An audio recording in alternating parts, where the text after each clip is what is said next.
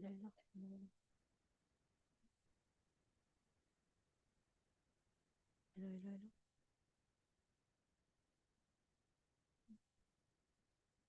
hello, hello, hello, hello, hello, hello, hello, hello.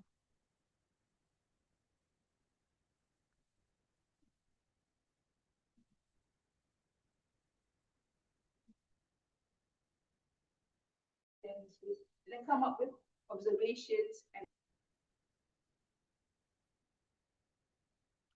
Hello, hello, hello, hello, hello, hello. for you who are learning the scientific qualifications of others for you to understand how you do it. And so further up, you contribute to science. But as we have said, science must not be disintegrated from society. Because we are disintegrated from Islam means, for example, just take 3 examples. One is Tawheed, the second is Adab, third is perhaps guidance. Science can go towards imbalance if we are not careful. Science can go without purpose if we are not careful. So science can lead you to the understanding that only science provides the absolute truth when you actually know the alternative sources. Islam provides you the fallback. The guidance for everything that you do not know. This is the ultimate source of reference. Okay, those are some of the things that we have already took that in the classes. Alright, okay, and then we talk about how future studies is used in other fields, and I've also mentioned to you our activities in which is thinking from the university and also outside. And actually, future thinking is an established area. It has become an area where people go in their PhD, their master's degree, and there are also many scholars already in developing thinkers. So this is how in everybody, we have to develop from. And in Malaysia, we have this scholar, Professor I think you by now can go and visit the exhibition of human science in Malaysia. And in the Islamic heritage, we have previous scholars, many scholars from different eras, who urged the Muslim communities to go for reform. Yang mengajak kepada pembakaran. Of course, to go to reform, it requires strong mental ability to see the direction they're going to. For example, Muslims have undergone a period of scrutinization, of stagnation. Learn about faith, is the time frame Muslims were regarded as the Islamic understanding, regarded as stagnant into new knowledge, or because of the decline of the Muslim Islamic civilization. So during each of these different eras, we had scholars who came and urged the Muslims to come and reform themselves, the renewal that we did. So Ibn Khaldun is one of the scholars who have been referred to by these scholars in religious studies as one of the main scholars who highlighted the changes in the world. So Ibn Khaldun highlighted how the civilization rise and fall. The rise and fall of civilization. So because during this time we saw because the management of the monarch and empires went through this process of going up and going down, and so saw that happen. So we are talking about in which the community, which is influenced by the sources. So he said many of these civilizations they fell because of the lure of money, of wealth. Enormous wealth, civilization to the peak because of heightened wealth and luxury. then that is also the sign of the economy is going down. So, and what we're seeing today in the whole world, in the world today, what we regard as the United States, people are talking about its the beginning of perhaps its decline because of the pillars that embody the state when it began are now becoming a weaker and weaker. So normally it's like that for a civilization. Normally, when the civilization to be built, it is built on many fundamental principles. But then when those weaken, then that is a sign of this degeneration. Okay. All right. I'm going to talk about the mega trend. This is the reasons why I say there is a misstatement from the past because of these data that we have. So who put who says these are the mega trends? So normally, as I said just now, companies, the government, they rely on data being released by bodies like the PwC or Origin Fund, which came up with the trends. Okay, for example, number one, today, digital disruption influence everything today. Okay, yes. Number one is digital disruption. Number two is climate crisis. So now suddenly you see everyone is talking about climate crisis. It's real. It's no longer something that you cannot see. And then you have demographic shift. What does it mean by demographic shift? The demographic shift is where now you can move any part of the world. You can have a work here, you can work here, but you stay in another country. So and you also have intermarriage, which form you recruit for people. So the world is not homogeneous in one place, but in a mix of races. That's the model of change. And likely it's due to what in the past because we have slavery, but now we have the migration of people because climate change because of war in the Middle East. They have people from the Middle East to the West, and it also is because of because of globalization, right? And then you have economic shift of the world. Who, which country is now the determinant of the world economy? You also have discussions about capitalism, whether the future of capitalism, and also the players of economy. So, right, you know, US is the biggest, relatively, the biggest player in economy. And if you read the newspapers, you're talking about the rivals in economy. China is increasingly, all right, by now it's already a big, you call the other part, the other player of economy. You have BRICS, familiar with BRICS? BRICS, okay, also influencing. And we have countries, other countries in the rival of US and China, for example, the middle countries like Malaysia are also leveraging its policies and its future in playing with the hegemony of the world. Okay. All right. Civil, civic, and equality movements is very strong right now. If you notice, there are many NGOs and associations from the public who are voicing out certain concerns. Like genocide, we have civil movements from the youth coming up and talking about justice when their governments are not doing things or cannot do things. So this is very influential today. This is the characteristics of today. All right. So when we talk about these, we notice that this will not only affect one part of the world like economy or law, but it will impact everything. We have politics, PESTEL, under this PESTEL, politics, economic, social, technology, legal, environment.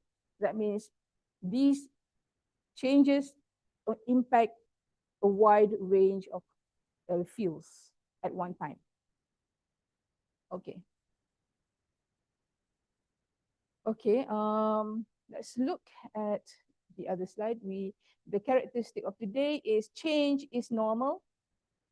Change is normal. So you should not no longer be surprised of changes, because changes is normal, is a norm. Among the changes that we can highlight here is the aging society. In certain, Taiwan is the most aging society in the world. Where you have an aging society, then you have the difficulty in finding young powers, okay, to run the economy, and then you will find migration coming in. So those have impacts, butterfly impact on these things. And then you have resource scarcity, as I mentioned, shifts of global power, rapid urbanization. This is another thing that is also interesting. You see in many parts of the world, even in Malaysia, you see that everywhere it is urbanizing rapidly. So it's very difficult to see green lushes or kampungs like before. Everywhere feels the same. So if you have a supermarket here, you also have supermarkets in other places. You have even Tesco around the world. That's because of globalization in Malaysia, for example. So it of course will change the social lifestyle of the people, and also affects some of our worldview in understanding urbanization. If we challenge that, can we urbanize in another way? We nearly do not think about that, because we feel that the urbanization come upon us, and now we are trapped in the same lifestyle of everyone, okay, throughout the country, even throughout the world. I go to the Philippines, for example, I also see same supermarkets that we have here. So I feel, in some way, we feel, oh, we are familiar with this setting. We feel content, we feel happy. So those are the things that impact the worldview of people. Internet of everything. That has been the change of the past 10 years. Now it's an enhancement of AI in everything. You can imagine how AI can penetrate in everything today, not internet only. Internet has been in the past. Now it's AI, and probably in the future, people are now talking about quantum coding, quantum physics, quantum coding, in which there are more information that we can never comprehend. Right now, there are already a lot of information in our hands. We are already we are grasping or struggling with how do we handle so much information. One impact of it for the youth is they have a lot of information, like you guys, you have a lot of information, but the danger is you feel numb with too much of information. Numbness means macam dah tak ada rasa, because you for example, you saw the genocide being portrayed in the internet every day. We have the tendency of not feeling anything because of too much information. So these are some of the examples of the impact of the consequences of too much information. What more, if in the future you go to quantum coding or quantum advancement, information will be double or tripled or multifold bigger than what we have today. So that is another thing that that people are talking about. The advancement is just like 5 years before AI. So now we are 5 years before the next leap. Okay, Bandar Pintar smart cities, we already see that today. So now people are going to off-grid areas to feel the nature, because everywhere feels the same city. Okay, in future studies, we normally do it for a longer range of time, because we want to think in the visionary like thinking. So we don't do for tomorrow or next tomorrow. We do it for a longer period of time, because. But bear in mind that the longer it is, the blurrer you see the future. You cannot predict. You cannot see. Even in the past, if you try to think about the past, the further you try to recall, the blurrier it is, isn't it? Blurrier it is. Same goes to the future. But still, we still have to have the vision in which we want to be clear, at least from our side, what kind of person we want to be, or what kind of a country that we want to be, or what kind of knowledge or Islamic science, um, uh, the picture, the feature of Islamic science of the future, for example. Okay, these are the revolutions that have happened in the past that shaped changes in the world.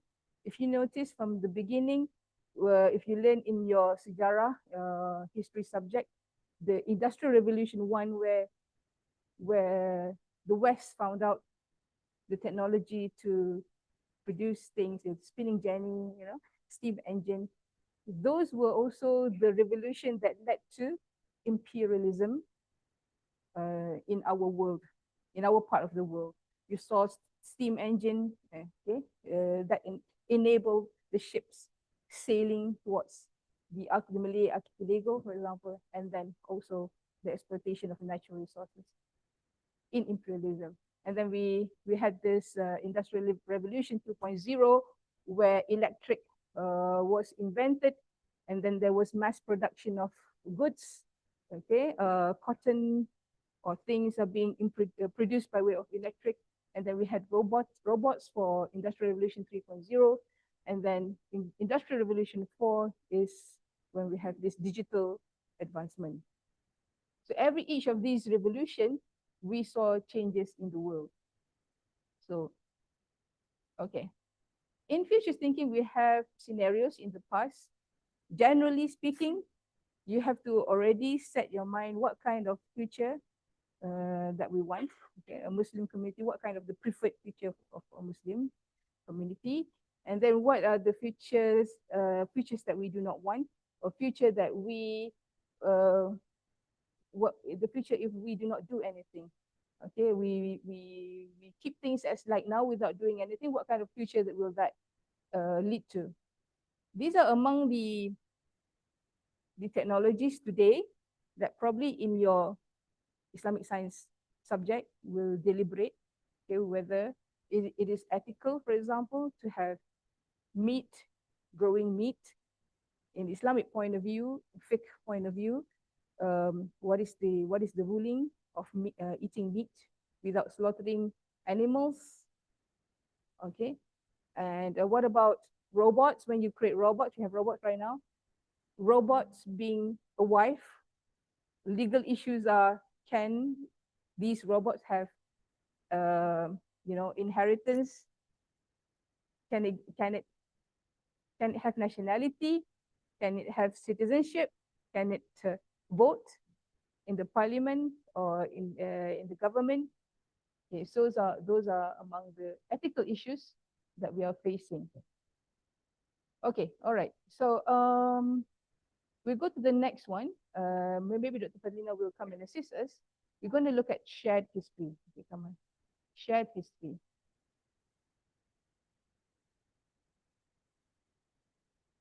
Yeah, again? We're having a break right now. Is the breakfast here yet? Dah. All right. Okay, so let's take a break for about 10 minutes and then we come back here for the next exercise. All right.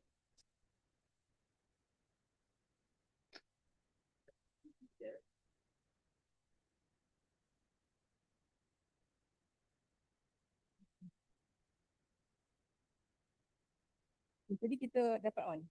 Dapat on. Take a break for breakfast and okay, yeah, right. Okay, so in the meantime, perhaps for those who are still with us outside, and you can go. So you can go in the MyRobot with the links that we have given you. Okay.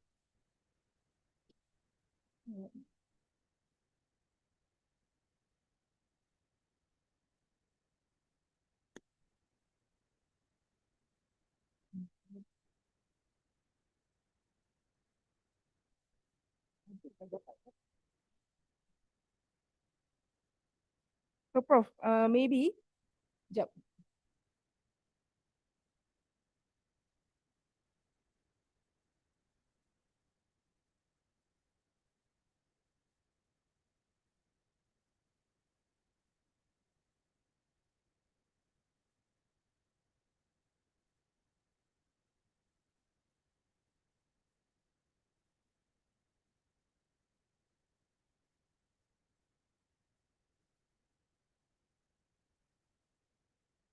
So yang ni kita biar on ke macam mana? Ya.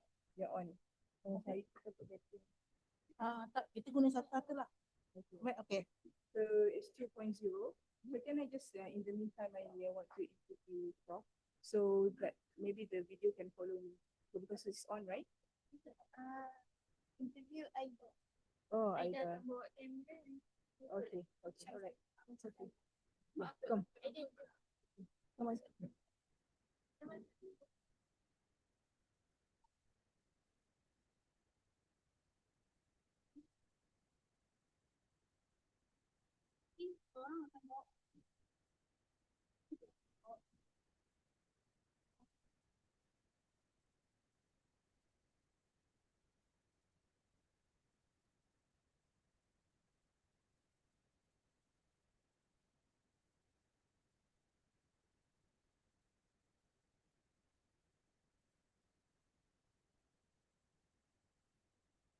Okay.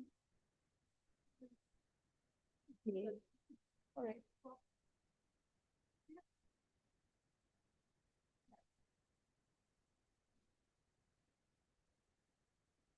But I think we just leave it on, Shakila. If we just want to go and ask them. All right, that tells me so far. That tells me. That tells me so far. What are the important points that we need to highlight from the first session? Boleh highlight how we are, what we are. Yeah. Yang saya nampak lah, how we have become like this in modern society, segregated from holistic worldview of scientific knowledge. Whereas at the first time it was a whole, the knowledge was whole, holistic view, viewed, and how it became segregated by the movement of secularism, and how it was brought with the colonization of the Asian countries, African and all the American countries. And now we are trying to find our way back to integrate all these knowledges and to implement this for the sake of our future. So we can relate to that in the future of Islamic studies, inshallah.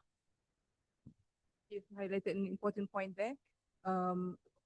How did we come to this stage, basically? So we came to the stage because of the process of this integration of knowledge. When we had in the past, we understood that knowledge is a whole, understanding as a whole, right? Islam is a totality, but suddenly it became disintegrated. That is why we are finding our way back to, as Muslims, to make sense of everything from the Islamic point of view.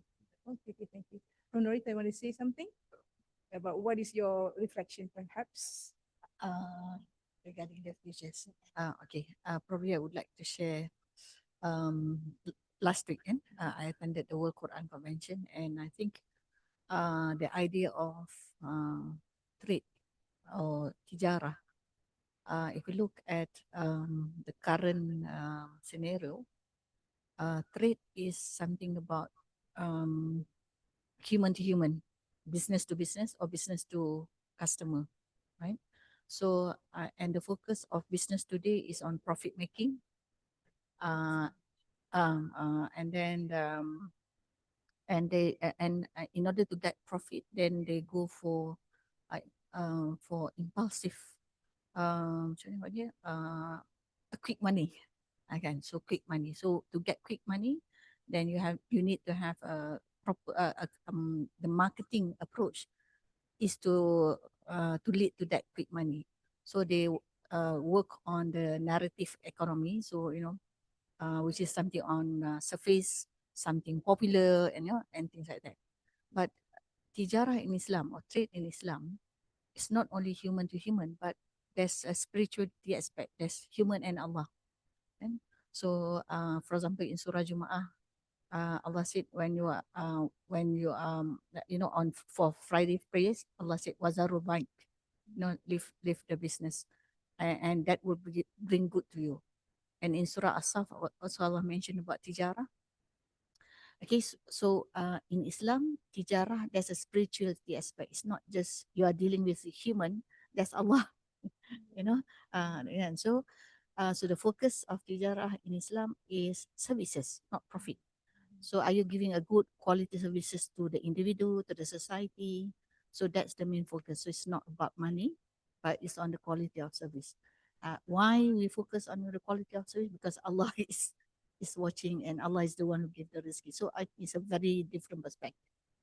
Then we are true to our business, okay, and we focus on the quality, not on the what we can get from the money we can get from other people, but the service that we can give, so that Allah will be pleased, with our tijarah and more rezeki, inshallah, barakah. I think it's very different, very contrasting perspective from the modern worldview. Yeah. For the mardatillah, that is a big element in Islamic science.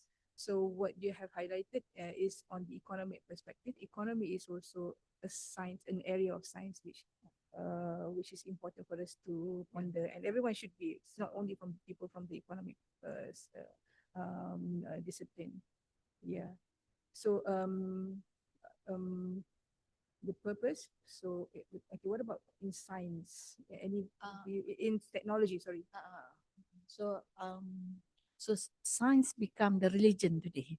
So if science say this is true, then we say it is true. And I think that's the problem, because science is a knowledge acquired by human, right? So whatever science says, we have to reflect. Is this what actually from the Quran and Sunnah? And does this does it lead to mardatillah, for example? And the most important thing, we do not want science uh, to corrupt the faith, our faith. So we think that, for example, is the fertilizer, is the water, is the sun that make the seed grow to a plant. Yeah, but by right, even with the sun, even with the water, even with the fertilizer, if Allah does not give the permission, then the tree will not grow. So again, the era of spirituality then is missing from science, and this is something Islamic science is propagating the message of Tawhid. Okay, so but when science is the truth, then there's a danger there. Then so science is above the revelation. Okay. And again, the aspect the aspect of ketuhanan, the godliness too is being removed from science. So God is something personal. Science is about academic, intellectual. Kan? So if you talk about God, then you will be backward. So these are things that disturbing lah, in science. Because without God, then moral ethics will create problem. Without the awareness, apa namanya, the of the existence of God, and the love of God, then it will affect the morality of the society. So godliness will ensure we have morality, we have benefit for mankind, we have balance. So the yes, not more self-interest. For the Islamic principles provide all these foundations for us to deal with science. Okay, so science without Islam or without Tawhid is dangerous, is it? Okay, but science is also important. Yeah. Oh, yeah, it could lead to atheism as well. But at the same time, science is also important because Islam also encourages scientific inquiry. Yeah. So, Science frontiers. The Yeah. Muslims, it's actually from the Islamic civilization. A lot of things, computer science. We talk about AI today. So, but if we read the history, AI, the root of AI comes from the Islamic civilization. Medical, mathematics, and things like. And why this knowledge flourish, because there's importance to the religion. Again, so not for the self-interest again. So we are not Korun in the making, but so Korun, the self-interest, no loyalty, and he focus. The foreign had was Corrupt. maximization. That's right. That's right.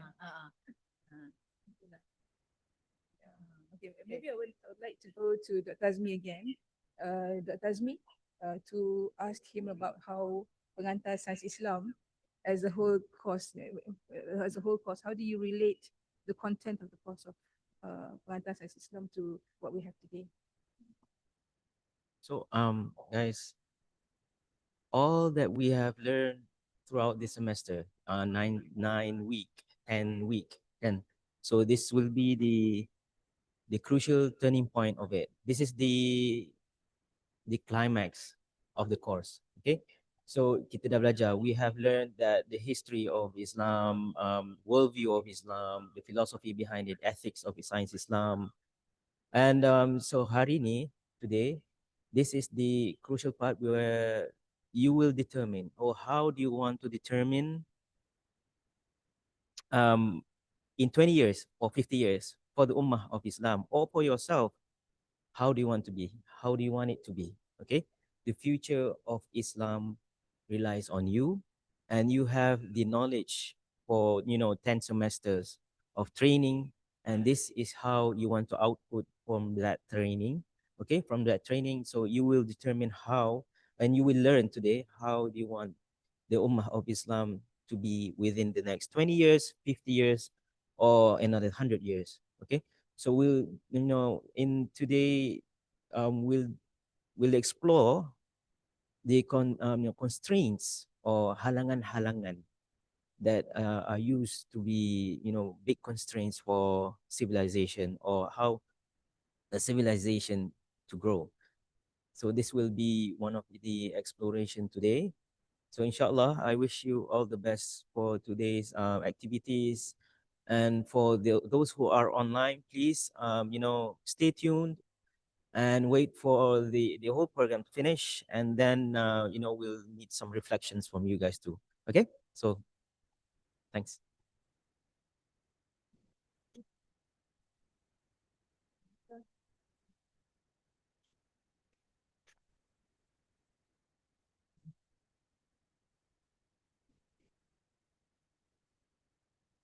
Gila boleh tutup eh.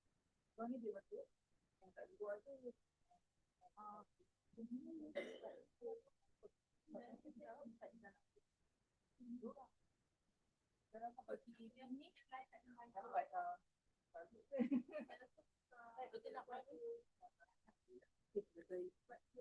pergi tunjuk kat mana nak kan tunjuk kat mana track timeline terus supaya that students tak timeline dah isi tak?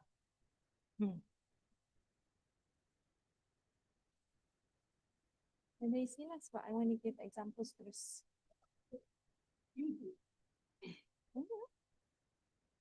Can't see it.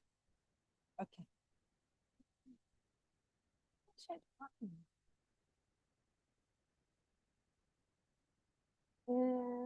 So it should be here. It's not. Oh, CLA. Oh, tapi nanti diorang tak.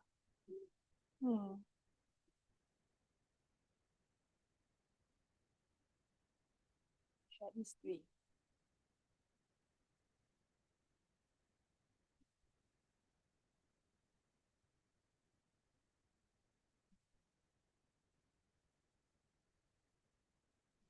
Saya see the one is yang dah.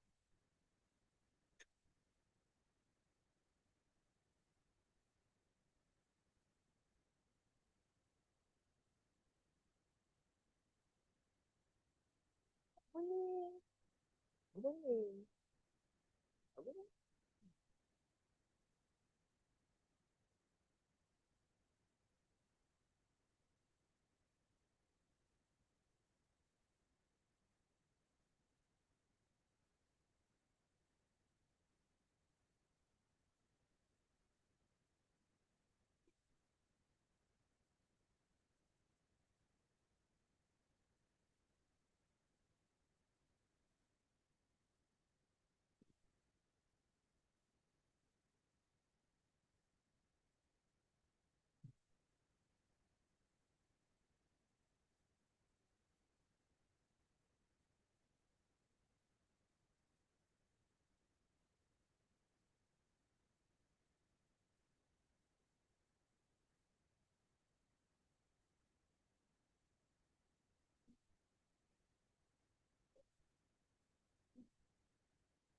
Any example itu? Boleh.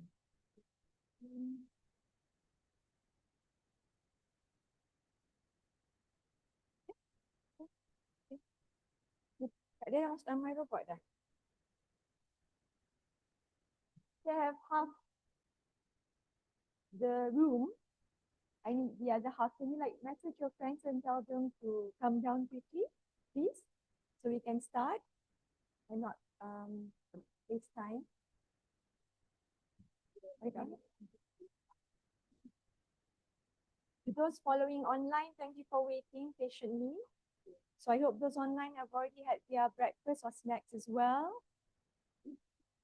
They're fuel up. Because I know it's a Saturday morning. It's supposed to do many facilities. Yes, yes, such as extending your sleep hours, sleeping hours, we know. But just to put things in perspective, when you come to class or you come to Majlis Ilmu kan, you must really envision that you have the wings of the angels actually shielding you right now. We can't see them, but we know they're there. And we know their wings span as far as the eye can see. Okay? And those wings are shielding you not to put you to sleep, but to help you gain more barakah, okay, and more rewards for actually sacrificing what your inner desires want to do on a Saturday morning, but coming here to gain knowledge instead. Okay? All right. All right. Okay. So I think I'll just start and hopefully the rest will come in. Okay. Students call me Dr. Ina. If ever nanti when you do your activities and you want to call me and you ask and need to clarify anything, you can just call me Dr. Ina. Part of the team for Dr. Del. Now we have actually 6 activities. So it's not just lectures that sound serious, talking about geopolitics, talking about climate change, talking about the future that we are unable to see right now. It's more than that. So one of the first methods of future studies is to actually draw upon a shared history timeline. And this is the first activity that you will do in groups, okay, using the Miro board. You all have access to the Miro board? Okay, not yet. Okay, later on. Okay, let me do one housekeeping rule, all right? So that you keep engaged and focused.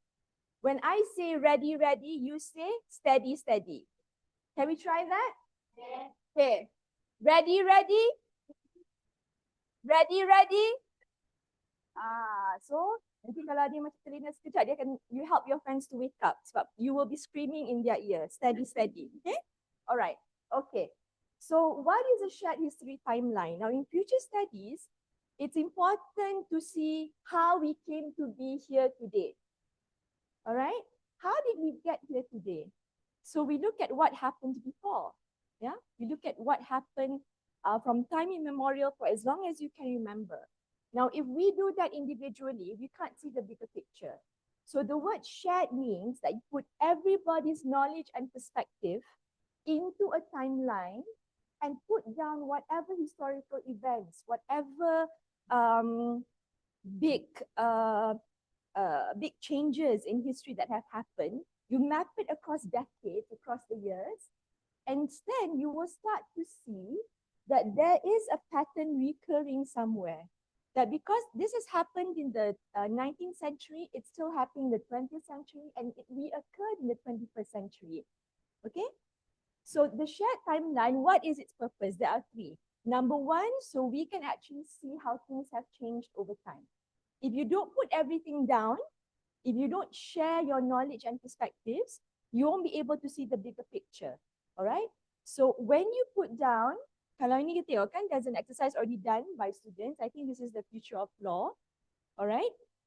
So they've actually mapped down as early as this is the 19th century, 1880, up to currently. All right? And in order for them to see what has changed, what has shifted.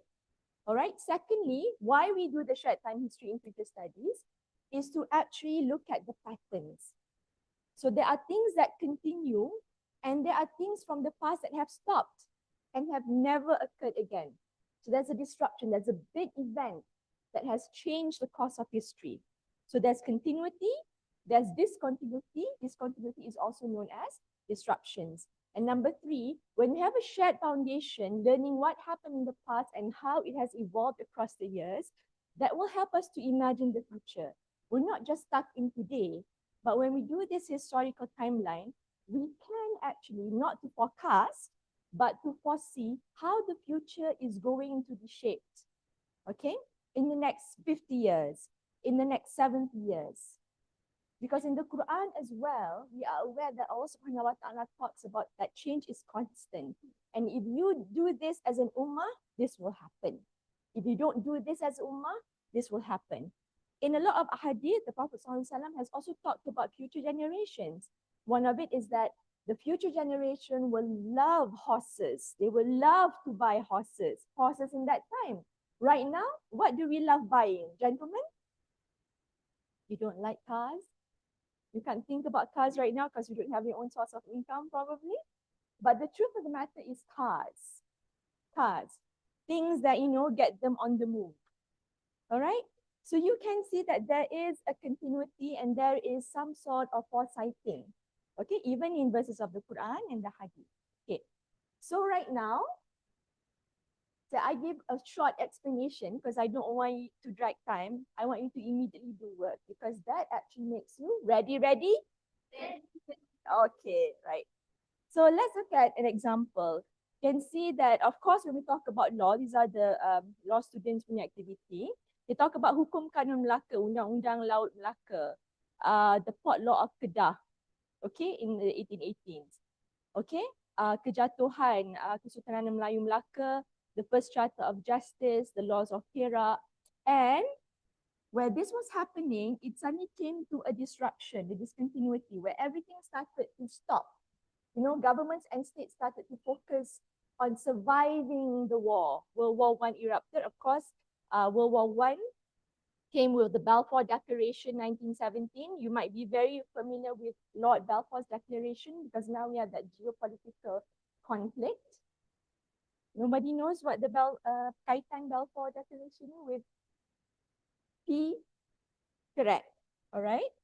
Palestine and the Israel conflict. And then you will realize that this happened in Malaysia before the Ottoman Caliphate, the collapse and the fall down of Khilafah Uthmaniyah.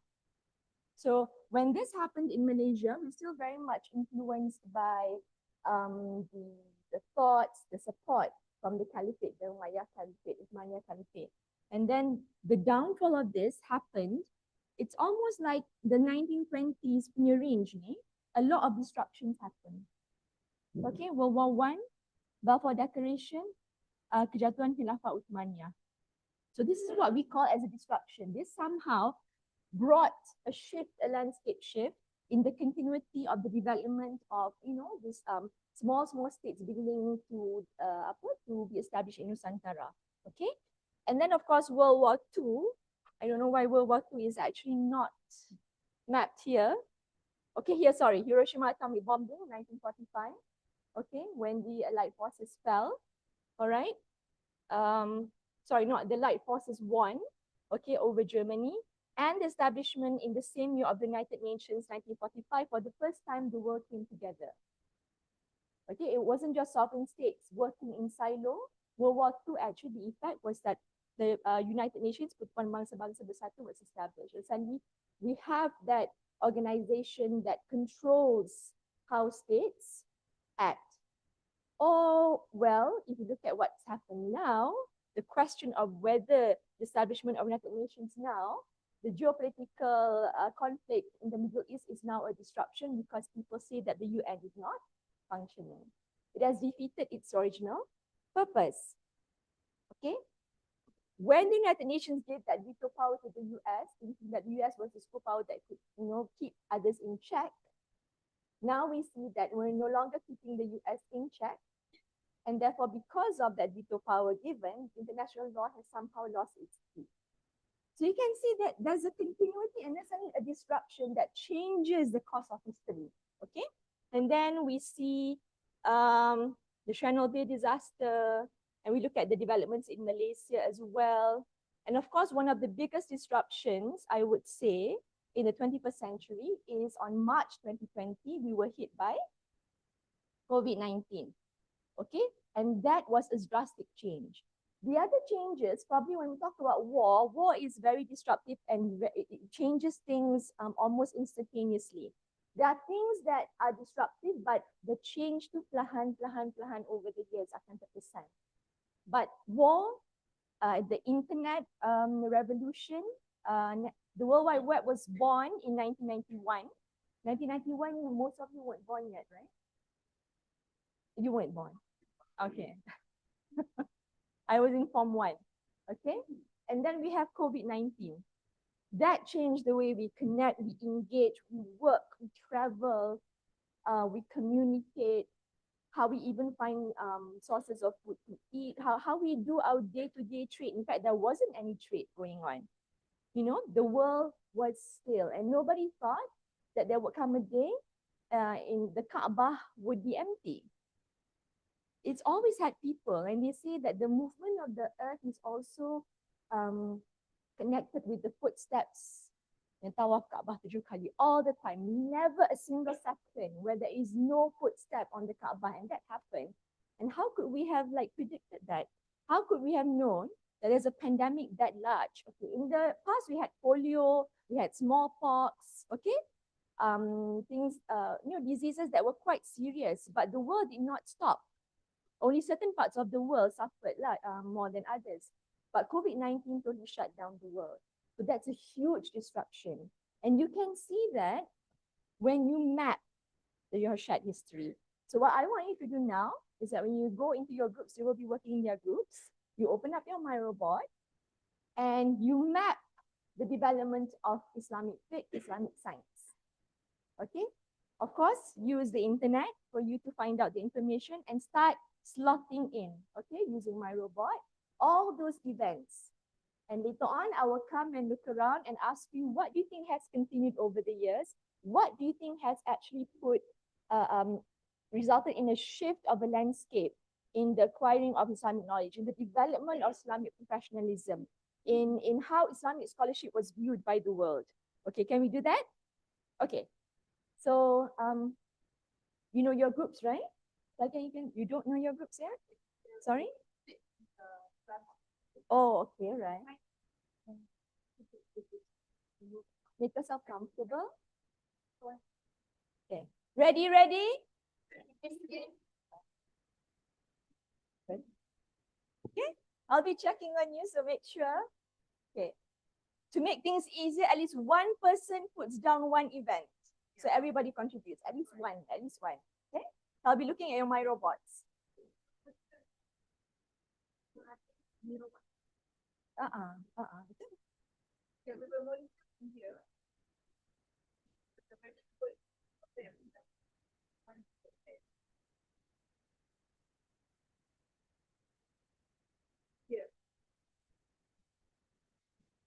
Okay. Is red one FPBU, blue FAM, orange FST, and pink and peach for FPQS.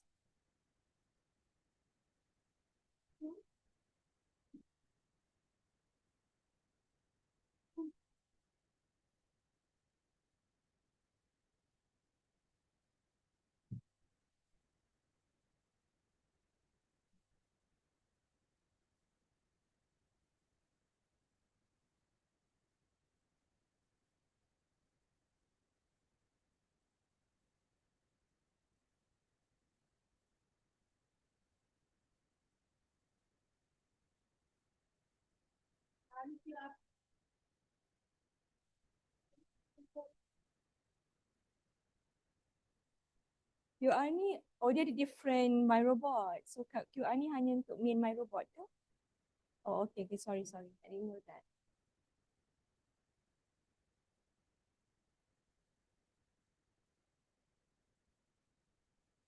Okay, everyone map your history.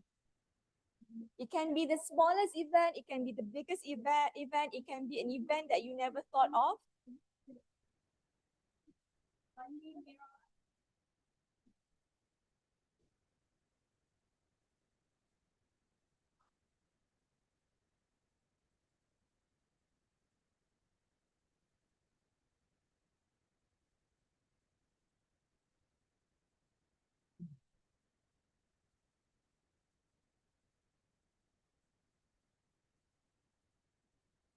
Okay, fill in task number 1, okay? It's under task number 1.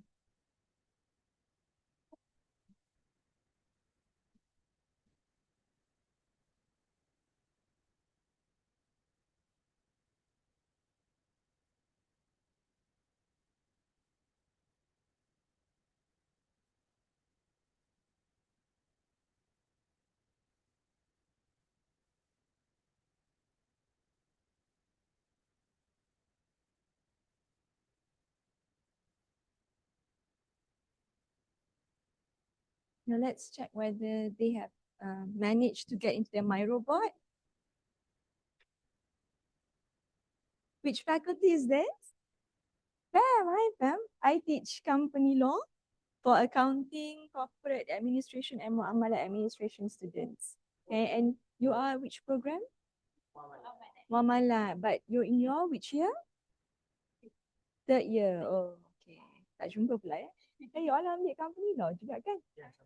In your 2nd or 3rd year? Second year. Okay, probably a different group then. Okay. So, have you managed to get into Myro? Not yet. Ma'am, Dr. Azmi? Okay. All right. Okay, Dr. Saada's group is from which faculty? FPBU. FPBU, which program? Bahasa Arab, ya? Sastra. Oh, Masya Allah. Okay, right.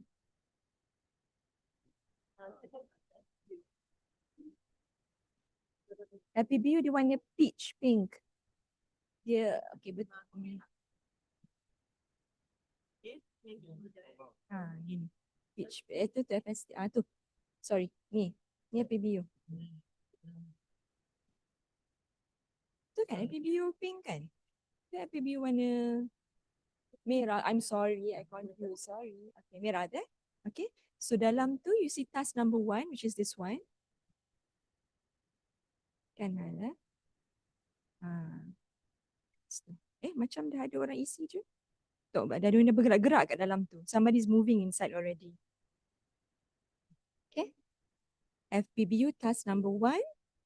Choose a decade or a year and put in at least one event that you think has actually affected Islamic science. Okay, our development of our Islamic scholarship. Okay.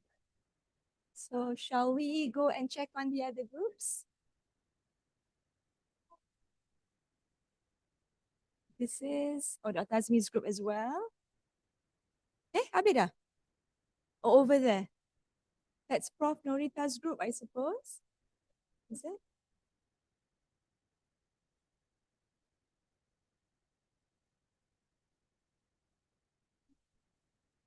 Only Dr. Sada's group. Which faculty again? Faculty? Oh, FPBU, sorry. FPBU, every ada yang with Dr. Azmi juga. Over there kan, that's a Bahasa Arab dan Sastra, and this is which program? Oh, Islamic Education punya program. Okay, this is a fairly new program kan, compared to the rest. Dia agak yang program yang agak muda kan, compared to Bahasa Arab Sastra and Bahasa Inggeris Sastra. Okay, so enjoy. So at least one event that has affected Islamic scholarship, Islamic thought, okay, over the years, alright?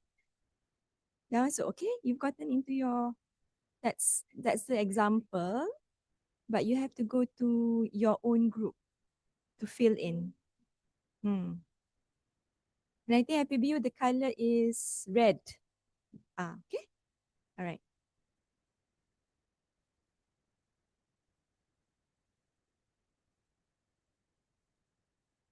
Dr. Saada, your group ada dua ke? You have two groups? Those are the Islamic education group. Betul. The over there is Bahasa Arab and Sastra. And this is which group? Assalamualaikum. Which faculty? FPQS, both of you?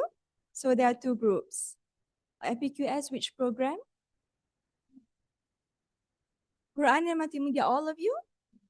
Oh, okay, from the same program. All right. So have you found your Miro board?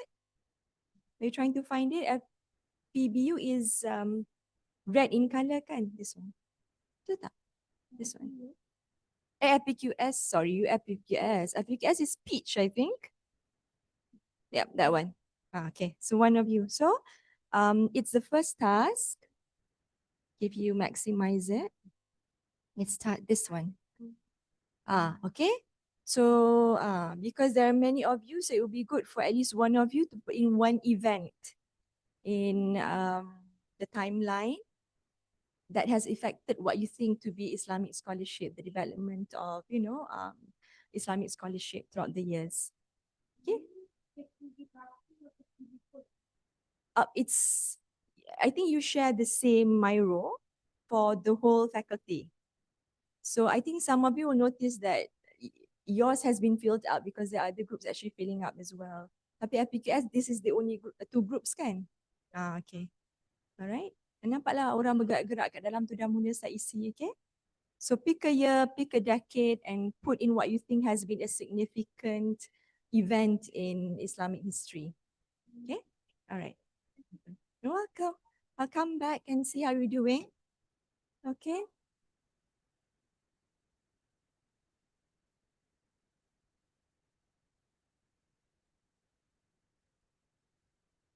Okay, they have combined their groups.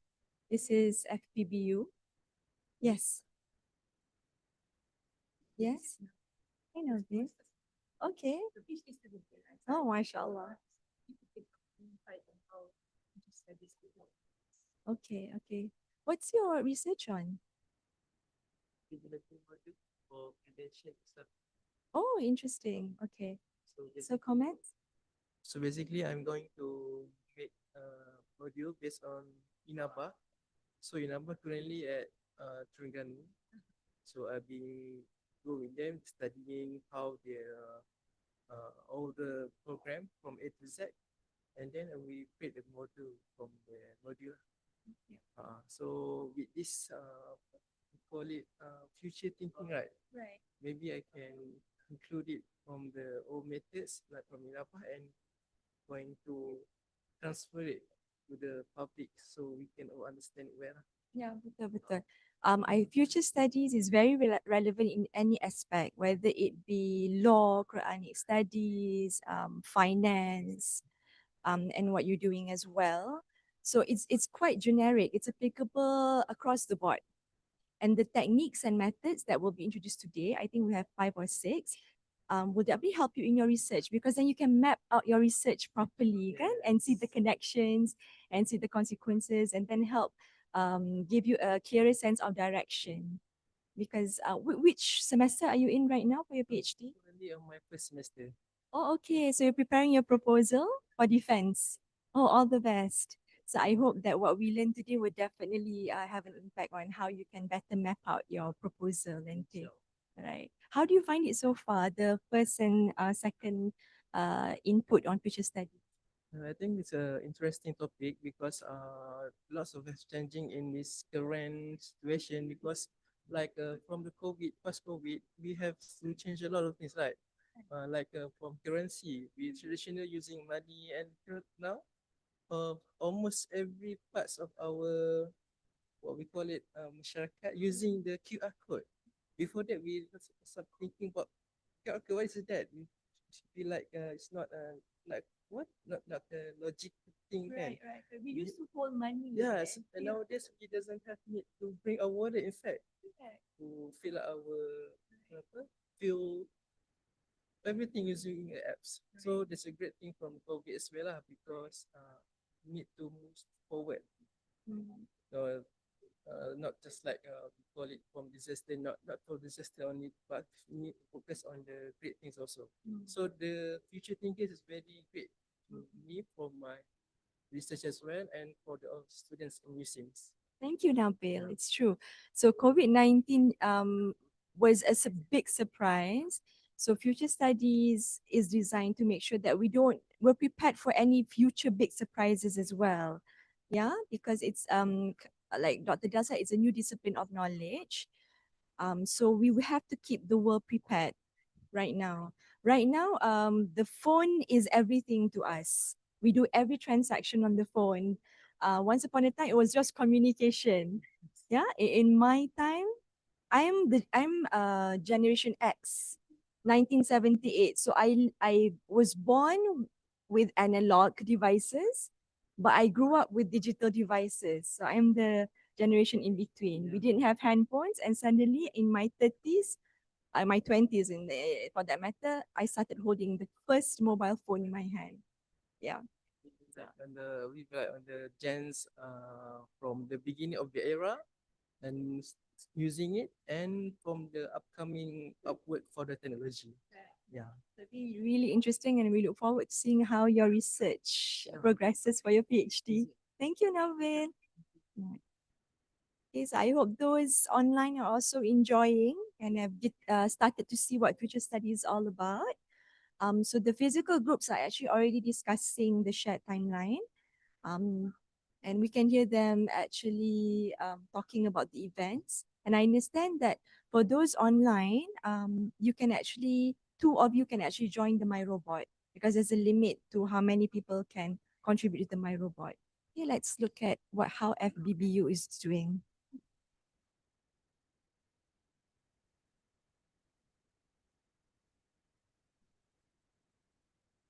Okay, so they're strategizing.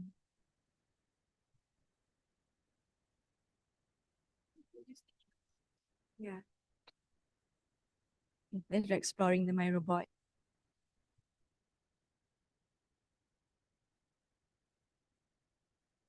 Is there a group inside? Is there a group inside?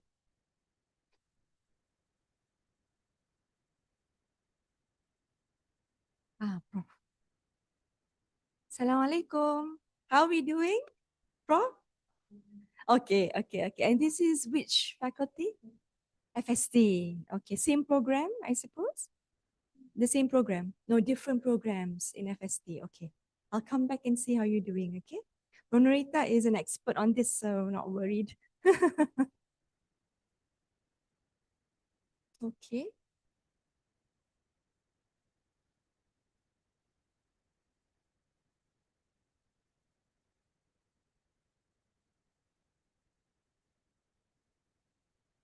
This is Dr. Saada's group. And this you're trying to figure out how to use the MyRobot. Dr. Del, how long are we going to let them explore this before we go to the next segment? Okay. All right. Okay. Then we leave this board open for Later on. Okay. the sketch with one of them. You're going to continue with features triangle. Yeah. Okay. Okay. All right. So, oh, the group over there has actually moved here. How are you doing? Oh, you moved here. So Dr. Saada is next door, right? Ah, okay, okay. Have you found your Myro? Yes. Have you filled in anything yet? Any event? Not yet. Okay, okay, all right. Okay. All right. I'll come back in about 5 to 10 minutes to see how you're doing, okay? Because I want to get a bit of your feedback. Why did you put on the event? How important is the event in history? Okay? Okay. Don't have to put a lot, but at least one person comes up with one event. All right. Okay, doktor. So saya boleh stop dulu ke? Ha. Bagus orang yang mengikut saya ke mana-mana ni. Tak pernah saya rasa diikuti sebegini rupa. Okay, so I think I'll take a break for a while. In 5 minutes, we'll come and see how the groups are doing. Okay? All right. See you then.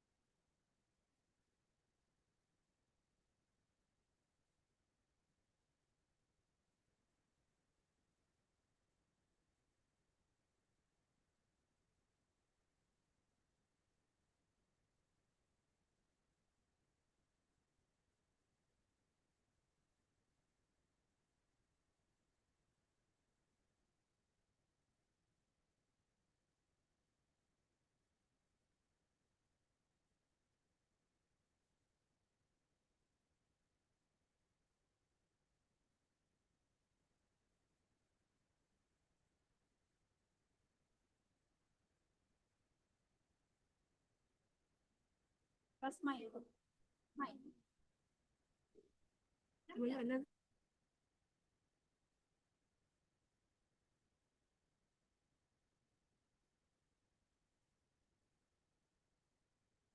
Oh, okay.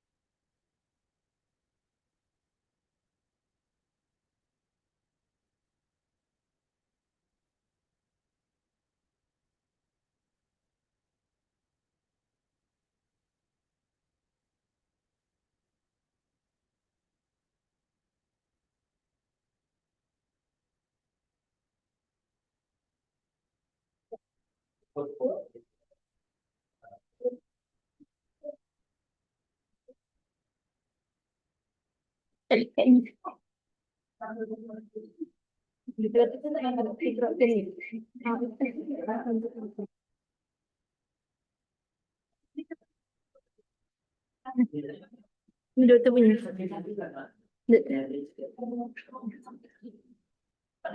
Okay. Wait a minute. Okay. I think this is one example that you can look at. I've done one in terms of the history of Islam and Muslims. Okay. So, for example, here I took from the time of Prophet Muhammad sallallahu alaihi wasallam, and then we had the formation of Medina. Okay, that was one event in the history of Islam, Medina. And then we passed through the times of Umayyad Caliphate, and then the Abbasid Caliphate. And then here you had the rise of Baghdad, where Islamic civilization and knowledge was celebrated. And then the time frame of which some sort of the decline in the empire. So you had the Crusades as well, fighting to have the control of Palestine, Al-Aqsa. And then you had Mongol invasion during that time, the decline of Muslim empire, and then Orientalism of the West learning about Islam. And after that, we had the era of colonization. And what happened to the Muslim world after that? We had the separation of knowledge and religion because of secularization.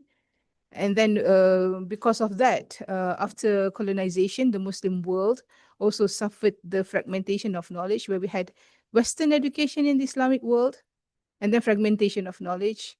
At the same time frame, we saw Palestine being taken by Israel and establishing a nation state under the British mandate. And then we had as well from the same time frame, we had World War II. And after that, we had a Cold War, okay, between the capitalist bloc and the communist bloc. And that also impact the Muslim world. Capitalism right now is the leading narrative of the world. And we had this unipolar system of United States, but now the world is moving towards multipolarism, okay, where the world is sharing power. Right now we're moving from unipolar to multipolar world. And then we had this Iraq war in the past, okay, Arab Spring and Muslim diaspora, where Muslims are now all over the world. So these are among the changes that we had in the past, and we follow through afterwards. Right now, the war on terror was also a disruption. Yeah, Dr. Fadlina, the war on terror, yeah, also a disruption, 9/11, where we had, because of that, we had Islamophobia. And then right now, we're still struggling with Islamophobia. And then if you talk about the Muslim world, we also have Sheikh Google. All right. And then the Belt and Road Initiative, where the rise of BRICS and also the Chinese power, hegemony, if you want to just call it that way, is also the atmosphere that we have right now. I mean, the challenge that we have right now. Okay, BRICS. And if you talk about social changes, you see alpha Muslims. We are going to have a new breed of Muslims. So the reason why I put this in bubbles like this is to show how things are very connected and also very chaotic. Okay, so in overlapping as well. So in each of these time frame, we have to question our position as Muslims. Where were we? So during the Medina time, or the Nabawi time, we saw Muslim youth were also involving in da'wah, okay, to spread Islam. So in the Islamic civilizational time of Islamic intellectual, we saw youth were very much involved in the development of knowledge, okay. In the colonial time, we saw Muslim youth, their reform were about how to survive colonization and how to give rise to independence. And then afterwards, during the unipolar world of United States and the post-colonial time, we had youth who are doing da'wah in the form of dialogues, and giving an understanding of Islam. And then what else? Islamic revival, Arab Spring, Muslim diaspora. So the question is right now, if we see right now, what kind of Muslims are we creating? So in terms of Islamic science, for example, knowledge, if we look at it from the sphere of knowledge, how can Islam contribute to the understanding of knowledge in today's world of, for example, I put here contradictory truth. We need foundation in knowledge in such a confusing world. Okay, so this is one example of shared history that I've tried to interpret. Okay, Dr. Fadina, what do you think about this?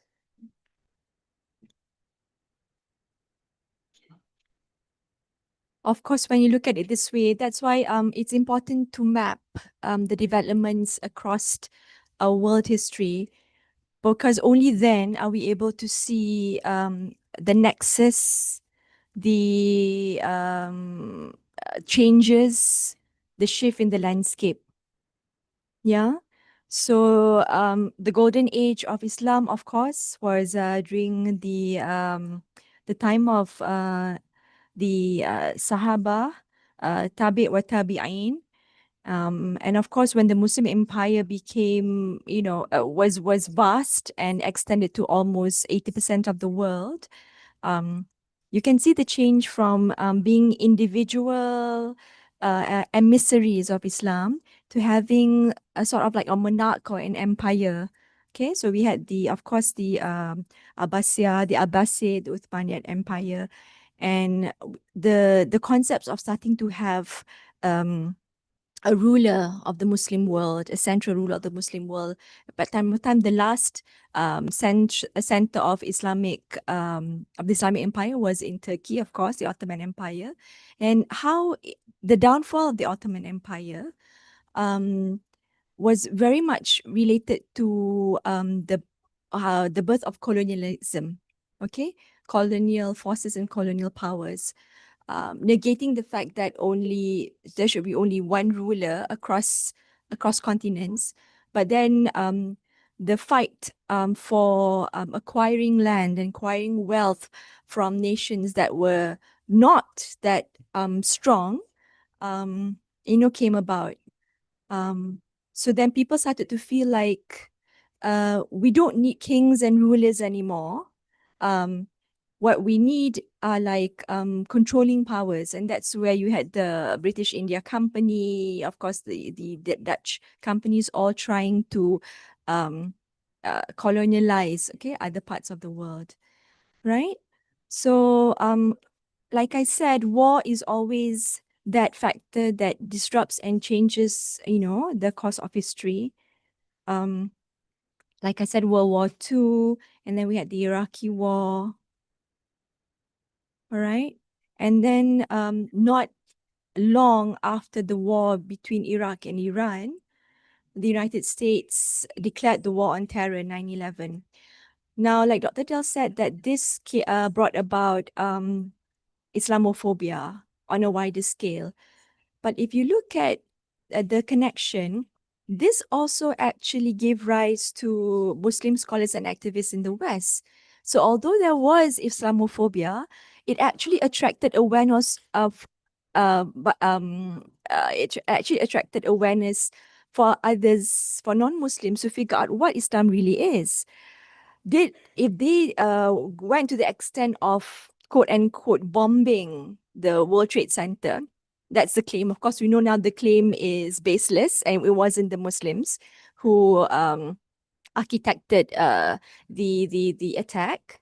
it actually made people open up the Quran and try to find sources on figuring out why do Muslims hate the West so much? Why did you do this? And then suddenly realizing that the truth is staring them in their face. And although there was Islamophobia, there was also a huge increase in people reverting to Islam, finding out what Islam is.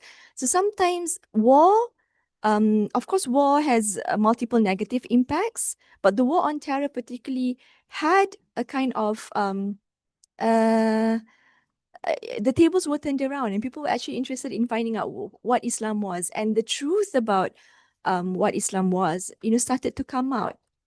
And of course, after this, after the war on terror, 9/11, we now have that geopolitical conflict, which has even more um, advanced the intrigue and the interest in Islam.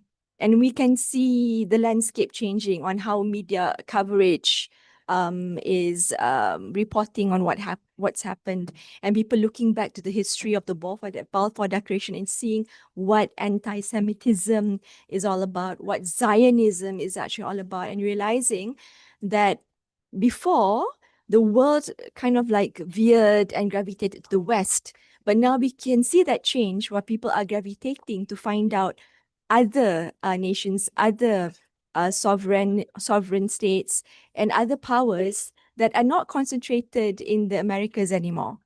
Okay, so that power has shifted because of that geopolitical conflict that actually started with the war on terror in 9/11. Okay, so oops.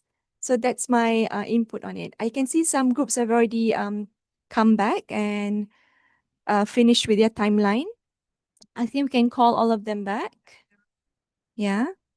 We like to see the Yes. Yes. So we have this is FPBU, right? Okay. Let's look at their timeline then.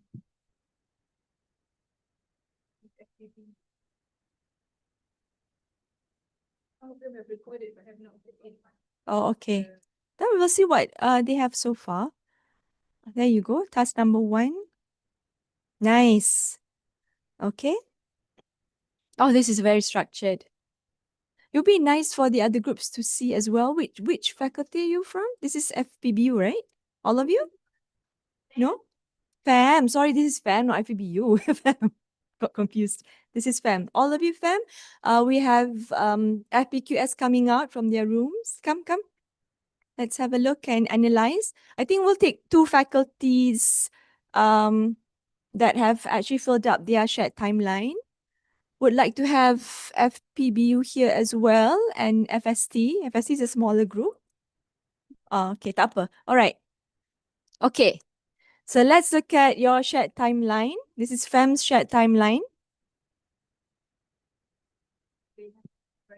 Oh, okay. They haven't put it there. Tu? Kat sini bukan? Oh, benda asal. All right. This is FST. Okay, look at FST. Yeah. So the sticky notes are the ones that I've put in. Okay. All right. So if we see FEM, the group from FEM, they've started from the prophetic age, seeking knowledge. Okay, the first revelation, the first word ever revealed was Iqra, and this led to the observation. Of course, we all know the history that before the revelation came down, there was observation of the ummah, the observation of the Quraysh at that time by the Prophet SAW, thinking like, why are they going through their lives in this manner? Okay, looking at human nature, use of reason and intellect. Okay, which eventually led to the first revelation. And then during the Umayyad Caliphate, this is when, okay, sorry, before that, even into the time of the Prophet ﷺ, mathematics was mainly practical and applied and not theoretical. Because then, the revelation, he came down with the revelation on all the laws relating to things that that were mathematical in nature. For example, pengiraan faraid, kan, zakat calculation, trade and commerce, make sure that the weights were fair, according to what was paid. Kan? Suratul Ma'idah, if I'm not mistaken, talking about, being sure that whatever was paid measures up to the weight of the product. And then also Islamic calendar lunar calculation. So you can see that it wasn't theory, it was actually ingrained in every revelation that came down, the need for you to calculate, the need for you to weigh. Okay. So we see what others have they put down. It's interesting. Enlightenment of the West. 17th century. Look at how long. Look at how long, class. This is 661-750, even before that, kan, in the 15th century. And it took like 2 centuries for the West to catch up. Right. And somehow, when this happened, the significance of the Islamic scholarship that started it all was reduced and was like brushed off, okay, under the table, so that people thought that the Western Enlightenment in the 7th century was the birth of, really scientific knowledge. Okay. 2 centuries, at least 2 centuries before it never happened, and it started with them. Okay. All right. Okay. Separation between science and religion happened as Western civilization started to take over, kan? Enlightenment, kan? Golden age of Western civilization. And then a century after that, about century or two after that, they decided that science and religion don't go together. When we know that the basis, kan, the Islamic worldview, it started with Islam, giving birth to other branches of knowledge. Okay, because in that time, the scholars were well versed in the Quran and Hadith, and also astrophysics, well versed in Quran and Hadith, and also medicine, well versed in Quran and Hadith, and also mathematics, and so on and so forth.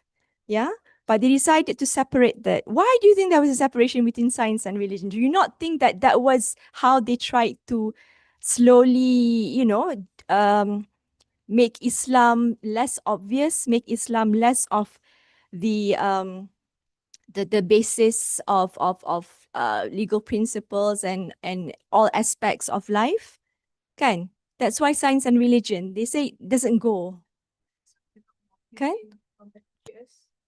This is FPKS. Okay. Prophetic age. Okay. All right. Secret Dawah, Bisir. Okay. First Revelations, and then Isra and Mi'raj. And then, of course, the Umayyad dynasty. This is interesting. I want to know why they put East Asia, the Tang dynasty that came about. Kan, parallel time masa ni. Fatimid Caliphate. Jazari. Madrasah Nizamiyah. Again, Renaissance. After the Mamluks, kan? The fall of Constantinople. And then the Ottoman Empire. That was in 1923. Okay. Continued use of astronomy of prayer times and Qibla direction. And this is when many commentaries came out. This is from the FPS point of view. It's very interesting. It's interesting. Understanding of Quran. So Mm. Shara Mm. and Mm. So this is in which century that a lot of Sharh. So in beginning it was compilation of all the Islamic texts. Okay. And at that point of time, probably the Sharh wasn't as rapid because people understood exactly what those texts were about. And when the development of times and decades pass, we realized that you need a lot of Sharh because now people do not live in those times anymore. And because of the timeline, people might not be able to understand the legal texts in the true nature as the people who did in the 14th century. So start banyak Sharh, kan, daripada kitab-kitab Turah tu. And then we have colonial pressure on Muslim, of course. This is the disruption, of course.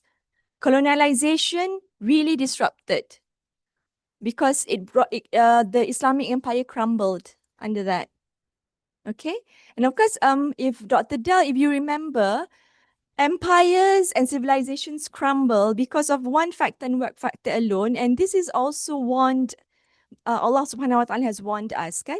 When you start making wealth and luxury the epitome of how you judge your the holding of power and success, that is when empires start to crumble and fall down.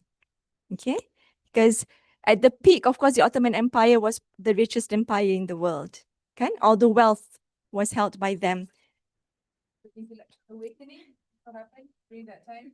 Yeah, Now, Sheikh Muhammad there were Abdul. stages of that.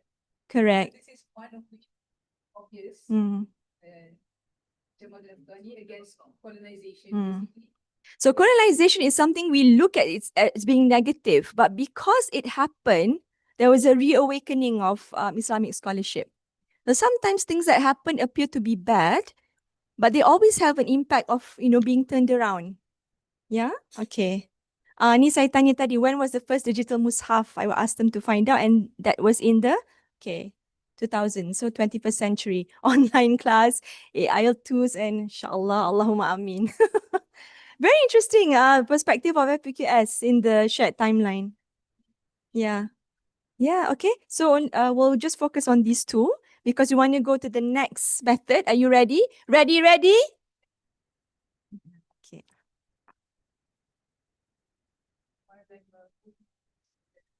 Yes.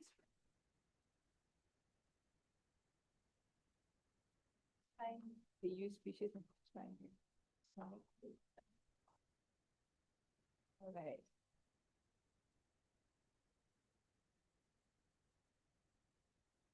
Okay. Okay, so the reason why we did just now was to do some exercise of the mind. So we need to do some exercise of the mind of the past. So how far can we go to the past? So we went just now as far as the time of Prophet Muhammad sallallahu alaihi wasallam. So we had some already warmed up ourselves, and now we're going to go to the future. All right. So one of the concepts of future studies is used futures. Used futures are the things that we do right now, basically that we do not want to carry on and bring it to the future because we have a vision of our future and we think that what we do right now, certain things are not useful for our direction towards the future. So that is an ability for us to acknowledge that there are things that needs to be changed. Okay, for example, when we say we want to be Muslim scholars, but what we are doing right now, we do not read. Reading is something that is not the feature of Muslims today. So what we have to do is we have to do some reforms in reading. Okay. Many things of use features that we can highlight here. So another dimension of use features is we cannot just adopt someone else's future to become our future, because in designing our own future, we have to really know what we want. We cannot just say, I just want to be like him without looking at whether it is suitable for us or not. For Muslim countries, for example, like to in the past, imitate the West in totality. That is not what we want. We can imitate what is good for us to move forward, but we have to understand our identity, Muslim identity. So do we want to copy everything? If we copy everything, do we want the youth to copy all the culture of Korean culture, for example? Is it suitable for us? Or copying the culture of the West? So that is what we do not want, copying the futures of others without looking at what we really want as of our identity as Muslims. The second use future is I've mentioned just now, kita tidak boleh membawa amalan hari ini yang tidak bagus untuk masa depan. Okay, these are among the things which we try to figure out. Okay, for example, if we are still kekal di takuk yang lama, we're still here without having a growth mindset, then that is not helpful for us. Or we fear to change. We talk about change, everyone wants to go, everyone has the same ideal, but if I ask to raise up the hands who wants to change right now, the possibility is not many people will raise their hands up. Okay, groupthink is normal in our society. Everything, if you look at the chat room or internet, you will see people following, like, sharing, and agreeing to things which they don't do their thinking in depth. but we do things in group, which is sometimes very dangerous. So we must be able to think independently and also collaboratively, but make sure that what we carry are indeed what we think is right. Okay, some things are like budaya-budaya lama. For example, in the Muslim community, we have, for example, where culture eats religion. Ada benda-benda yang berbentuk culture, tetapi kita rasa itu adalah benda yang berbentuk agama. So we need to differentiate that. Culture which is not in line with religion, we have to break away and prioritize what the religion says. Okay, so there are many examples that you can probably think about it afterwards.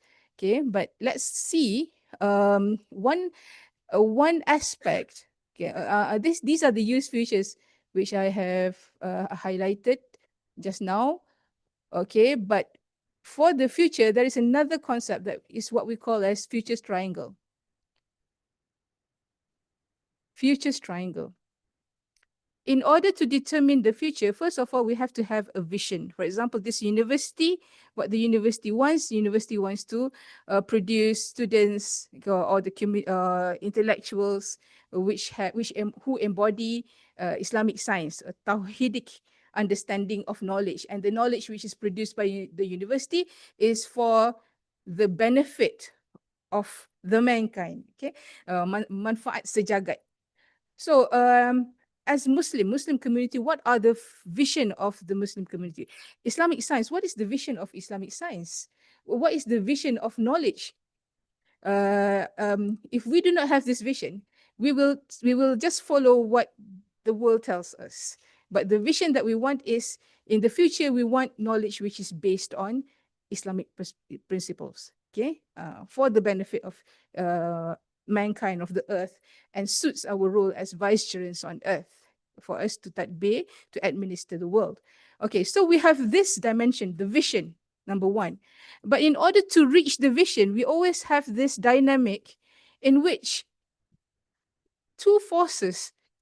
One is our motivation to go towards the vision. Another one is the weight or the things that pull us from going towards the future. So if we really think about it, whenever you have some motive or some target in your life, you always feel the struggle.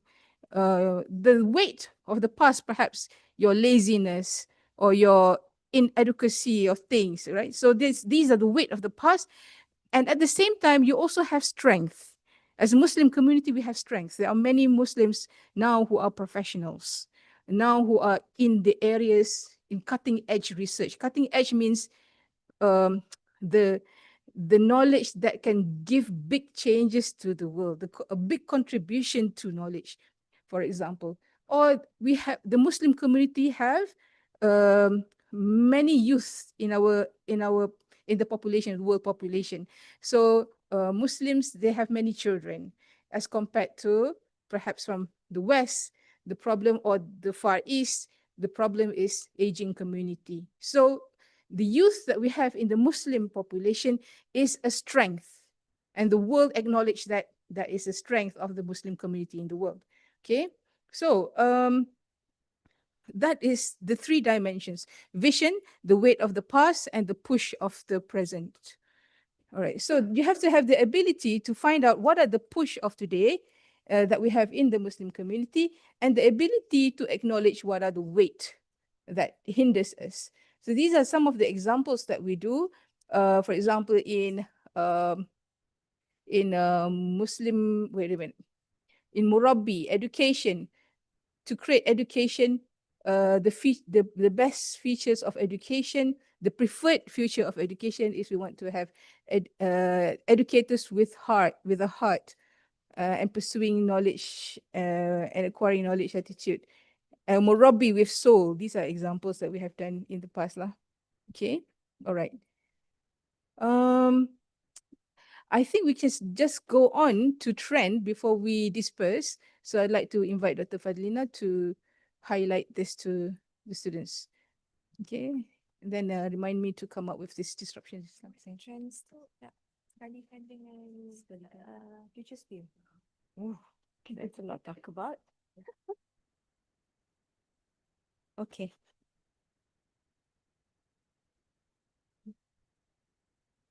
All right. So just before we go back, we go to our break and then come back. Eh, why am I sorry? It's not locked, is it? It's moving. Sorry. Sorry. Okay. I need trends and emerging issues. Okay.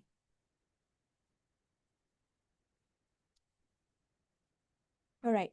So we've looked about how history has evolved to help us think about how do we want to imagine the future. And then Dr. Da has explained on futures triangle. We're not doing the exercise on futures triangle. We're skipping that. That together. Oh, together with this. Okay. So the futures triangle, just to recap, is that you have a vision and then you think about what is burdening you right now from, from achieving that vision, and what do you have right now which will help you to achieve that vision. So strengths and weaknesses. Okay. Now, it's also important, apart from identifying that, is to look at what are emerging issues and trends. What is the difference between emerging issues and trends? Now, trends is simple. I think we can all see things that have been happening over a period of time and is continuing to happen. Contohnya, digitalization is a trend. It started in the 1990s and it's still going on and will probably be the basis of a lot of other industrial revolutions to come. Although now we are in the AI era, which originated from digitalization, kan? But now it's, according to Prof. Norita, it's not artificial intelligence, it's augmented intelligence.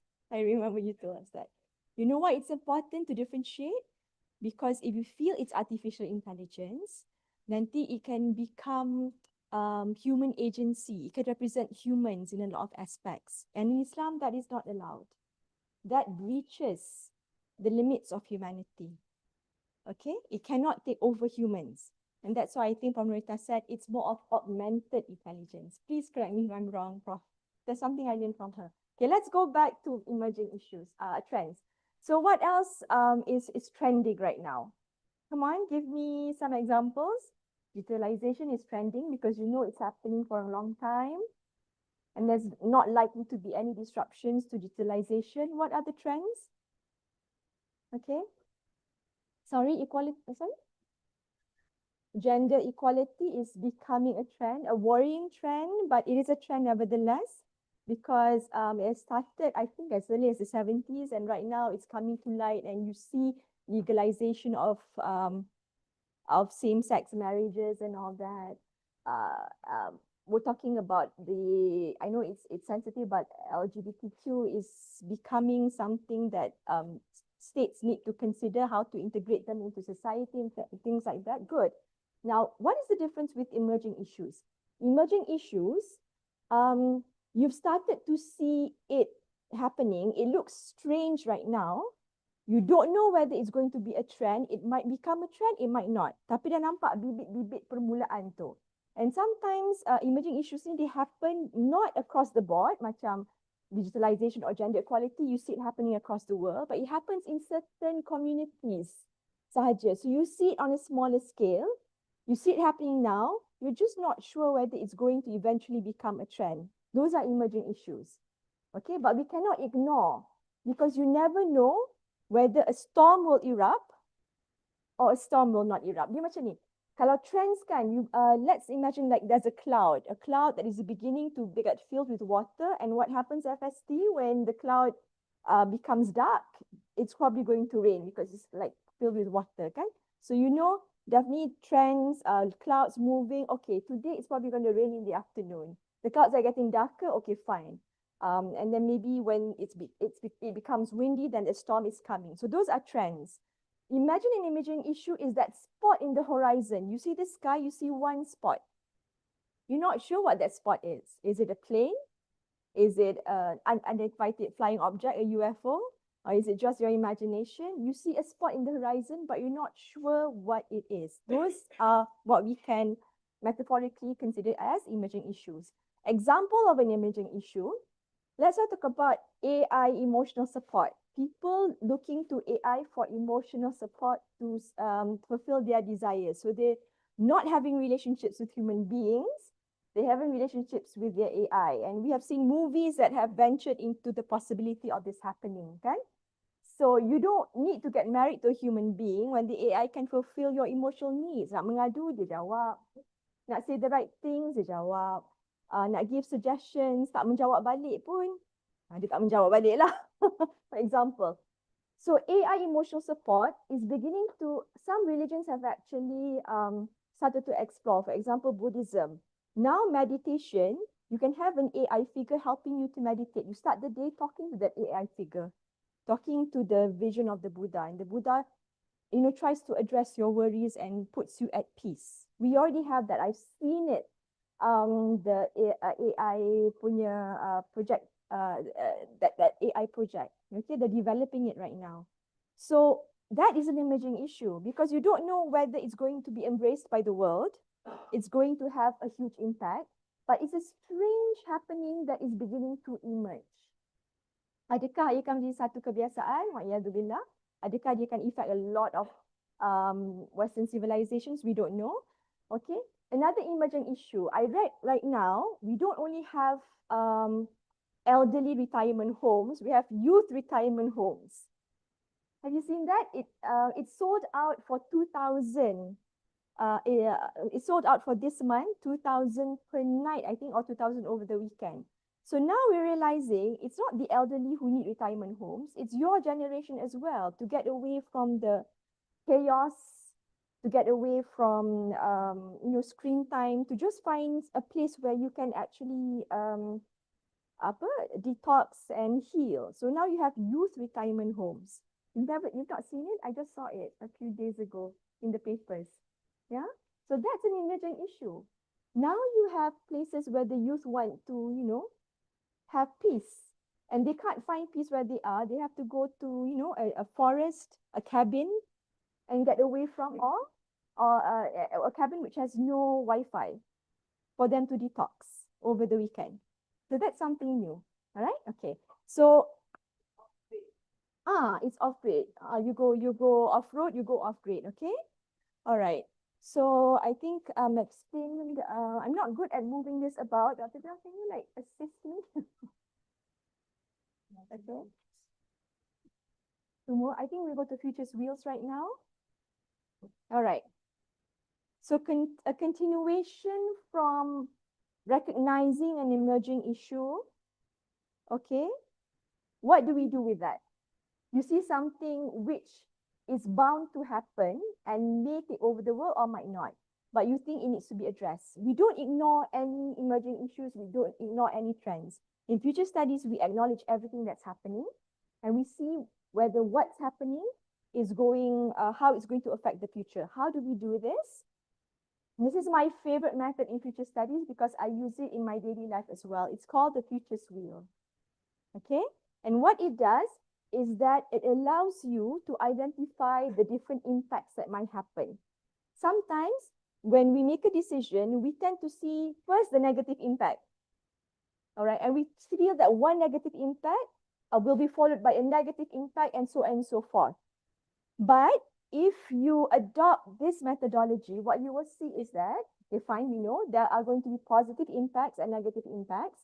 And as you travel across the wheel, you realize that some negative impacts might turn positive and some positive impacts might turn negative. So what a futures wheel does is that it layers the impact clearly, allows you to layer the impact clearly and see the connectivity between one first level impact with the second level impact with the third level impact. Okay. Untuk buat futures wheel, sometimes we can use the pestle method lah. We look at first political impact, then economic impact, technology, law, and environment.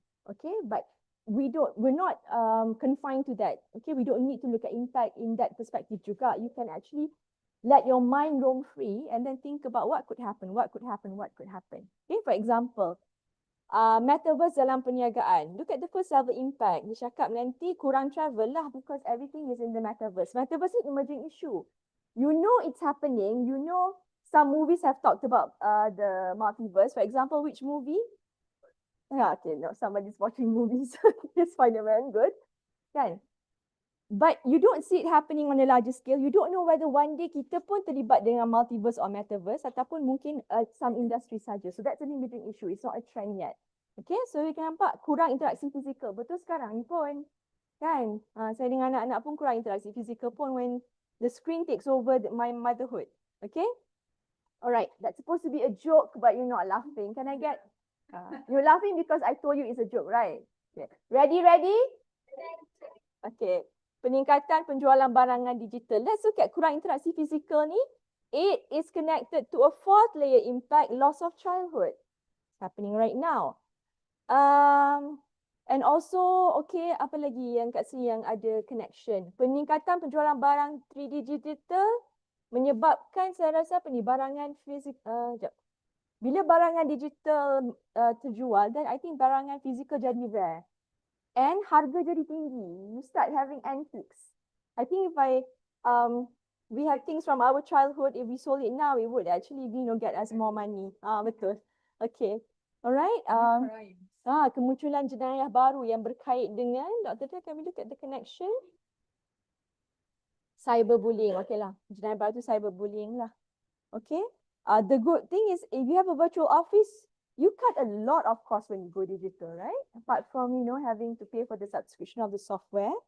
Okay, but then cost sewa kedai, menjejaskan cak sati hartanah untuk perniagaan, cost sewa kedai terjejas. People now starting, they can't sell physical shop houses anymore. So, makin lama makin murah sewa tu. Okay, makin murah sewa tu, nanti takut benda lain yang orang guna untuk sewa. Because when it becomes cheap, okay? So you can see it's interesting. You start with one emerging issue and you start thinking about, okay, what's the secara langsung, the direct impact. And then suddenly you realize, oh, there's an indirect impact as well. Oh, this can change to this, that can change to that. It gives you a bigger picture on that one issue. You just don't see one or two layers. You see an overall bird's eye view of what can happen with that emerging issue in the future. Yes, I think that's it. Oh. So the clue is right now, you identify trends, there's a board there. Maybe these trends may just live for a while, for 1-2 years, like K-pop, restaurants, maybe K-pop. Yeah, it was a trend last time. We didn't know whether it will evolve into an emerging issue which have bigger policy matters, right? So just choose one of them which you think will give more lasting implications towards politics and etc. Then you put that in the middle of the board. And then you try to find out what are the implications that could happen from one emerging issues.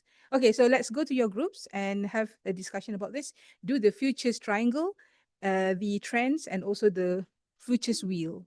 Okay, you. Yeah. Yeah. Strengths that can help you achieve that future. That's futures triangle. And then I think we doing many issues terus futures wheel. Terus futures wheel boleh. Dan terus buat futures wheel. Yeah. Choose yeah. Okay. Oh, thank you. Thank you. Thank you.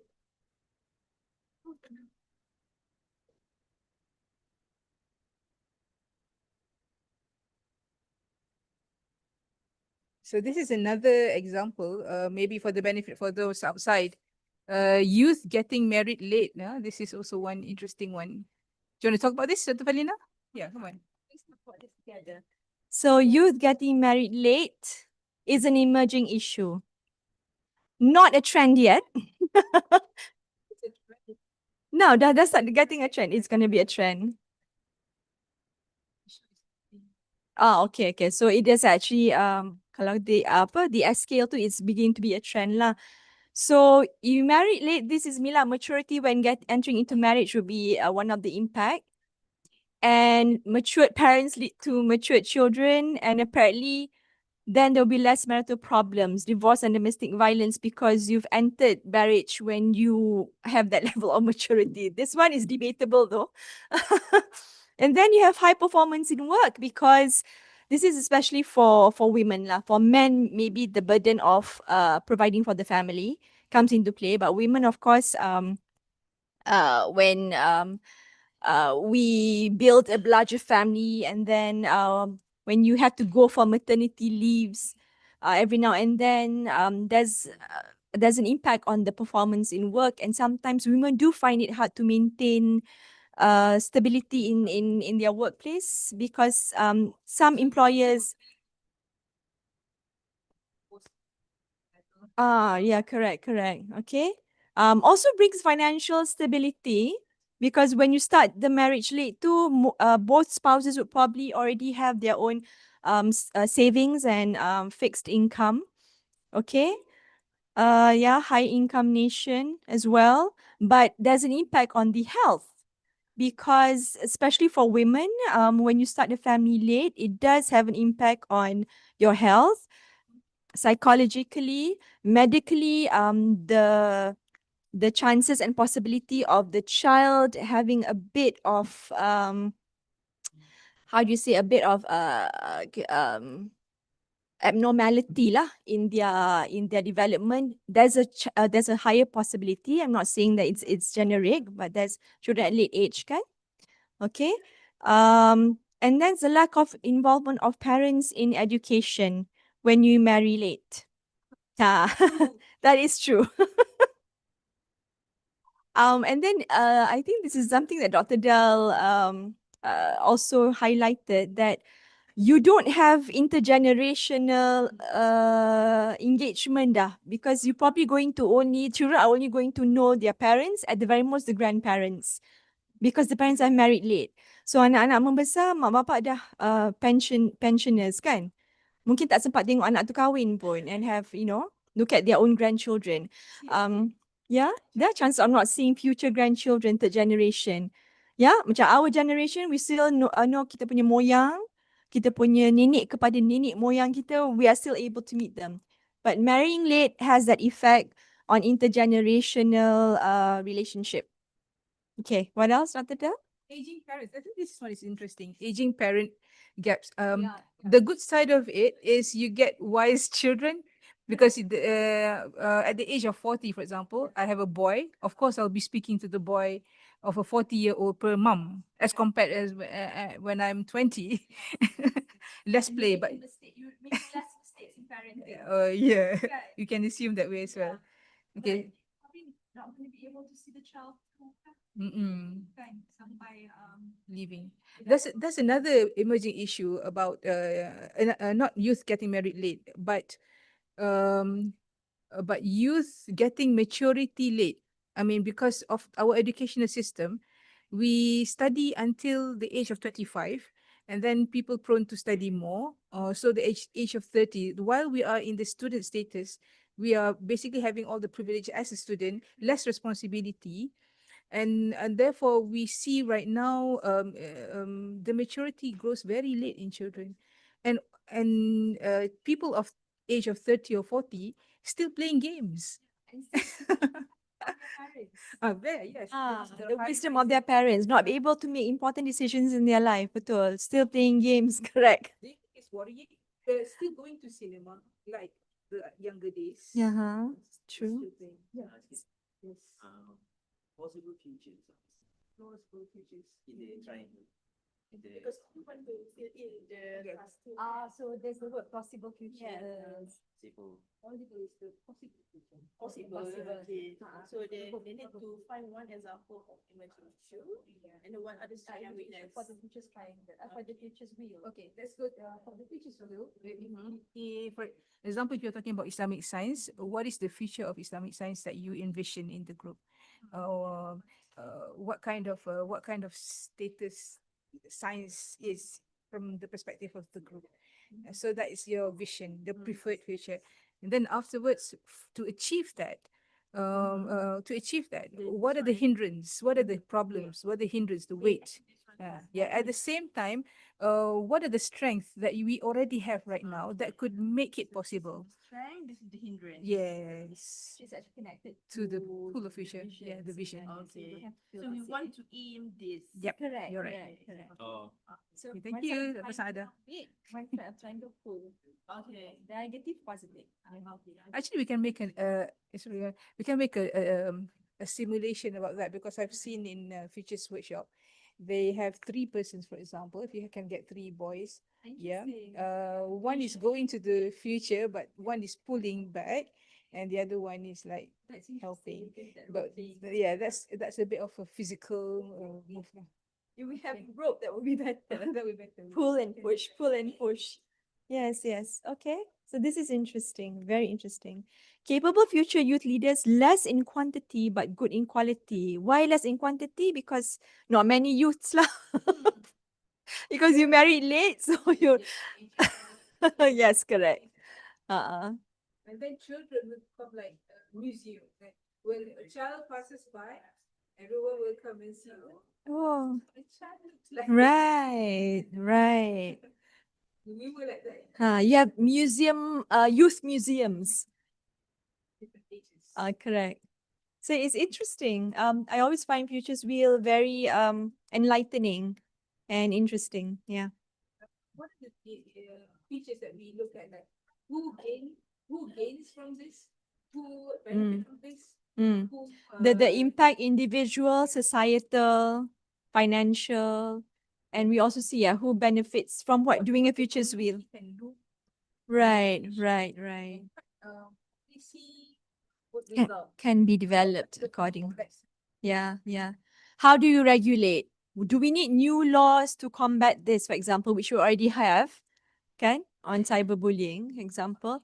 So each impact actually, if you look at it, um, would bring about the question of whether a new policy, a new law, or a new approach is required. Okay? So if we can think ahead, that means we can already leverage from this emerging issue. What business can we do? Yes. Or if the government, for example, should be thinking ahead of what emerging issues that need to be regulated. Yes. Or need to be enabled. Sometimes Right, you want right. the law is used to enable something. Yes, yes. Uh, Virtual institutions of higher learning. and then Interesting. to research, for example, for professors, what is the shifting role of professors, where people are going online or finding other scholars other than the ones you have in your university. Yeah. We go shopping, professor shopping. Right. Becomes a global. Every university becomes a global university because it's open for international scholarship. Betul? Look, seeing people coming in. Yeah. Maybe Going to visit the group. to see whether they've identified any emerging issue yet or the triangle. I don't see. Yeah, still trying to think about a vision, specific vision. Okay, tak apa. All right. We'll come back and have a look at it. I need training.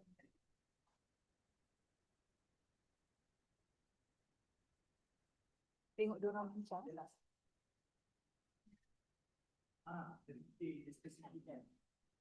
Dalam tu sudah ada kau yang mana? So saudara dia dalam satu hati namanya Islam itu bukan majlis lah. Boleh tak apa benda yang dibincangkan yang hangat sekali dibincangkan tadi? Allahu Akbar. Atas kat Malu lah doktor. Tak. Tadi cakap apa tadi? Brain draining. Brain draining. Brain draining ni which is kekangan ke? yes, kekangan sekarang yang mana student memang tak boleh fokus pun dalam masa beberapa hours kalau kata dalam akademik ataupun membuat pekerjaan dan sebagainya. So apa yang berlaku, dorang akan hilang fokus dalam masa less than 30 minutes. Ini ada data, ada spesifik data dan dah ada kajian. Apa kesan dia kepada student? Contohlah kalau kelas 2 hours pun kalau tak ada aktiviti memang mendengar saja, dorang akan lost lah. More pada Gen Z. Sebab Maksudnya Gen X boleh lagi. Sampai 4 jam kan? Tapi Gen Z. So Gen Z yang mempunyai ciri-ciri Gen X. okay, ada. Dia ada je. Tapi cara dia adalah cara untuk atasi kan. Which is one of it adalah dengan cara Pomodoro. Pomodoro skill which is kita akan latih diri kita untuk lebih fokus lah. Dia akan macam 30 minit belajar, lepas tu 5 minit rehat. Lepas tu long the time kita akan tambah lagi masa tu, tambah lagi masa. And after that kita akan lebih fokus lah. Dan kita tahu macam mana kita nak utilize masa dengan betul dan sebagainya. Menariklah point ni. Kalau zaman dulu kita tengok Muslim scholars, mereka sangat tekun kan untuk menghasilkan sesuatu ilmu kan. Sudah tentu memerlukan bukan 30 minit kan, just berhenti-berhenti tak. So sudah tentulah memerlukan rigorous studies, Betul. pandangan tentang Muslim pada hari ini untuk menjadi sehebat scholars yang lepas dengan cabaran begini. Okay, kalau kata pandangan Muslim sehari ini, dorang more pada what's the next of result. Dorang tak suka more deeply research. So contoh lah, kalau kata deeply research kan, dorang akan rasa macam terlalu obvious what's the solution and what's the conclusion. Yes, the quick result.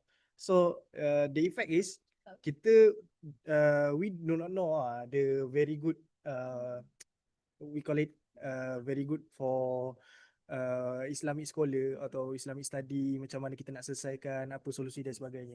Gitulah. Jadi stamina tu berkurang. Itu Yes. sebenarnya real challenge. Alright. So ini dalam features triangle dikira sebagai challenges lah. Dikira sebagai challenges. Vision you all apa? Dah dapat dah? Kalau vision pula, vision apa pula? Kita dalam perbincangan. Okay, kalau kata vision maybe more kepada macam mana nak melatih diri kita kepada focusing. Sebab kalau kata nak latih diri kita kepada focusing, banyak ada buku yang buat. Salah satunya Seven Atomic Habits by Stephen R. Covey, The Powers, Atomic Habits. Lepas tu Stephen Hatch. Banyak lagi buku tu, tapi adakah student suka baca? Tak kan? So macam mana kita nak bukanlah ringkaskan, which is kita keluarkan came out daripada situ, lepas tu kita latih dorang kan one by one, akan datang dia akan jadi one of the best Islamic better Muslimah. So that's it. So tadi kita identify lah problems of Muslims today and understanding. Tapi kita pun itulah it is a worrying state kan kalau semua dipendekkan, diringkaskan kan. So everything is 2 minutes lah. Kalau YouTube pun yang pendek, yang panjang semua kita dah tak. Dah apa reels kan. Betul. Okay, dengar macam menarik betul perbincangan. Apa yang last kali yang telah diutarakan dalam kumpulan ni? Okay, silakan. Just take the microphone, it's yours. Please. Okay. Okay, sekarang for the main current issue is for the child free. Okay. For the child free, we want to create a Muslim with the knowledge of the Islamic with integration with the Akli and Akli. Okay, but the way of the story is of the current issue is we have a lot of issue of the LGBT also in the Muslim people also, and we lack of the knowledge and awareness. And because of the LGBT issue, it's also including the people which is Muslim. Especially in Malaysia, you can see that the rise of the people HK and lesbian is for the past is very uncommon. But for today, it's like a normal. It is something that suatu kebiasaan yang kita tak patut biasakan. Adakah mempengaruhi keilmuan? Macam tadi kita kata future tadi adalah untuk membina satu masyarakat yang berpegang pada integrasi ilmu, yang maksudnya Islamic knowledge is that Islamic knowledge. Itu masalah dia sekarang ialah LGBT. Ada correlation tak di situ? Dalam segi intellectual, golongan ni mereka bukan tidak pandai, mereka mengetahui apa yang diorang buat itu adalah sesuatu yang salah. Tapi diorang punya masalah dalam emotional intelligence. Diorang tak boleh menguruskan emosi diorang. Daripada situ mereka terjebak dalam perkara-perkara ni. Maksudnya intelligence tu sepatutnya merangkumi emotional intelligence, Yes. intelligence. Yeah. So knowledge should be seen as a whole. Kalau knowledge tu betul-betul digarap, maksudnya tak patutnya ada isu seperti LGBT. Yes. Menarik lagi point lain. For the push of the present is kita lah sebagai golongan orang yang berilmu, orang yang mengamalkan, tercelikkan, yang beragama, we should prevent it. We should aware of each other. And untuk menasihat golongan-golongan LGBT ni, kita tak boleh paksa diorang. Kita kena ambil pendekatan dekat dengan diorang, kenali diorang, nasihat diorang. Mereka tak boleh berubah secara drastik. Tapi diorang boleh berubah dan diorang memang ada niat mau berubah. Cuma kita, especially kita lah, orang Melayu, kita suka judge something. We are judgmental to each other. There's something wrong. Used future. Maksudnya amalan semasa kita yang terlalu judgemental. Yang kita kalau nak bergerak ke hadapan yang baik, kita kena tinggalkan ciri-ciri judgemental ni kan. Right? So saya tadi ambil pendekatan yang indirect, slowly but steady lah. Sebab saya ada je kawan-kawan yang macam gini, but saya cakap saya tak paksa diorang. Saya tahu apa yang diorang buat salah, diorang tahu apa yang diorang buat salah. But kita tak boleh judge diorang, but kita boleh nasihat diorang. So we create an environment of dakwah with wisdom. Yeah. So that is a challenge, but that is also a strength. Sebabnya kita semua kawan-kawan kita kita tahu the problem of the society and we know what we want, we know what we should do. Right? Okay, thank you very much to this group. Very good. So isu yang kadang-kadang benda kita nampak tidak ada kaitan, LGBT, and then you talk about knowledge. Sebenarnya ada kaitannya. So two random things, that's what we say today, is the era of complexity, chaos, and also contradiction. We have Muslims, but we have Muslims of this type, of this feature. It's very contradictory. We talk about Islam, we should have that, right? Okay, so to resolve that is a challenge lah. Okay, alright. Thank you. Terima kasih. Okay, kita pergi pula kepada kumpulan lain. Kita tengok. Okay, saya tengok tadi ada perbincangan yang menarik kat sini. What is the last interesting point yang ada dalam kumpulan ni yang mungkin boleh share yang menarik lah? Quran Sunnah. Quran Sunnah. Ya. Maksudnya rezeki Quran Sunnah. Dalam apa yang future triangle yang telah dihasilkan, masa depannya bagaimana yang dibayangkan? Masa depan yang kami bayangkan ni ialah kita nak buat innovation yang berasaskan Quran. Lagi satu, kita nak mewujudkan suatu pentadbiran yang menjadikan Quran tu sumber yang tertinggi, sumber undang-undang yang tertinggi. Maknanya kita nak memperkasakanlah undang-undang negara kita ni supaya mengikut apa yang Allah nak. Lepas tu yang ketiga,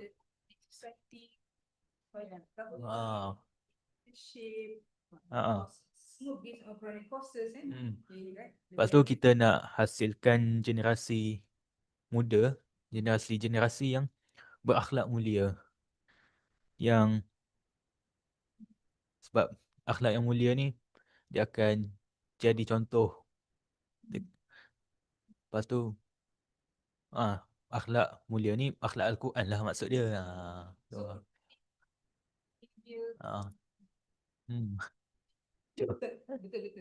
Sebabnya kita pun dalam Quran menyatakan umat kita sepatutnya menjadi contoh. So kat sini kumpulan ni highlight the akhlak is one of the biggest element that can make us exemplary. Okay. Halangan pula macam mana? This way of this group. Halangan ni banyak juga sebenarnya.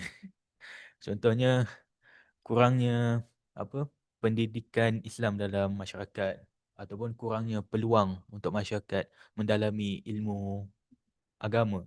Lepas tu ada juga kalau kita tengok sekarang ni orang terlalu push dekat bahagian akademik je sampai tinggalkan ilmu-ilmu asas dalam Islam. Jadi itu akan create imbalance lah dalam diri dia. Lepas tu benda ni didatang daripada kita mensekularkan pendidikan kita. Lepas tu tak cakap lagi dari segi pengaruh politik. Politik pun kita akuilah kat Malaysia ni dia agak sedikit sekular. Macam dua-dua. Memang dah banyak lah kita baca bahagian politik tu agak panas jugalah. Lepas tu orang muda ni pula dia rasa macam Al-Quran ni dia kalau kita ikut Al-Quran kita tak boleh have fun. Tak progresif, tak relevan. Sedia boleh kata.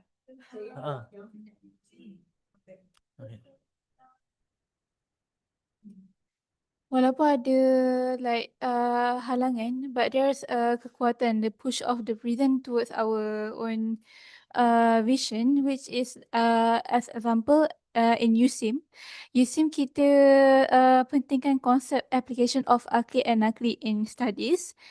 And if we look betul-betul in Quran, Quran actually provide need-based innovation, so that based from Quran, contohnya macam Quran ni dah banyak ayatnya dah bantu manusia daripada zaman Nabi sampai zaman moden sekarang ni. Dan another thing from Quran sekarang ni dengan AI and internet, we can have a lot of wide and various resources. We can get it.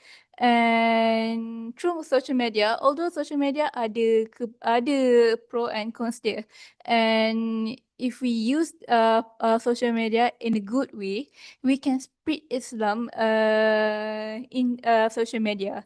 Dan kita sekarang ni availability of religious class and its benefit dah banyak. Contohnya macam dalam TV Al-Hijrah dah ada macam diterangkan tentang Islam punya history and a lot of things. And My Quran Time, Quran Hour and Talabul class also provide those Islamic teaching towards all age lah. Okay, itu je. It's interesting the part where you said that Islam actually in the Quran itself encourages need-based innovation. Yeah, yeah. Very good. That's good. Need-based innovation. Barulah respon pada masalah semasa. Respon pada masalah masyarakat. We don't do innovations which are which are not relevant. Disintegrated. So must be integrated responding harus didifferentiatkan dengan bid'ah. I mean, Western used to be against Islam, but now, if we saw in Western punya country, a lot of them start to realize that Quran, there's a lot of proof in Quran. Islamic scholarship. It's interesting because I just came back from FES, Quran and Multimedia. Okay. I think FEBU. So I think their vision is also to make Arabic language the lingua franca of the world, to take over Mandarin and English right now. Because they kata, it all started with Iqra, it all started with the Arabic language. Yes. Kan, in Arabic kalimah. So it's interesting because they're putting, the Quran as the number one, the main source of everything, okay, how we live in the world. And they're putting the language as the number one language. So it'll be interesting to see how your future triangles, everything's Quranic based. So dia melihat kepada segi kekuatan bahasa itu dalam tracing back knowledge. Kan?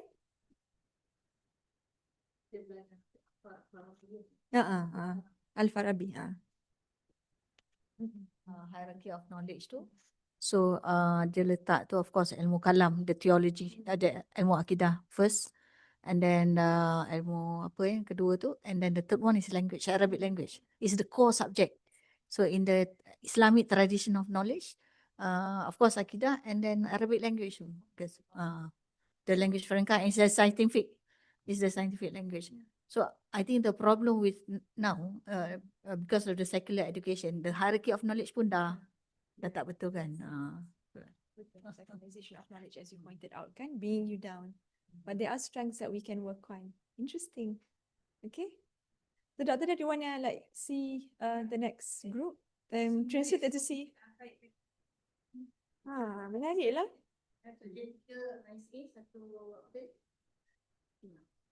Okay, yeah. FST, very good. That's true. FST pun bagus. Macam dari segi scientific knowledge tu. Apa yang kata dengan integration kan. Okay, work on your future's wheel then. Find one emerging issue and look at the impact. Congratulations, good job. Interesting.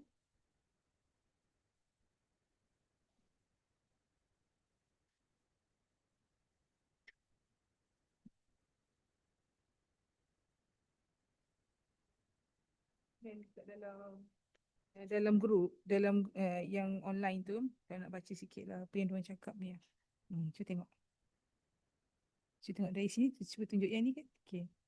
Nur Atika Nabila, very insightful, great workshop. Love the Again, more seminar, knowledge. even though can't go face to face. This way also gives me so much information. Mhm. Very good education, so helpful, informative. Good sharing from speaker. Packed and impactful. Thank you for the sharing. Learn new So we things. we encourage students to come in here. Meaning Alia different. Yusra, Farah Husna. We should start to think further from now. That way we'll open our eyes and about us from just keep following trends without aware of its impact to our future. Nice. Okay, Widat from Widat Muhammad Aizul Rahman. Okay. Minta jodoh sepanjang tahun. Sepanjang tahun kita basically setakat ni kita tengok kalau ada pengantar sains Islam offer tahun tu kita akan buat untuk kursus tersebut lah. Untuk yang lain tu di luar memang kita ada buat juga tetapi really depends on availability, time and juga Right. resources lah. Resources are So, capacity. Thank you for the yeah. positive comments. Yep. Everyone. Macam let's go on. Dah tadi dah pergi sini kan? Yeah, I went to FPBU right just now, and they've actually we came to record your So apa yang menarik antara akhir sekali kita berada di jauh bukan from Malaysia. Oh, kawan-kawan ni kat sini. dia bagilah apa Can yang I? menarik kat sini. Menarik. Points yang you ada dapat. Mungkin tentang apa about trends and emerging issue ni lah. Antaranya yang menarik yang boleh saya highlightkan emerging issue ni yang pertama first child free. Child free. Well, yang kedua FOMO. FOMO Dia banyak kena FOMO stand for fear of missing out. apa? Karakter FOMO ni sebenarnya bila ada je benda trending dia tak boleh rasa terasing dan menariknya orang FOMO ni dia sentiasa rasa dia nak ikut apa yang orang lain buat.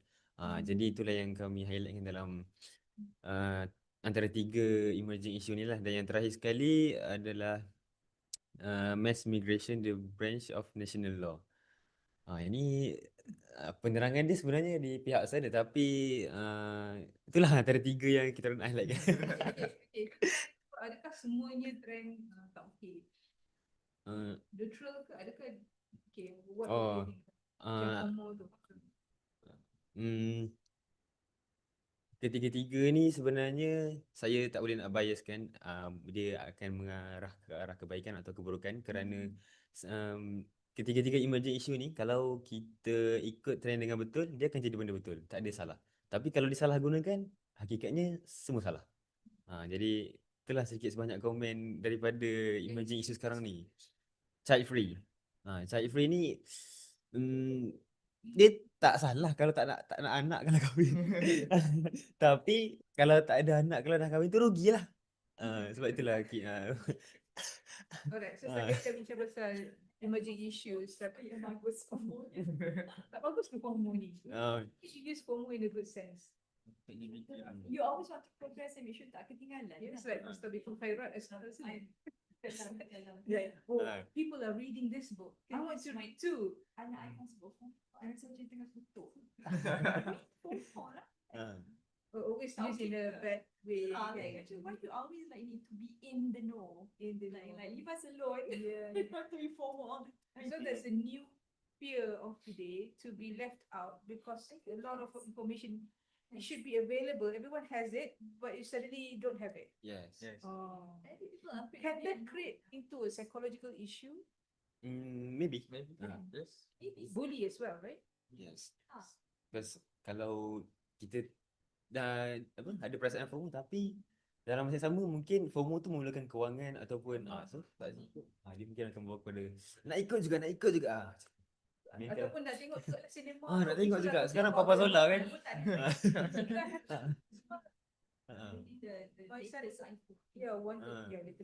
Wanted to watch the movie because everyone is talking about it. Yes. And then of course you get the gist, but you also get something else from watching it. So it's not necessarily good. This emerging issue is prevalent among which generation? Which generation has The most FOMO ni memang betul emerging issue dekat generasi. Gen Gen Z. Yes. Of course lah. Because Gen Z dia dilahirkan sebelah lahir dia dah ada phone. Sebelah dia lahir dia dah ada AI. Jadi tak. Do you think the trend will stop? I mean, do you think the next generation will probably go the opposite? Macam, It's like, like, oh, it's not the identity of our generation. Trendy. Do you think that might change? No, in my opinion, I think the next generation will also use Read this even more. even more. Even more FOMO. Don't you think because too much information will suddenly result to boredom and also, nuisance, shut them off grid? That's already a trend. Because FOMO dia banyaknya ke media sosial. Jadi orang akan tertarik itulah trigger yang utama. First trigger tu daripada media sosial. Jadi kalau nak kata dia akan shut off FOMO tu macam mustahil sebab semakin Not in the near future. No. yes. But what kind of knowledge in FOMO that people are afraid of missing out? What kind of knowledge? So it's very What kind? Is it entertainment? my daughter. Maybe about language. Because FOMO in language, kalau if we want to go abroad overseas, so kalau tak tahu bahasa tu payah. Be something like that. Gen Z dengan apa? You have your own like terminology Term and short short form. Okay, GTG. Got to go. Okay.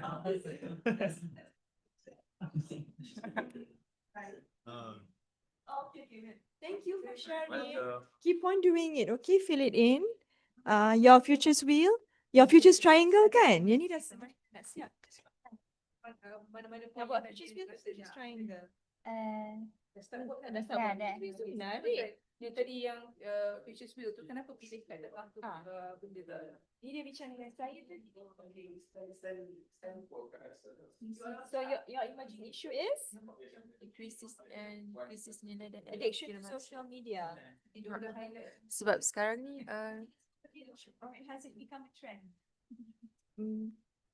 Okay. Social media.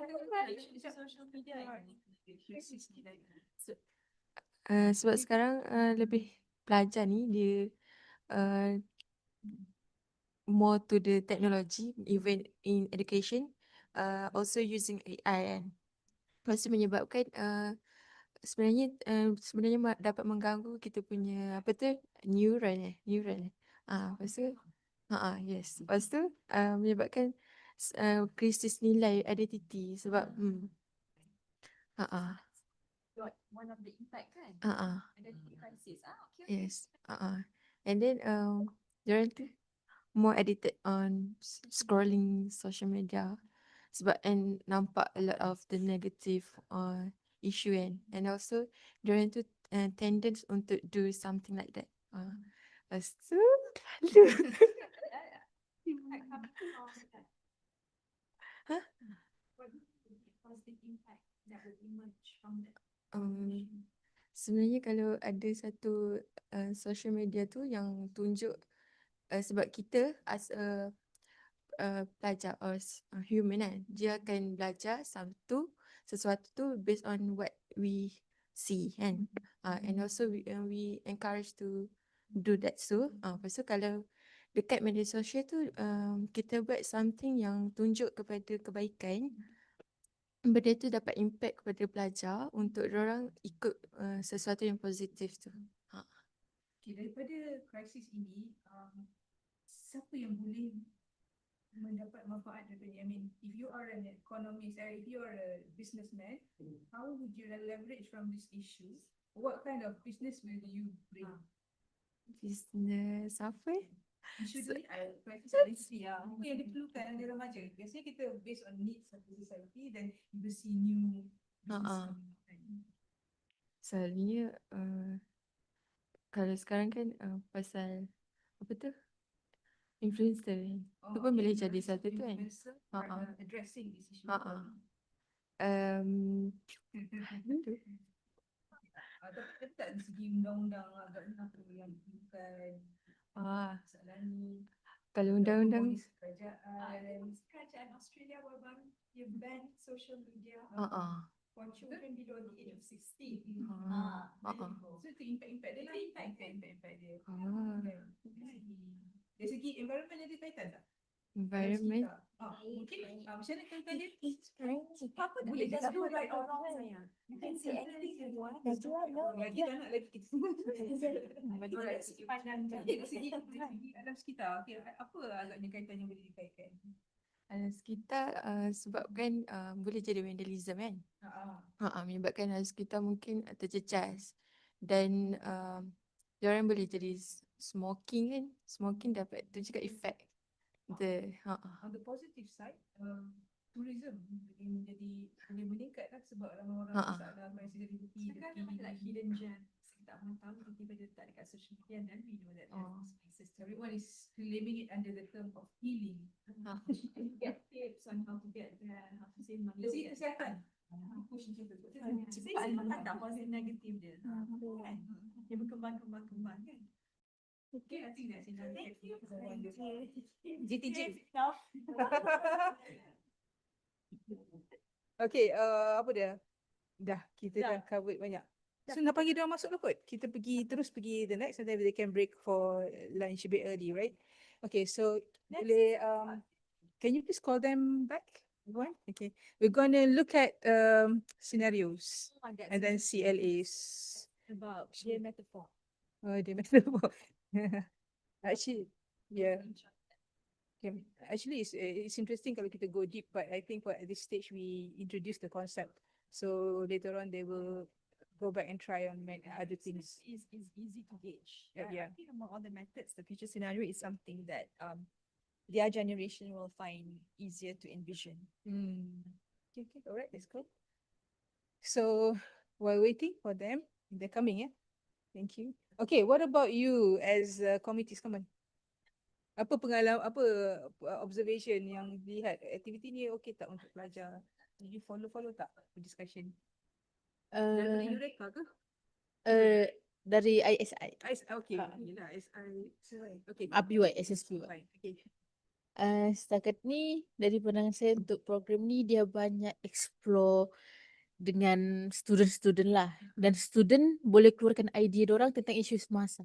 Contohnya yang saya nampak tadi dari isu yang FOMO, yang tu lepas tu dia terangkan FOMO tu apa semua. Biasanya kita nampak je, kita tahu, tapi kita jarang menerangkan Betul.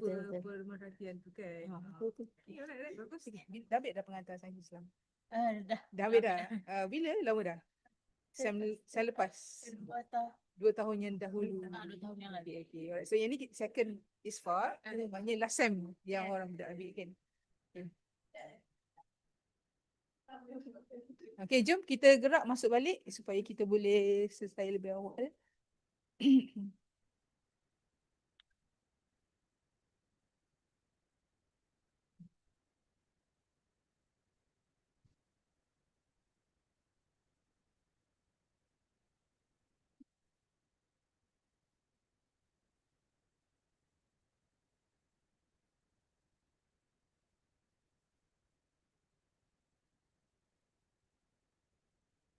Look, this one is actually attending physically. Right, betul kan. So saya yang buat tu. Physically. Well.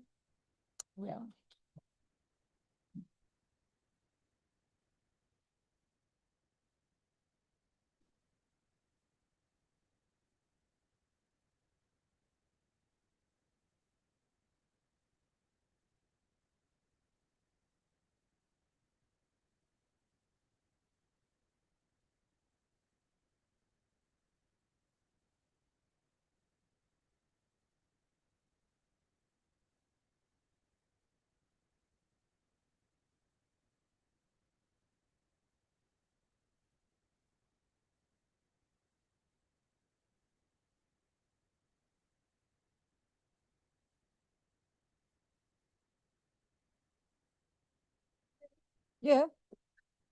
Mus-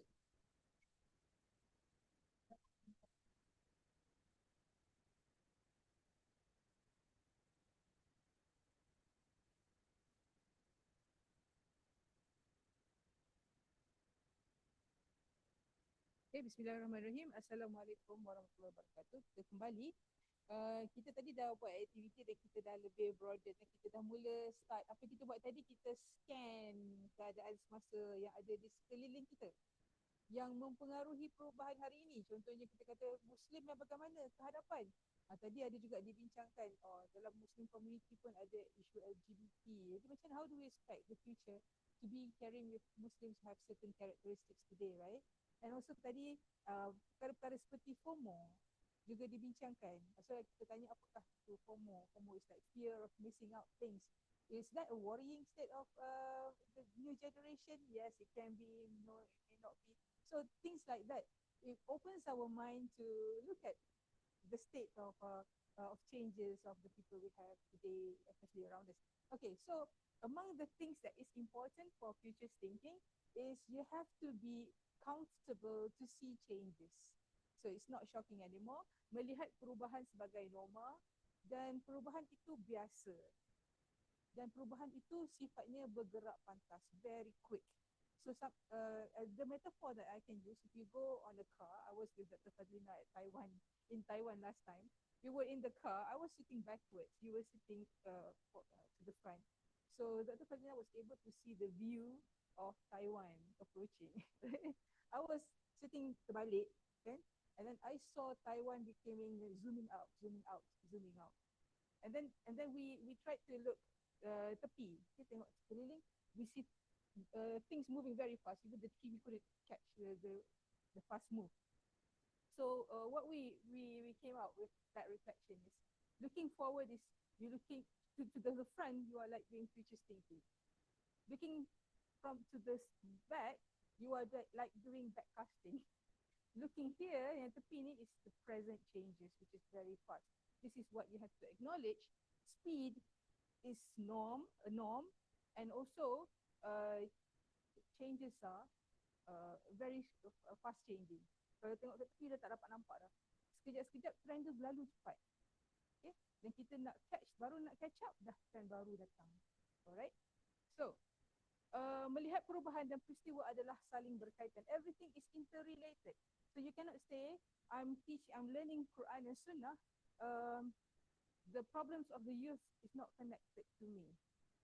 So just now we already highlighted, even of a random thing relating to the characteristic of Gen Z, for example, is related to the future of Quran Sunnah.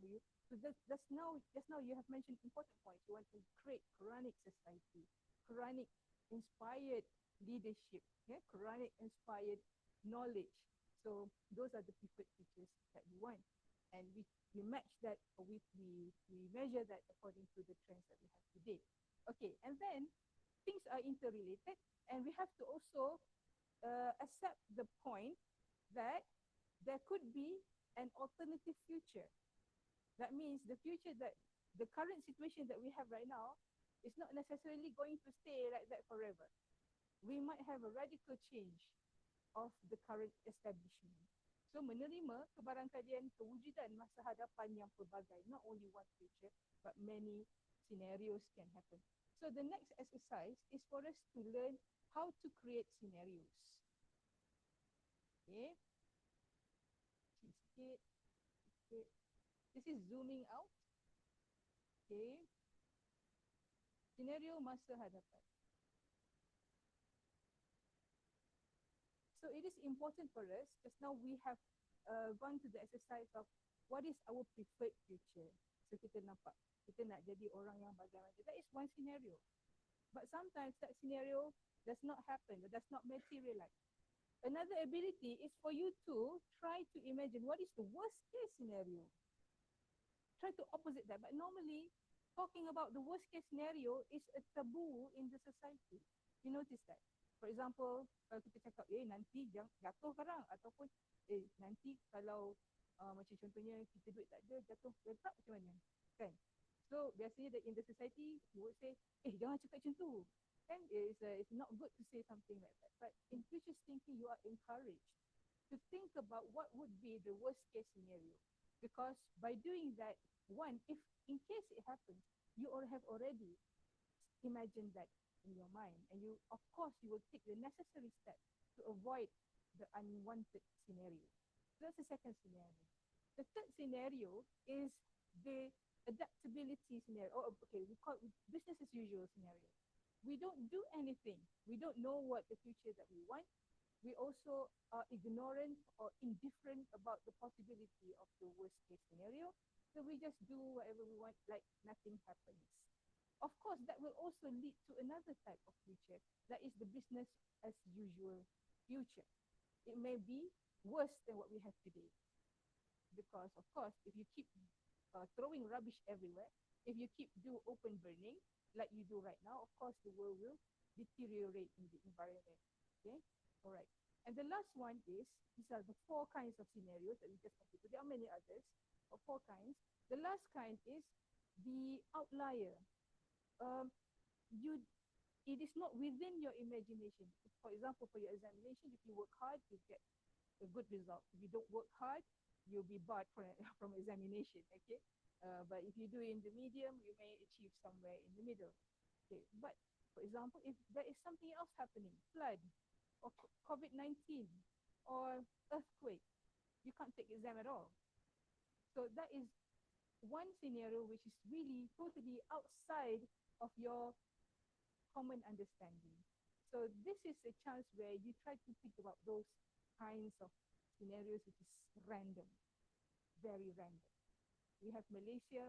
What happens if the whole wide world has no more nation states? That is a very radical example. Or you have internet today, suddenly there's a disruption.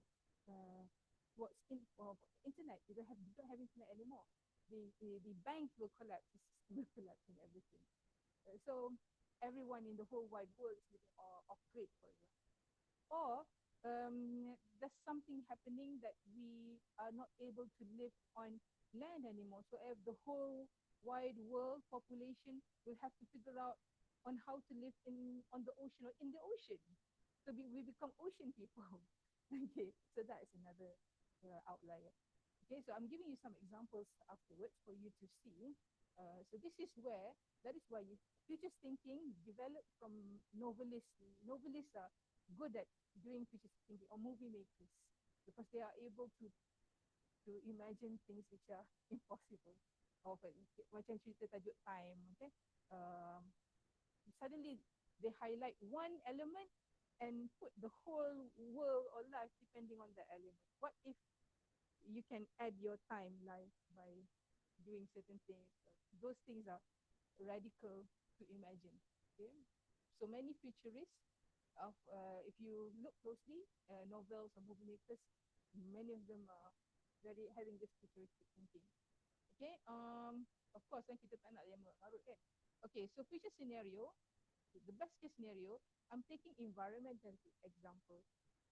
What my best case scenario, logically or practically, is I would like the world to be greener than it is now.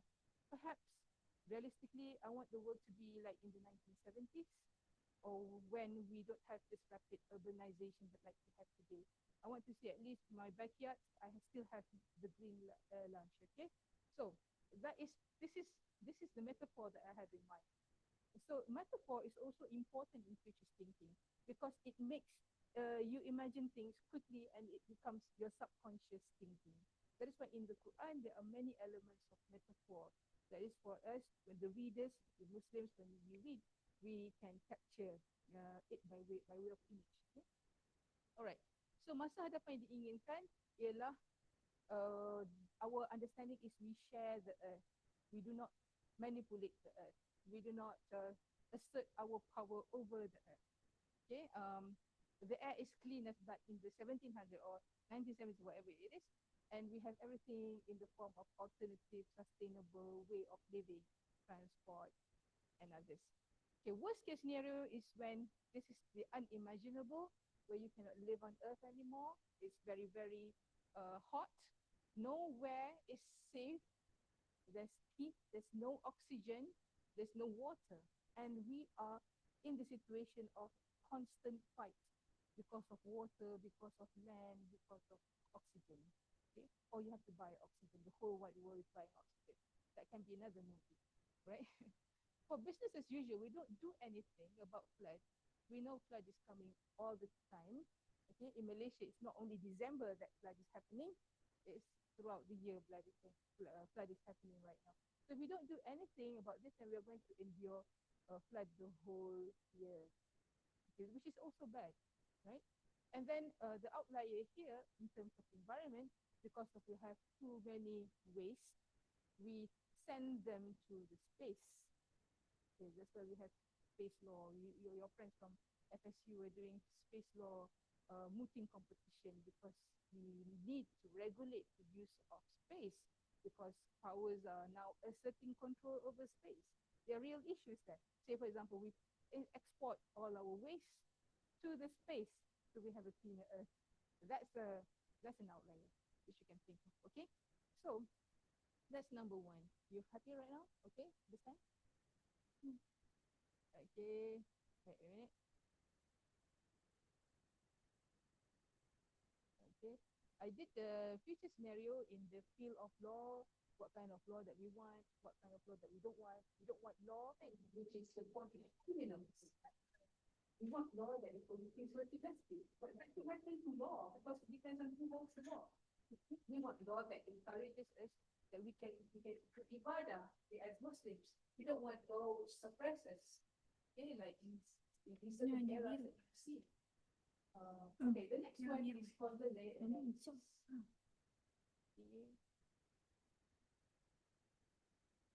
Okay, this is a method developed by Professor Sultan. Test. Okay, which shows you when we read the newspaper today, we see what the news menyidangkan kepada kita kan. Contohnya, I keep giving the same example. I think other examples, but this is quite easy to relate.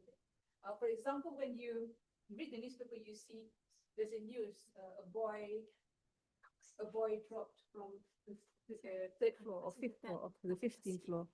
15th floor of an apartment. Oh, that's alarming, isn't it? You see that. Oh, you see budak-budak sekolah menjual dadah. Okay, those are examples of news. Any more examples of news?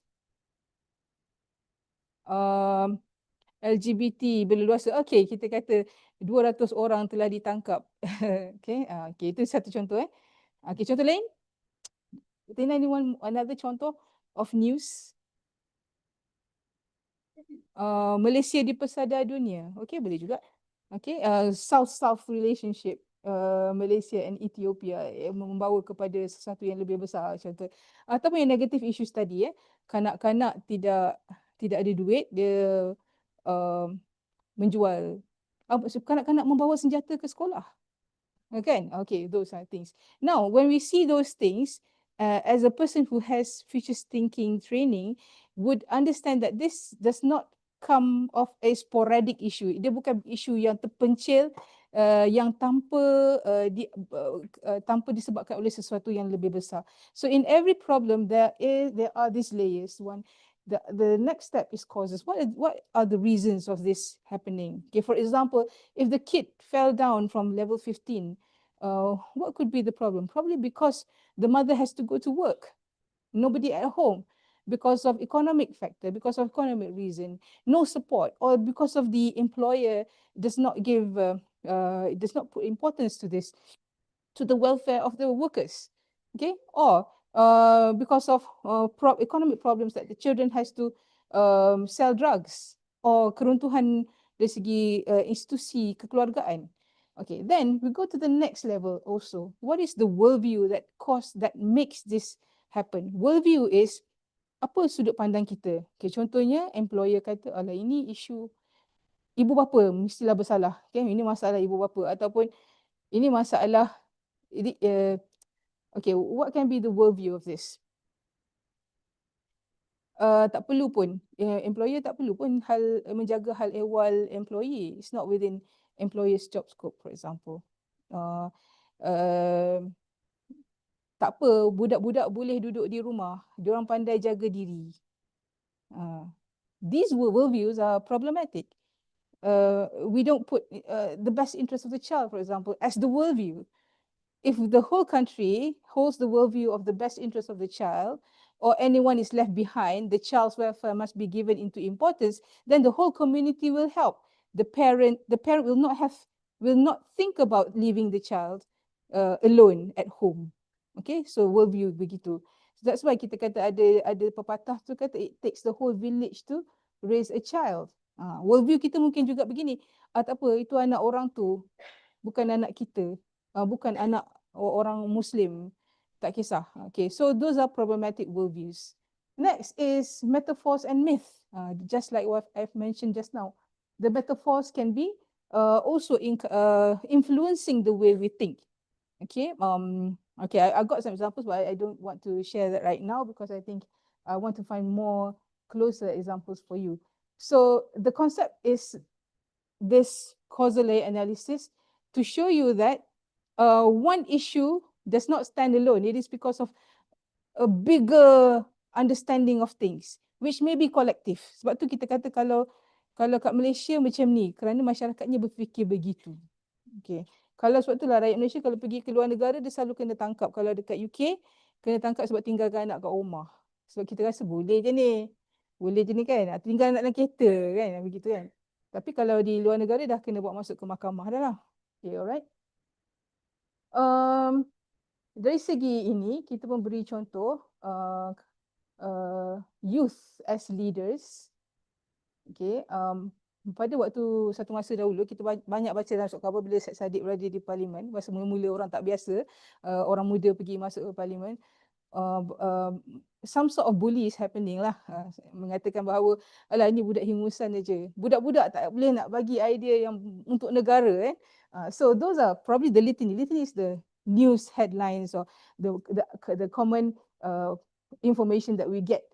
Okay, but in the future, in this perspective, it would be probably different. But to go towards the preferred future, it has to undergo change from here to there. But in the future, what we want is when we read the newspaper, it is common to see Malaysia melantik Perdana Menteri ke-15 termuda dalam sejarah.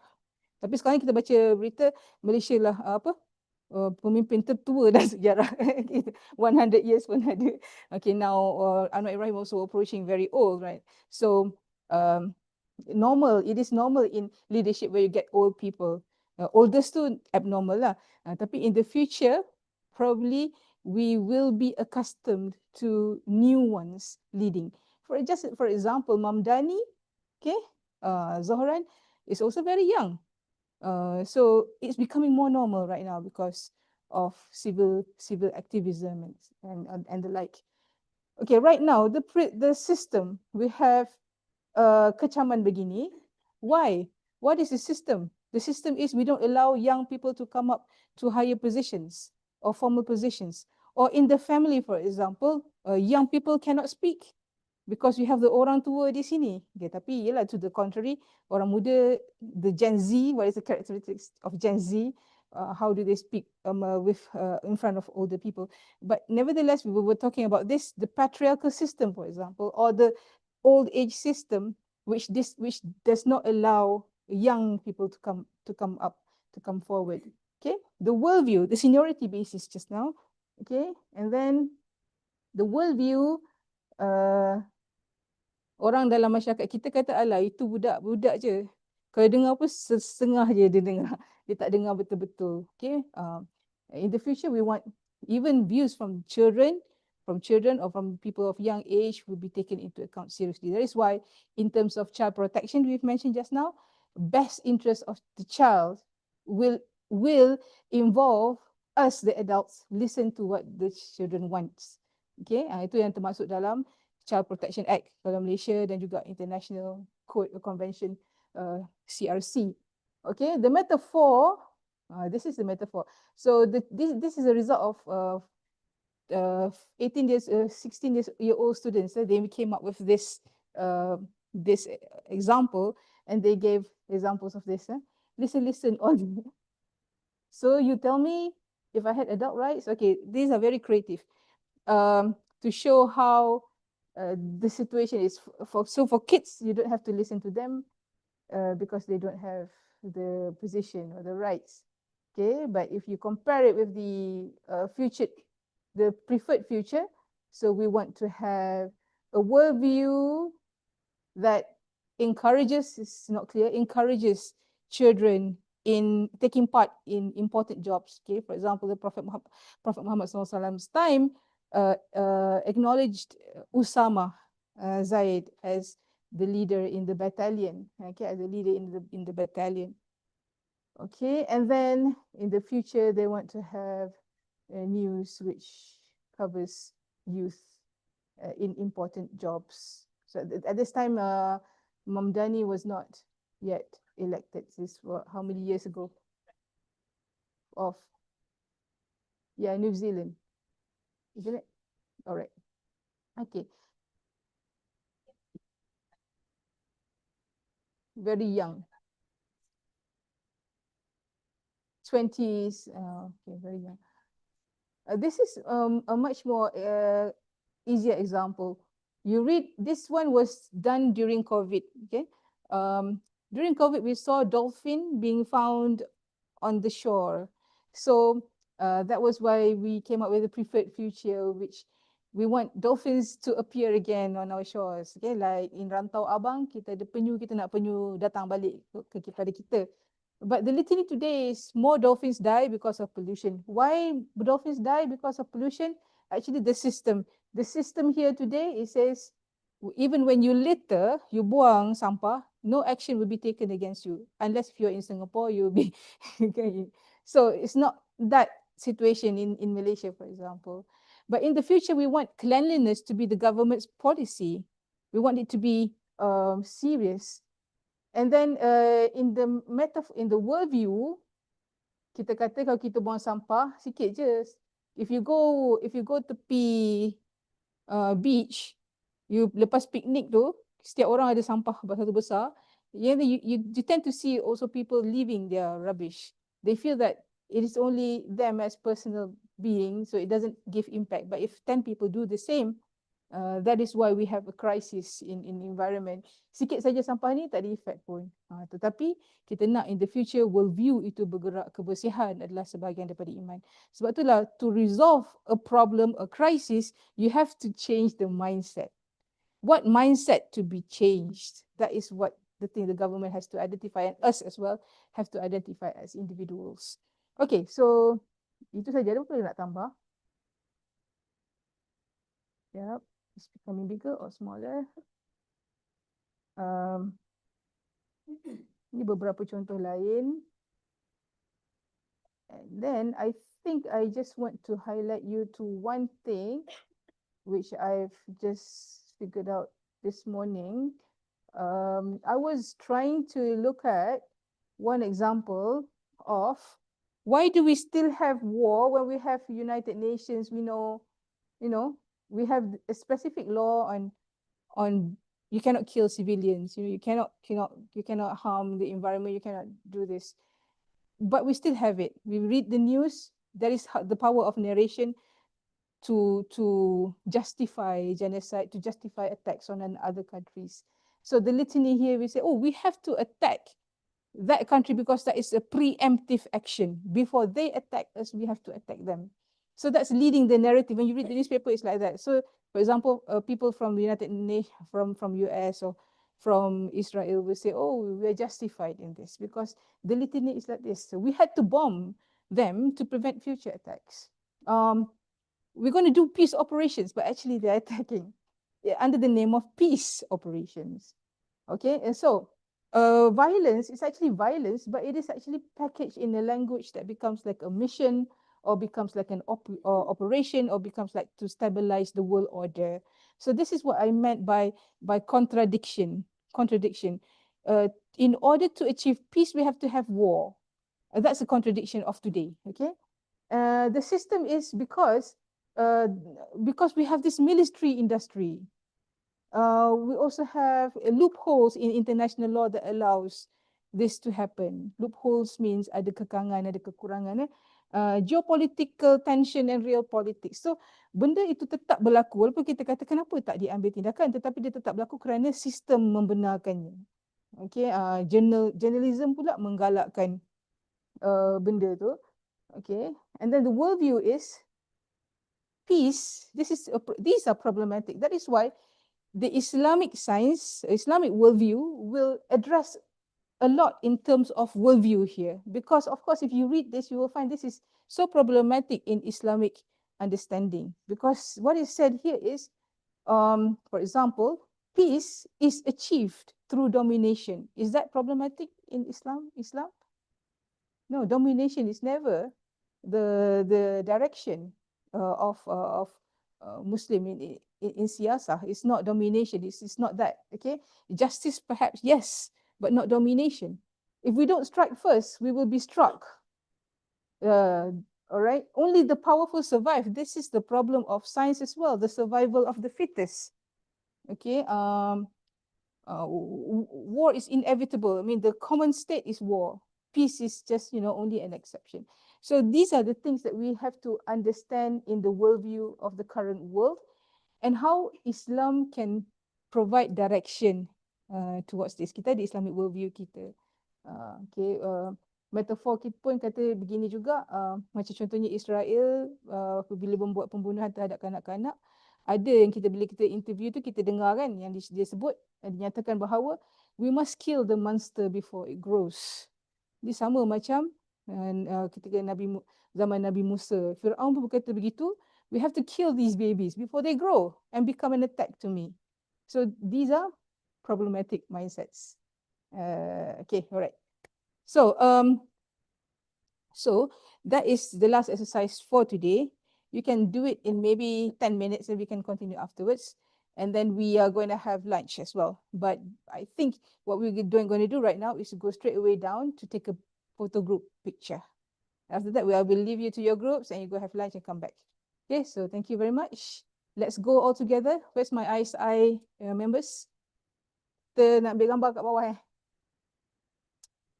Ambil gambar kat bawah Okay, where is it? Okay, so let's go on. Okay, terima kasih.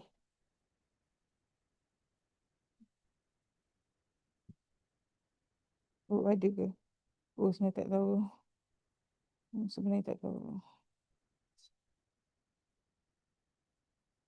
Sorry.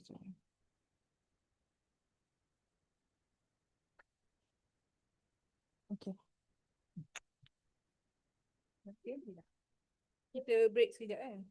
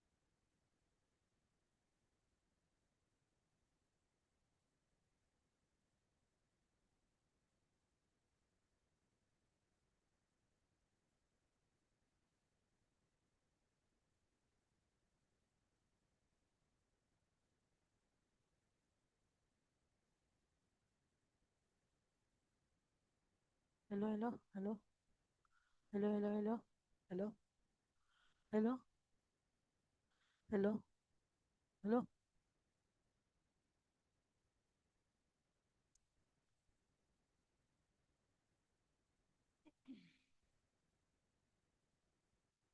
Hello, hello, hello, hello. Ya, Hello, hello, hello.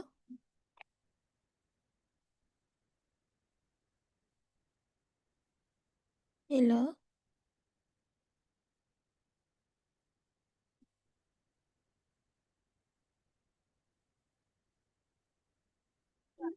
Baru dengar.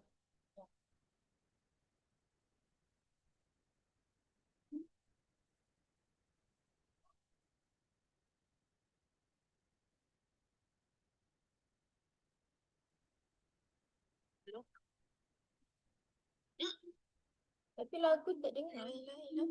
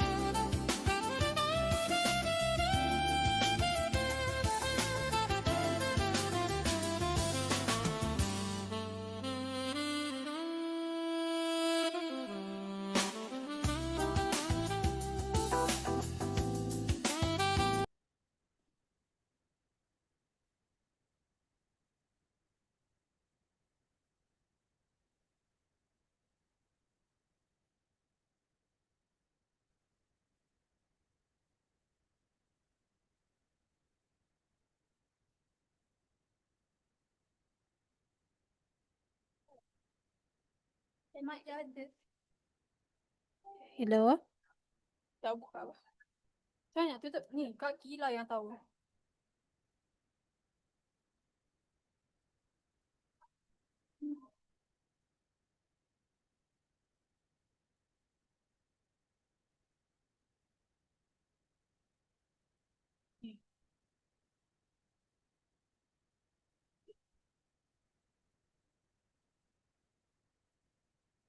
Ni kan? Share screen balik. Dia dah stop share tadi. Share screen dari sini kot, dari tu, laptop. Dari situ kan? Tak dari laptop. Tunggu peserta kot.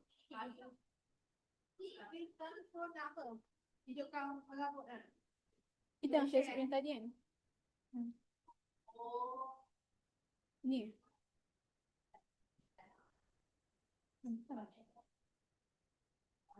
Mana kita share tadi?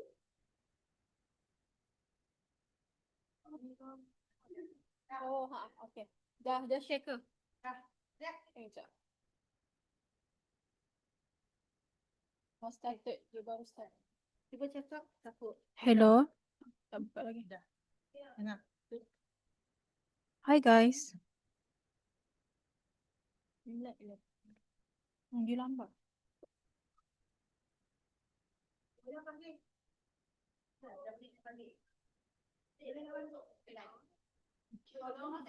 Malu aku nak.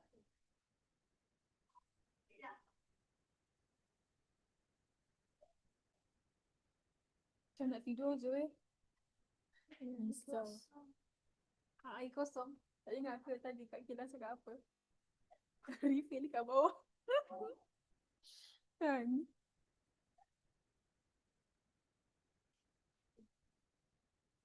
Kau nak buka air juga? Tak kena pun. Tak guna dah. Dia cakap dah nak. Nak kami nunggu. Oh, okay. Tak apa, nak tengok result. Entah main. Tengah program. Tengah buat brainstorming ni. Ini dah Mana tadi? Ni. boleh je. Boleh teruskan dengan tas. Okay. Bye. Kata ni mic. Bincang dalam 10 minit, try dulu. 12 minit.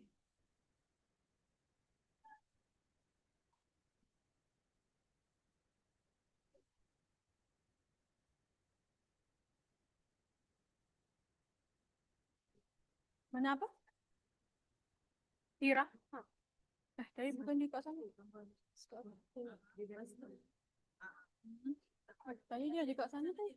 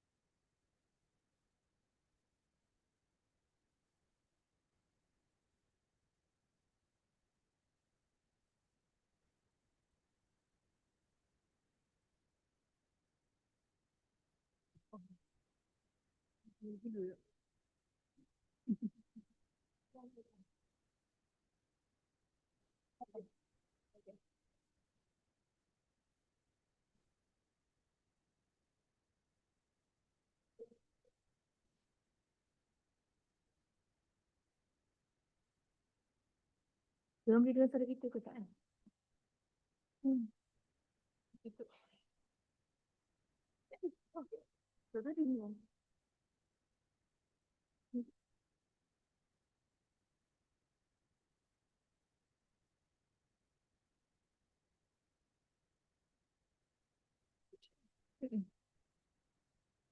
Hello.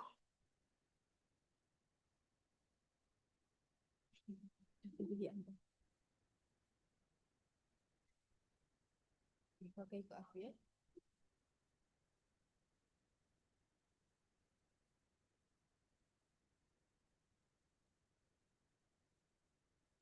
Kenapa jadi blue? Untuk make sure. Baik, kita nak connect dengan blue.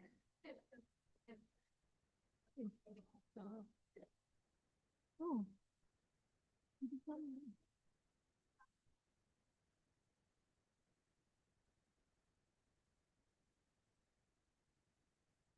Dah soalan. Okay, alright. Bismillahirrahmanirrahim. Okay, so kita dah start kita dah nak start. So untuk petang ni kita akan buat apa? Future scenarios yang ada 4 tu dan juga causal layer analysis. Ada perbincangan awal lah. Tengah bincang. Apa yang bincang setakat ni? Okay, lepas. Tapi dah start tengok dulu lah kan. Apa future scenario untuk apa ni? Apa tajuk dia? Dah decide dah? Belum. Okay. Alright. Nanti kita datang balik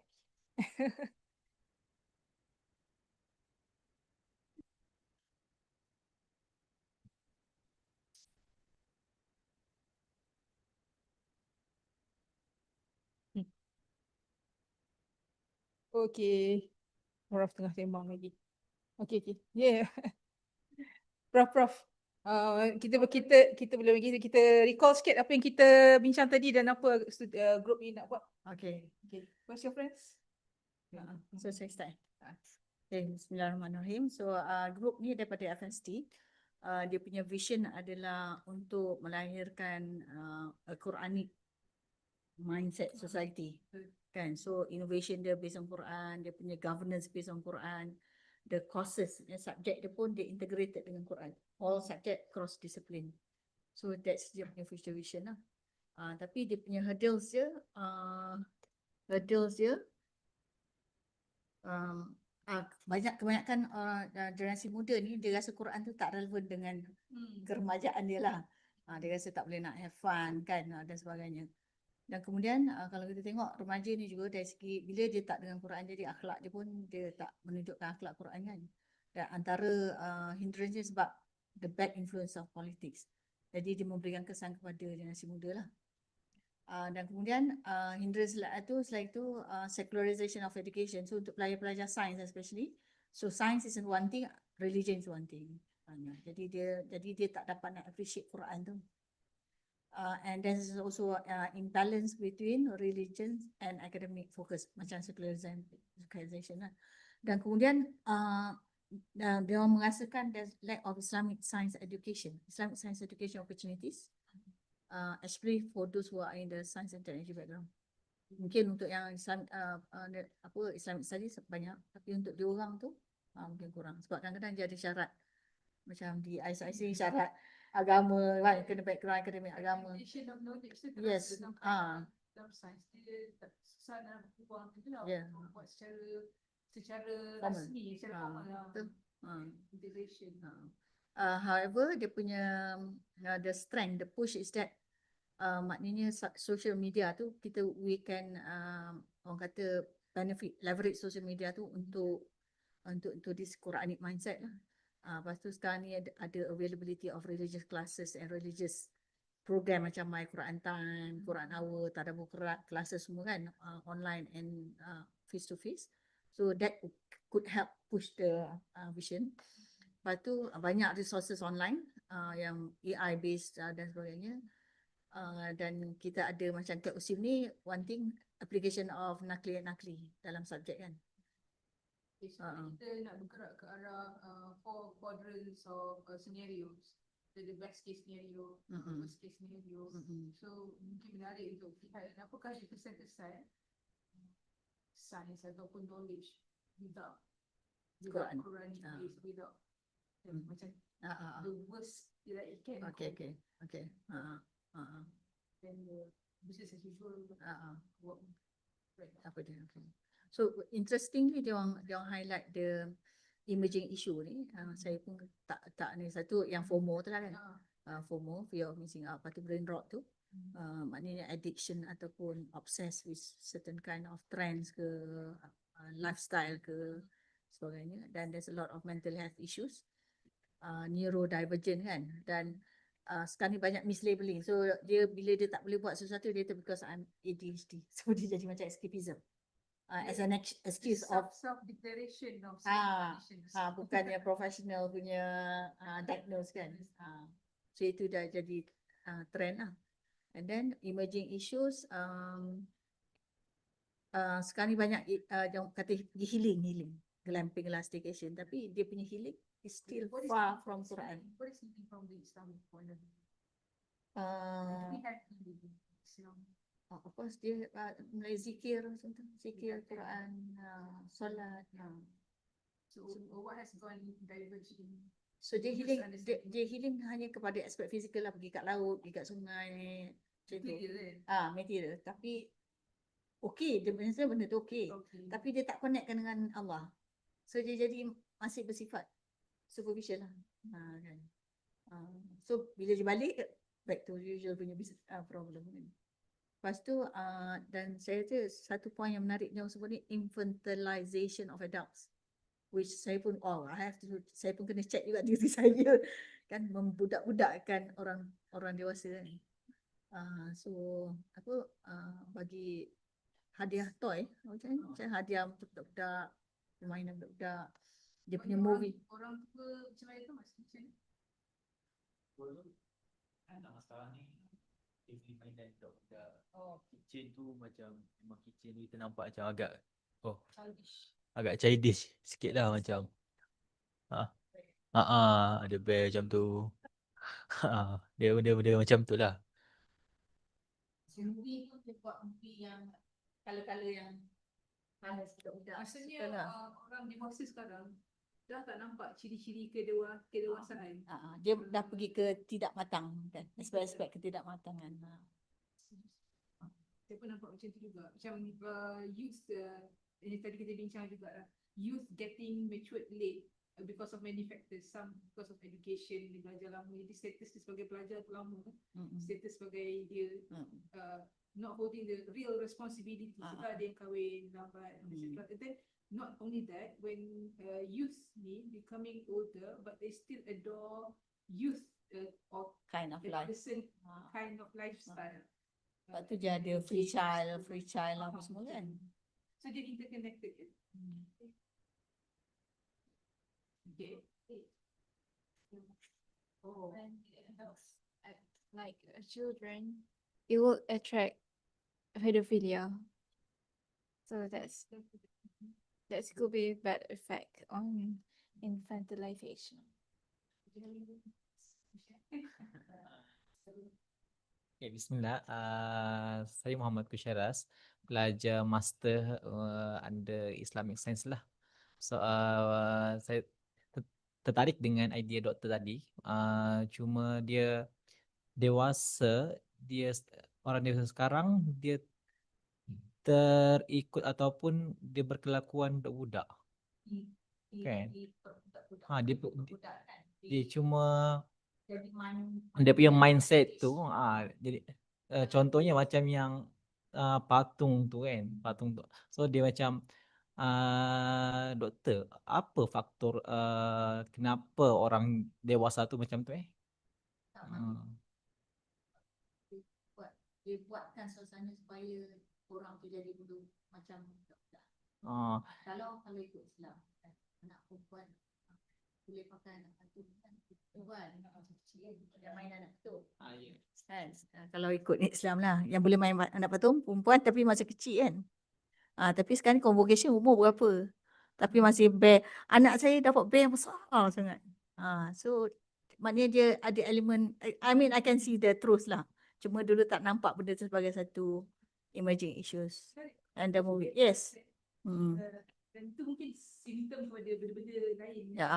Sebab in fact dia ada hadis yang mengatakan Dajjal berkaitan dengan Dajjal tu, dia adalah sufaha wa asnan huda. Saya selupa dia cuma matan dia tu, maknanya orang tua, orang besar tapi macam budak-budak. Childish. Kita banyak kepimpinan sekarang ni banyak macam tu kan. Very childish. Kita asal itu ni. Gaduh-gaduh, tak matang, tak professional kan. So It's something interesting lah. Bukan idea saya, dia orang yang highlight sebenarnya. Saya baru tahu. Saya baru tahu dia orang yang highlight. Maksudnya macam purposeful living, dia takkan nak pergi simplistic Ah. like that kan. Dia mesti macam gagasan orang yang ada ilmu dia lain bawakannya. Setuju. Lepas tu satu lagi saya nampak masa ta'aruf lah kan. Ta'aruf, tak kira lah mana-mana universiti. Presiden treat budak dia akan layan pelajar baru ni macam budak-budak, adik-adik. Bukan macam seorang dewasa lah daripada versi-versi tu. Tu salah satu yang saya nampak lah. Macam budak-budak sekolah. Padahal dah masuk universiti, umur dah 18, 19. Mungkin ada yang lagi tua dari tu. Macam dia dari segi dia good orator sangat sangat Focus in dan saya tengok dia punya pemikiran matang. Tapi maknanya bukan nak suruh buat macam ni, tapi maknanya dia orang tu they know what they want, sampaikan dekan pun boleh dia orang pecat. They can fight sebab dia tak nak dekan ni tak buat kerja something like that kan. So maknanya they know macam mana saya kata, maknanya dia ada that kind of foundation tu visionary. Kalau you cakap dengan dia memang lain kan. Okay, maksudnya orang muda yang bercakap tentang gagasan, sesuatu yang lebih ada idea, yang gagasan lah, big ideas, not small simple things. Menarik pemerhatian ni. Okay, terima kasih. Academician pun begitu juga sebenarnya. So kalau inovasi ke apa, dia perlu gagasan yang lebih besar. Okay, kita pergi ke sini pula. Just kita nak tengok. Okay, boleh share sikit tak yang hangat diperkatakan dalam bulan ni? Sila. Kita orang pilih dekat best case scenario ni, salah satunya high income.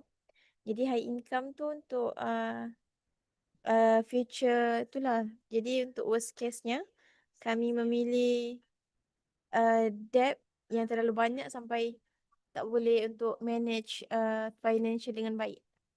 Hutang. Ya, hutang. Okay. High income. Ya, high income. High income best.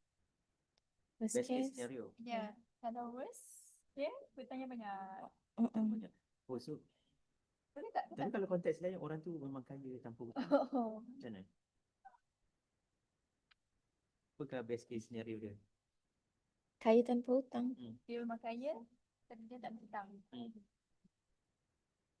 Boleh jadi tak dia kaya, tapi dia fikirkan macam mana nak manage orang-orang miskin di sekeliling dia ke? Tolong kakak.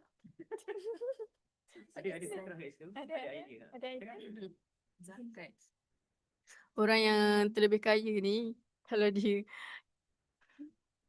orang yang terlebih kaya ni, kalau dia tak ada hutang, tapi kalau harta dia banyak, dia kena ada ilmu nak uruskan harta dia.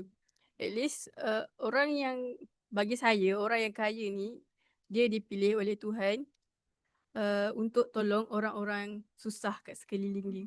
So melalui harta dia tu, harta tu boleh jadi salah satu asbab ataupun komponen untuk dia berdakwah. So dia boleh buka yayasan ataupun salurkan bantuan ke masjid-masjid, ke tahfiz, ke institusi pendidikan tu sendiri. So orang yang dapat sumbangan tu nanti, mereka ni pula yang akan belajar, lepas tu teruskan dakwah dia dekat serata dunia macam tu. Ada responsibility. Ya, betul. Tak kisahlah miskin ataupun kaya, semua ada tanggungjawab dia sendiri. So ibaratnya kita ni seimbang lah, kena seimbang. Purposefulness. Jadi fair. So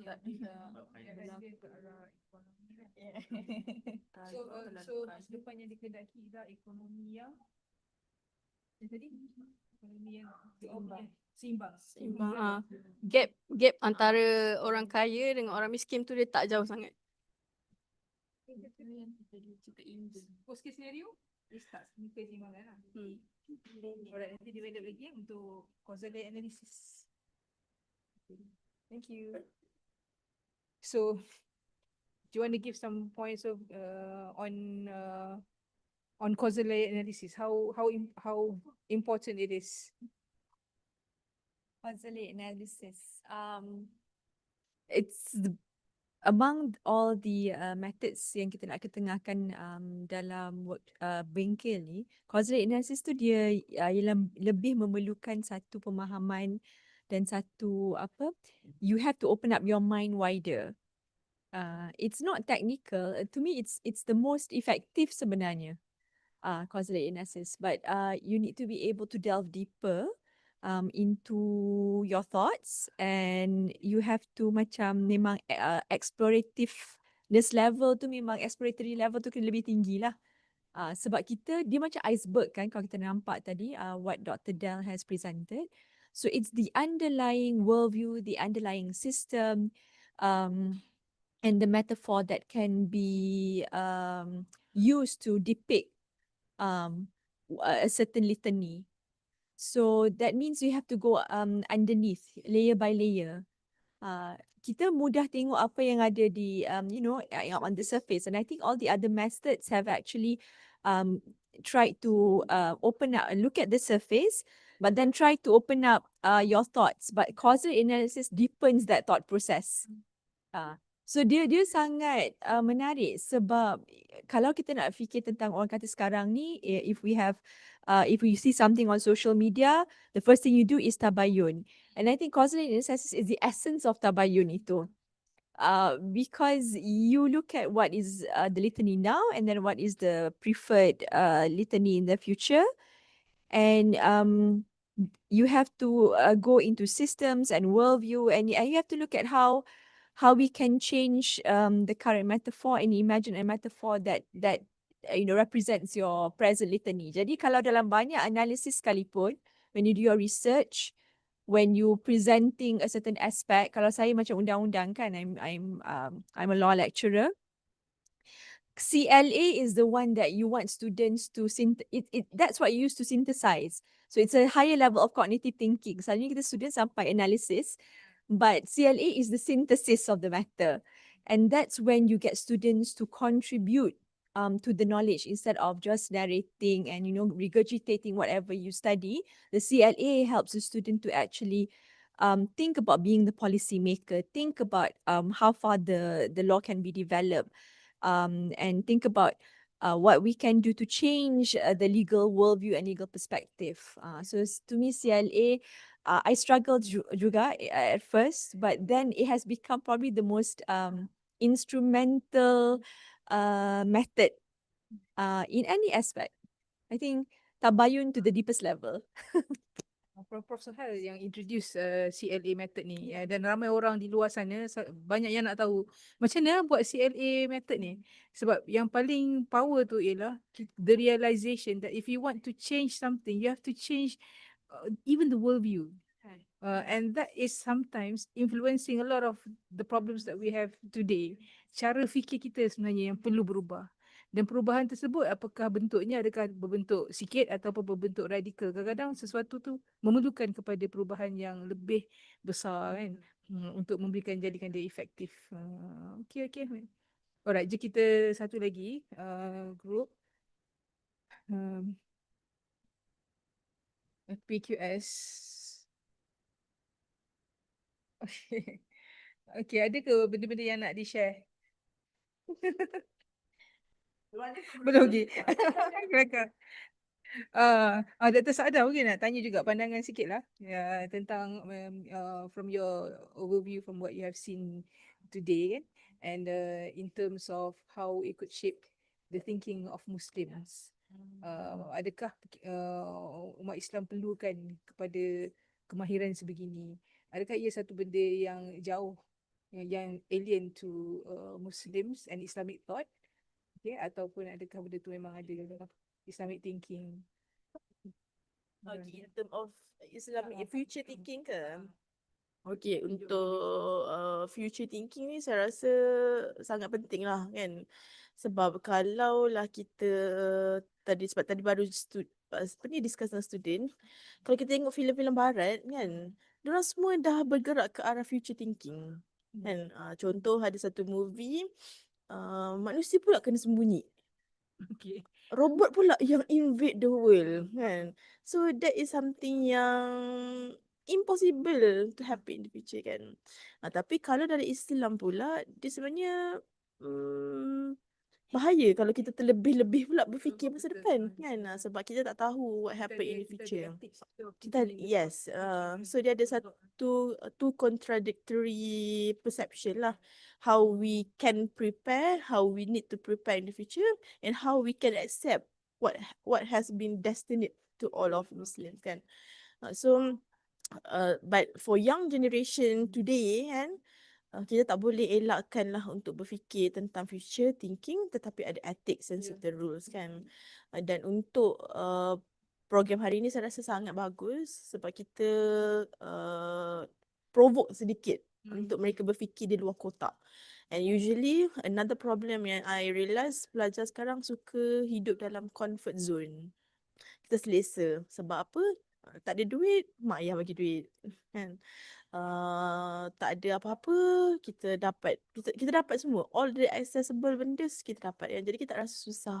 Once kita rasa susah, barulah kita akan fikir the solution. Once kita berada dalam situasi, barulah kita nak keluar dari situasi.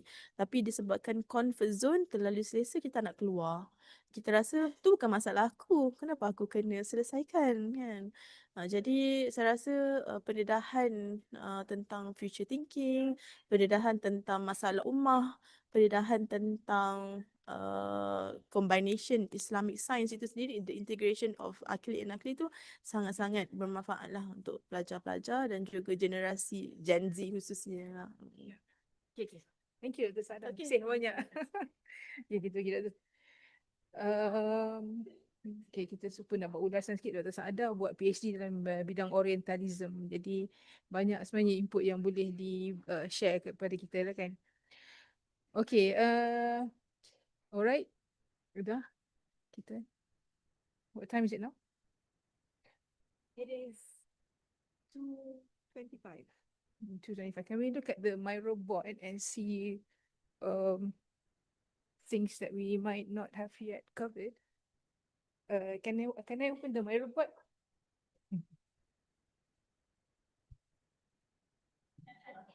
2:28.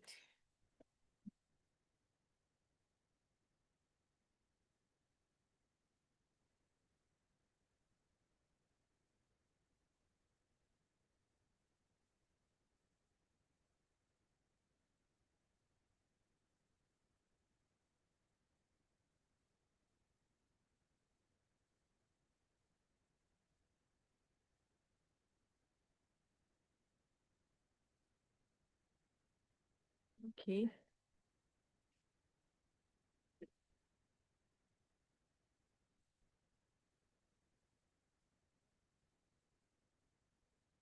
Again, here,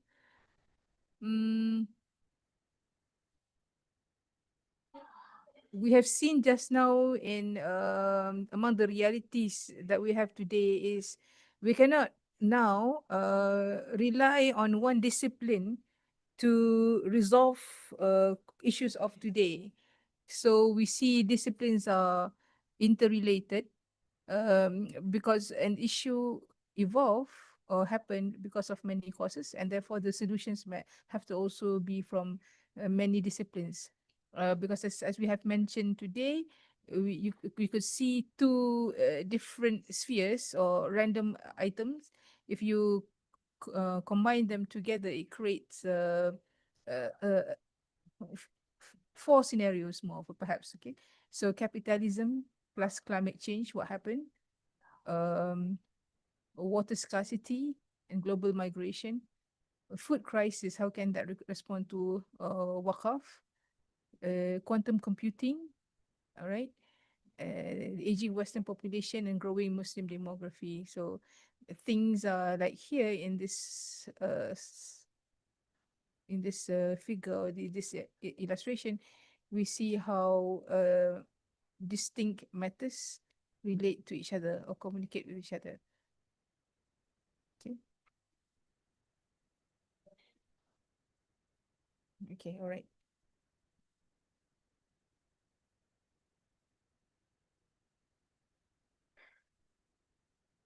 These are among the positive aspects today. that we as Muslims we should see as positive things that we could leverage on. The growth of South-South relationship and cooperation. Now we are focusing on our strength basically, and South. You can see many Muslim countries involved. So in the previous past, we've seen the northern countries basically dictate the norms of the world or the world order, but now South or Muslim countries would have to take more proactive actions. Okay, the rise of philanthropists, the rise of Muslim leaders, the growth of Muslim populations. So these are matters in which we can look at. Okay.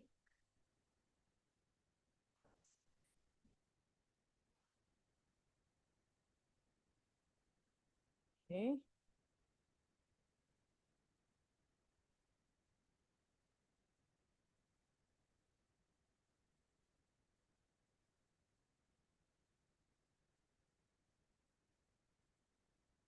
Okay, this is another thing we have put into an understanding. Okay, many of us would think that the establishment that we have today is an establishment that will stay long or will never change. But with futures thinking, we need to have this understanding that perhaps the establishment that we are used to would have to undergo certain changes, or we need to have an alternative future, alternative option of these. Okay, for example, capitalism used to promise a better future, but with the things happening right now, of environmental degradation or exploitation of certain matters, can capitalism promise us the same future, or can it still do that? So perhaps we have to rethink about the economic system altogether. How has liberal capitalism contributed to the collapse of the family institution? So we are championing in one side, but without us knowing it, there is also certain erosion of values from another perspective. Okay, this is also another news which calls for the dysfunctional role of the Security Council. So in order to gain legitimate trust to the Security Council, there should perhaps be a certain renewal or reform towards the Security Council. Okay, and now with the rise of fake news, we perhaps need more reliability in algorithm.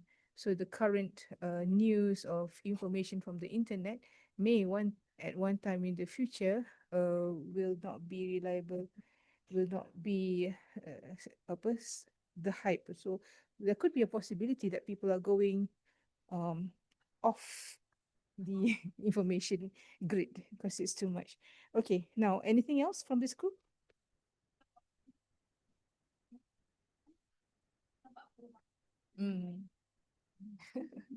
Outlier.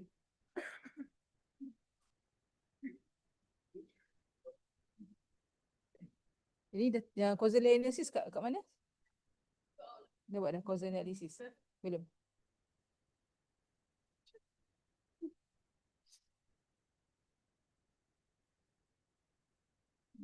Pergi kat pemerintah balik.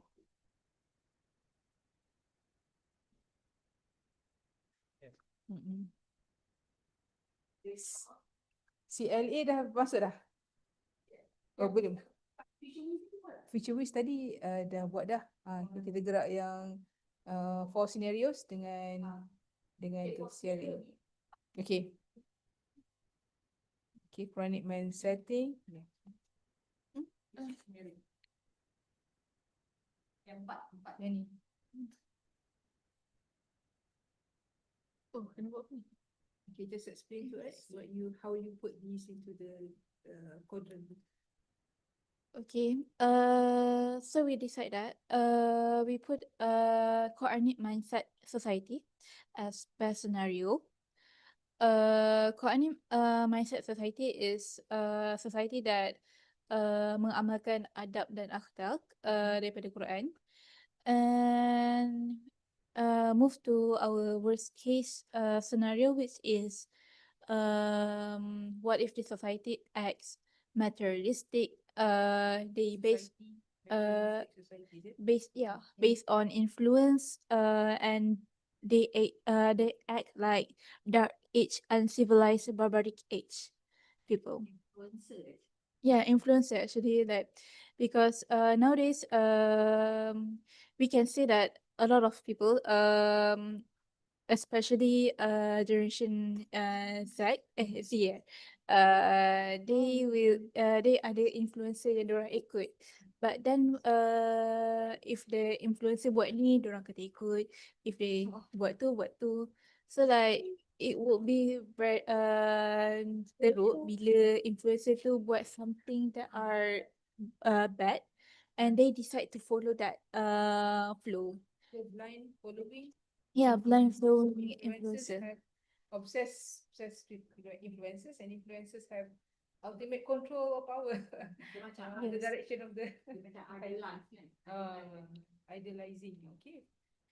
So, for business as usual, we can say that reciting Quran, but you did not fully understand what the verse you're reading. Like you're reading a Quran verse, but you don't know what's the meaning behind the Quran. So, we as a Muslim, especially USIM, which is we amalkan ilmu akil dan nakli, supposedly when we baca Quran tu kita kena faham di sebalik verse tu, and kita I still remember one of my teachers say that if you ada sahabat Rasulullah, betulkah saya tahu kalau doktor, sahabat Rasulullah dia baca Quran tu satu page dan betul-betul memahamikan konteks Quran tersebut, that we should kita kena kita jangan rushing on baca Quran, nak habiskan 30 juzuk and on one day. No, we need to understand each the verse what you were talking, because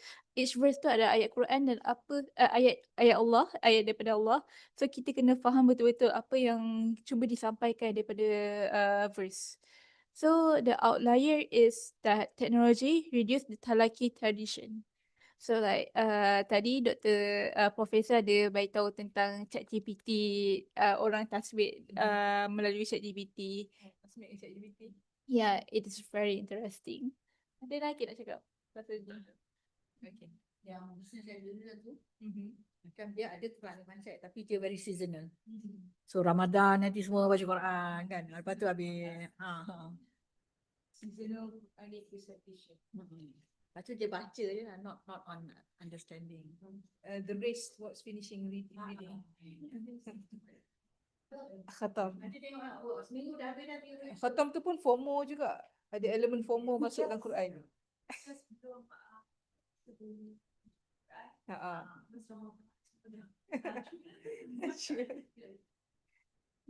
Okay. Kita kalau kaji yang Kalau kan what we call that, the peak Islamic science, which is diorang punya kajian based on Quran kan. So yeah, kita kena ikut cara diorang baca Quran sebab diorang mengkaji untuk what we call that, untuk membantu manusia yang akan datang itu. So like kita jangan baca sekadar just like baca untuk FOMO, but you need to understand each verse, because each verse maybe what I mentioned before that, innovation based on need base. So like maybe ada verse tu behind tu ada benda yang kita boleh buat based on that verse tu sendiri. the Quran based knowledgeable society. Yes. Okay. Bila kita cakap pasal knowledge based Quran society, dia teringatlah dekat apa yang saya belajar dalam subjek kimia tak organik. Yang mana dia dalam tajuk tu adalah tajuk tu pasal besi. Dan ada ayat Quran dan surah Al-Hadid cakap pasal besi ni Allah turunkan daripada langit. Tapi kalau kita tengok besi ni selalunya orang lombong ambil dari tanah. Jadi apa hikmahnya sebenarnya? Sebenarnya Allah nak cakap besi ni dia sebenarnya daripada luar angkasa. Dia dibuat daripada bintang yang mati. Sebab apa nak buat besi ni, dia kena hasilkan, dia kena ada panas yang sangat tinggi. Sampai 100 juta darjah Celsius tak silap. Yang tak ada kat bumi, kat matahari pun tak ada.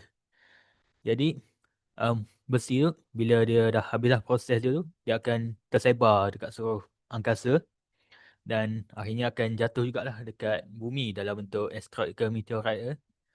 Dan macam tu lah asal usul besi dekat bumi ni. Okay, itu je. Proof Al-Quran. Science is proof. Yeah, proof Quran. Yeah.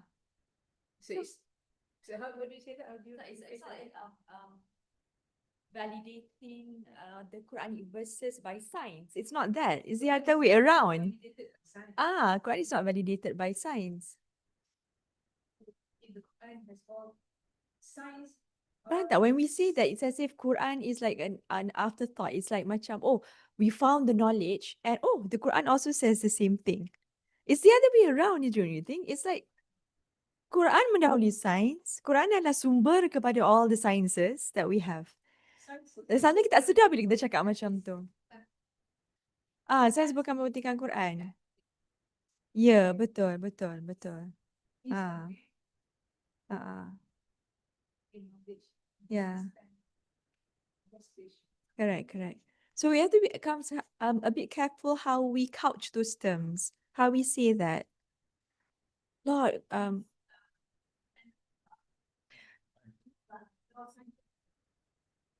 yeah. So what? Betul.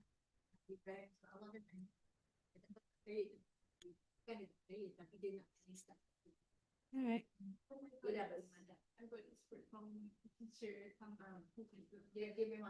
Sometimes we understand where they're trying to come from, but the way they're couching the terms might give a different connotation. It's like if as if Quran tu macam substandard. Bukan tu datang kemudian macam validating kan, validation. Why do you need validation? You don't need to validate the Quran. If it's not validated, then what would you do with your iman? Nampak tak? Nampak tak? See? Kan? Betul tak? Betul tak? Now they talk about validating. Yes, yes. So the Big Bang bukan dalam Quran. So then what happened to your faith at Quran? So dia change it. Nak trust theory of Big Bang tu ada danger.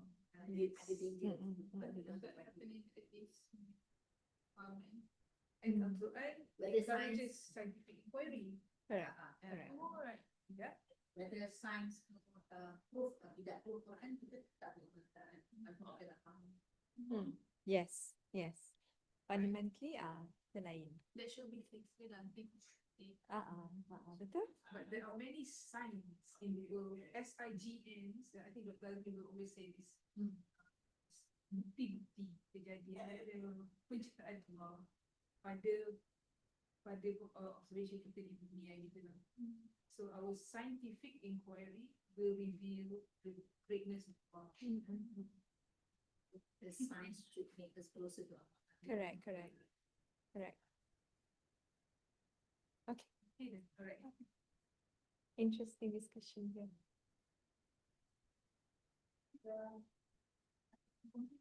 Itulah. Ini ada tanya Dr. Nak kumpul balik.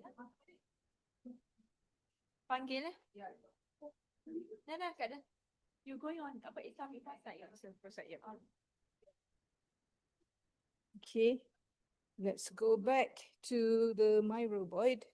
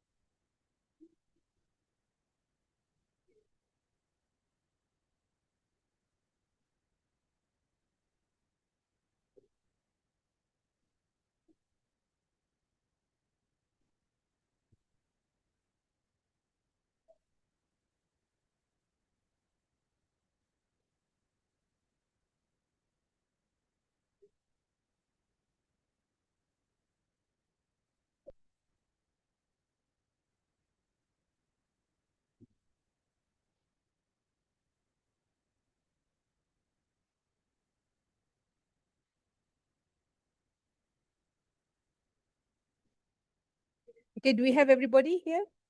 We are still waiting for some of them to come. Okay, so we may not have done fully the causal layer analysis exercise, but I hope you know how to do it. And when you go back, you can watch and see how you can really appreciate the tool of causal layer analysis and also the four scenarios. So basically what we have done is that we have explored ways on how to think creatively about the future. So now we realize that we are living in the trajectory or at a junction where you can decide what kind of future that you want it to be. We can influence the future. We do not know for sure what the future looks like, because as a Muslim we know everything is in the hands of Allah, all right? Allah subhanahu wa ta'ala. But we can influence our behavior, the community, the policies in towards the direction that the future that we would like it to be. Okay, so that's the power of it. And then in causal layered analysis, what we did was we understand how to deal with issues of today. When you read newspapers, when you see events or sporadic news, you have this ability to look at what are the underlying reasons, and if those news are on the negative side, you want to have some change for it. So the changes would have to also involve the systems, involve the worldview, on how to go towards a better future. So one change, you cannot just take one aspect and then bring to a change. It may involve the change of the community mindset. And then we can also we are able to also decide what kind of change are we going towards the future. Do we need small steps? Do we need radical steps? Is the issue urgent? If it's urgent and serious and important, then perhaps we need to have bigger, more influential steps to go towards the desired future or the preferred future. Okay, now I'm going to touch a little bit on this, but I'm sure we have already also undergone the discussion. The whole idea of futures today that we did is basically on the viewpoint of Islam. So when we talk about science and Islamic science, we had already imagined what kind of science that we do not want. Science which is not integrated with Islamic worldview. Science which is disintegrated with Tawheed. What will happen? Science which is not Quranic based. Science in which you totally rely on scientific inquiry 100% without also acknowledging that there are Quranic inspiration or guidance from Allah SWT in the Quran. So Islamic foresight, we call it Islamic foresight, because we think that in doing futures thinking for Muslims, it cannot be without having this Islamic understanding, because those who do futures, we call it futures with an S because there are many futures. Without Islamic understanding is dangerous as well, because you as if thinking about the future based on your whims and what you think as human, without having inspirational guidance from Quran, and also from the realization that we have qada and qadar. Okay, that is very important. In fact, the Quran also teaches us to say inshallah when we talk about future, because we say, okay, do not think about tomorrow without you having this realization that it will only happen with the will of Allah subhanahu wa ta'ala. That is how delicate a Muslim's mind and feeling is when we are talking about the future. Okay, so the future's mindset here is we have to also, as Muslims, be strategic. We have to understand our strength, and we have to be able to move towards renewal. That is why in every century Allah sends Muslims, to renew as a tajdid. Okay, we have already seen as well scholars from different era calling for tajdid, calling for renewal, for the Muslims to wake up and wake up and wake up, because we need changes in our society. for the betterment. So these are among the things that we have discussed. We have also written a paper about future thinking in the Islamic point of view. You may, after this, look for it. And also the realities of Muslim communities today, why we think it is important for the Muslim Ummah. It is because changes of the world are affecting Muslims as a whole. Okay, for example, from these data that we have taken, if we talk about number one, um, about literacy, about education, the lighter blue ones are representing Muslim countries, and these are the lighter blue ones are populations which have very low literacy rate. Okay, kadar kebolehan membaca yang rendah, and that will of course impact the intellectual level of the community, and we see here is lower, lighter blue in color. So it is a serious issue to be addressed. Another one is on water scarcity. Water scarcity, the lighter blue ones are countries which are affected by water scarcity. And again, we see this represent many Muslim countries. Okay, and what else down here? The rate of migration from Muslim countries outside also impacted Muslim countries because there are so many conflicts occurring in Muslim countries, and Muslims are going towards the West. And now we could see also the impact of Muslim at the West. So now if you want to learn Islam, the rise of Islam in the West, that also gives some, even though is a consequence of certain calamity like this, but somehow we also see another aspect of Muslims, and Muslims being other than in the Middle East, have many things to learn from the West as well. And Islam will be the world's largest religion. This is already forecasted based on data by the Pew Research. So we think because of these elements, Muslim communities really have to have the understanding of future studies. Okay, and we have also put listed down here what are the disruptions in Islamic science. Disruptions means the changes in Islamic science that we have seen, secularism, because the West were frustrated with their religion, right? That was why the West, they demarcated religion and church. So anything to do with the government or with knowledge, you cannot involve religion because they were frustrated with the religion. That's what Alakas mentioned. Okay, and then globalization has disrupted Islamic, us as Muslims, Orientalism, studies on Islam. These are also things which have happened relating to Muslims. We have non-Muslims studying about us.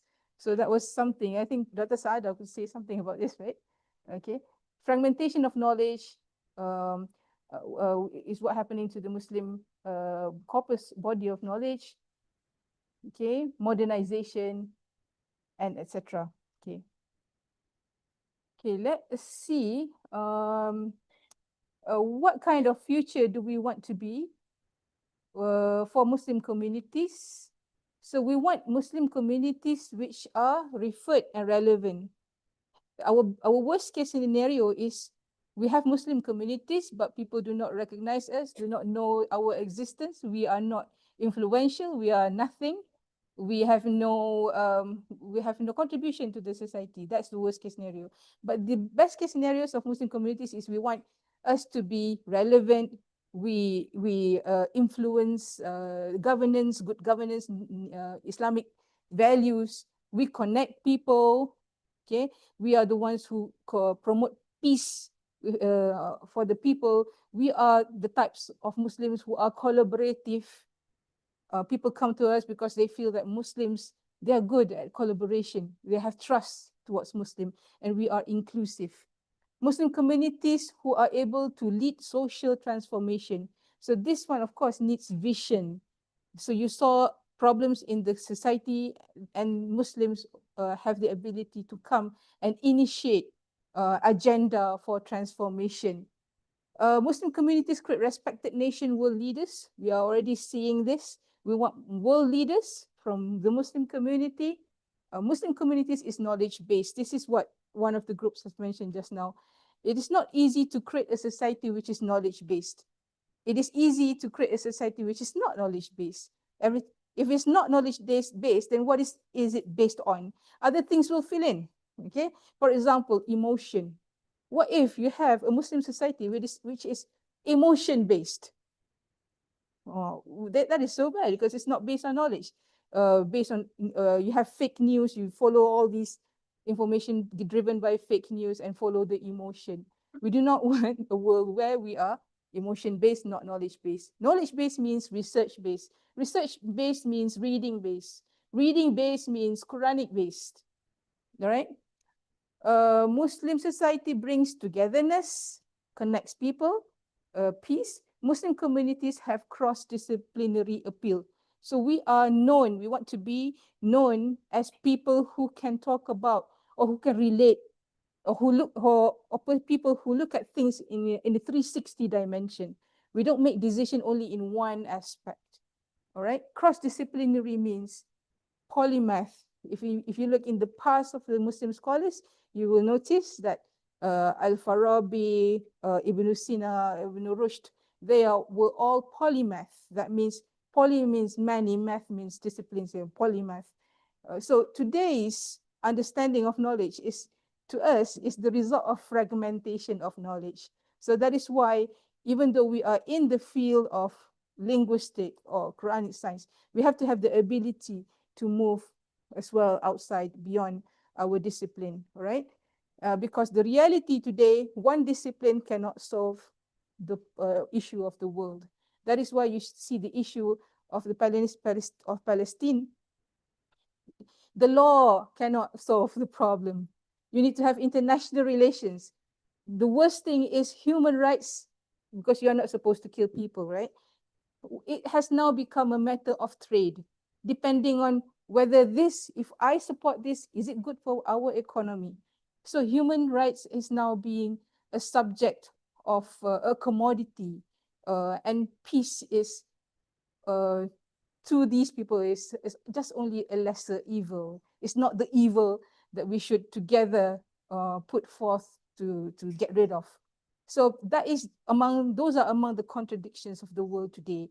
All right, and then Muslim communities, we want Muslim communities who are competent. Competent means know what they are doing. If you are a student learning, you have to be competent in your discipline of knowledge. It means you know what you're doing, you know you have the knowledge and you have the kemahiran and able to come up with cutting edge academia. Cutting edge means real knowledge which brings change to the world, not repeating or not just artificial production of knowledge. So when we talk about Muslim communities, who do we talk about? Yeah, we talk about Muslim countries, we talk about Muslim leaders, we talk about Muslim youth, we talk about Muslim students, we talk about Islamic universities, we talk about Muslim families. So these are the people that can shape a bigger picture of Muslim community. So when we were studying about futures thinking from the Islamic point of view, we were talking about what are we going to cover here? Are we able to cover things which we cannot see? Of course not, because under the classification of knowledge, you have ilm shahada and ilm ghaib. Of course, the ghaib, we are the recipient of the information or the descriptions that Allah gives to us. We have akhirah, we believe that forms the foundation of us as Muslim. But we are not studying about the details of, the things of ghaib that is not within the ethics. But what we know is whatever we do here in this world today, we have a picture of it in the hereafter, okay? So we do good here, we have the picture of it in the hereafter. So that much we know very well, because it's clearly spoken in the Quran. And as a Muslim, the taboo is, we know in the Muslim society, they keep saying that, what are you talking about? You're going to talk about the future? Is it ethical? We should be submitting to the destiny, qada and qadar. We don't have to think about tomorrow, because that's in the will of Allah. So is that the direction? The direction is in Islam. Islam promotes us to go towards the better, okay, to move towards change if we need change, to go towards the preferred status of things. So in a society, the best situation of society is a society that have what justice, that is promoting rights. So there are many preferred futures in the Quran about a family. What kind of family are we looking at in Islam? We want a family of which has sakina, which has mawaddah. So in terms of politics, in terms of economy is when you also have the Quranic dimension, not only profit maximization of profit like we know in the economic understanding today. So all of these are guided in the Quran. And so we have to work something within the realm of what we know today. So today we have to work something. We cannot just leave things matter and submit to takdir without. That is very difficult to say, isn't it? We have to submit to takdir, but the Muslim identity is the one whom, if I can show you, the hadith says that even though the Yawmul Qiyamah will appear tomorrow, if you have a sapling in your hand, you plant the sapling, you plant the benih, the seed. Okay, that is to show how Muslims should be determined of tomorrow. Okay, and of what they do today matters. So these are among the Quranic verses which we have put the vision of the Quran in Ummah in the Quran. Allah Subhanahu Wa Taala says, Bismillahirrahmanirrahim, kuntum khaira ummatin, you are the best of nation which evolved from mankind, and the function of the ummah is to enjoin what is right and to forbid what is wrong. So this should be in everyone's preferred future in whatever dimension it is. We want to be the best ummah. And then Allah says, we have appointed you وَكَذَلِكَ جَعَلْنَاكُمْ أُمَّةً وَسَطًا, justly balanced nation. Justly balanced nation is excellent nation, okay, which promotes mizan. Mizan is excellence, because today we're not going to KPI further growth, indefinite growth, but we want to go towards a balanced and ideal situation for everyone. Okay, and you are the witness to the people, shuhada'a ala nas, which means we are a model society, an excellent society. Farabi call it as the Madinah al-Fadilah, excellent society in all aspects. Okay, so I think that with that we conclude about what we have learned the whole day. But I would like to give maybe 1 or 2 points for the lecturers to come in to say something. Dr. Saada ke, Dr. Fadlina, please, if you have any point. No? Okay. Lena? Right. Before we go to our fishbowl session.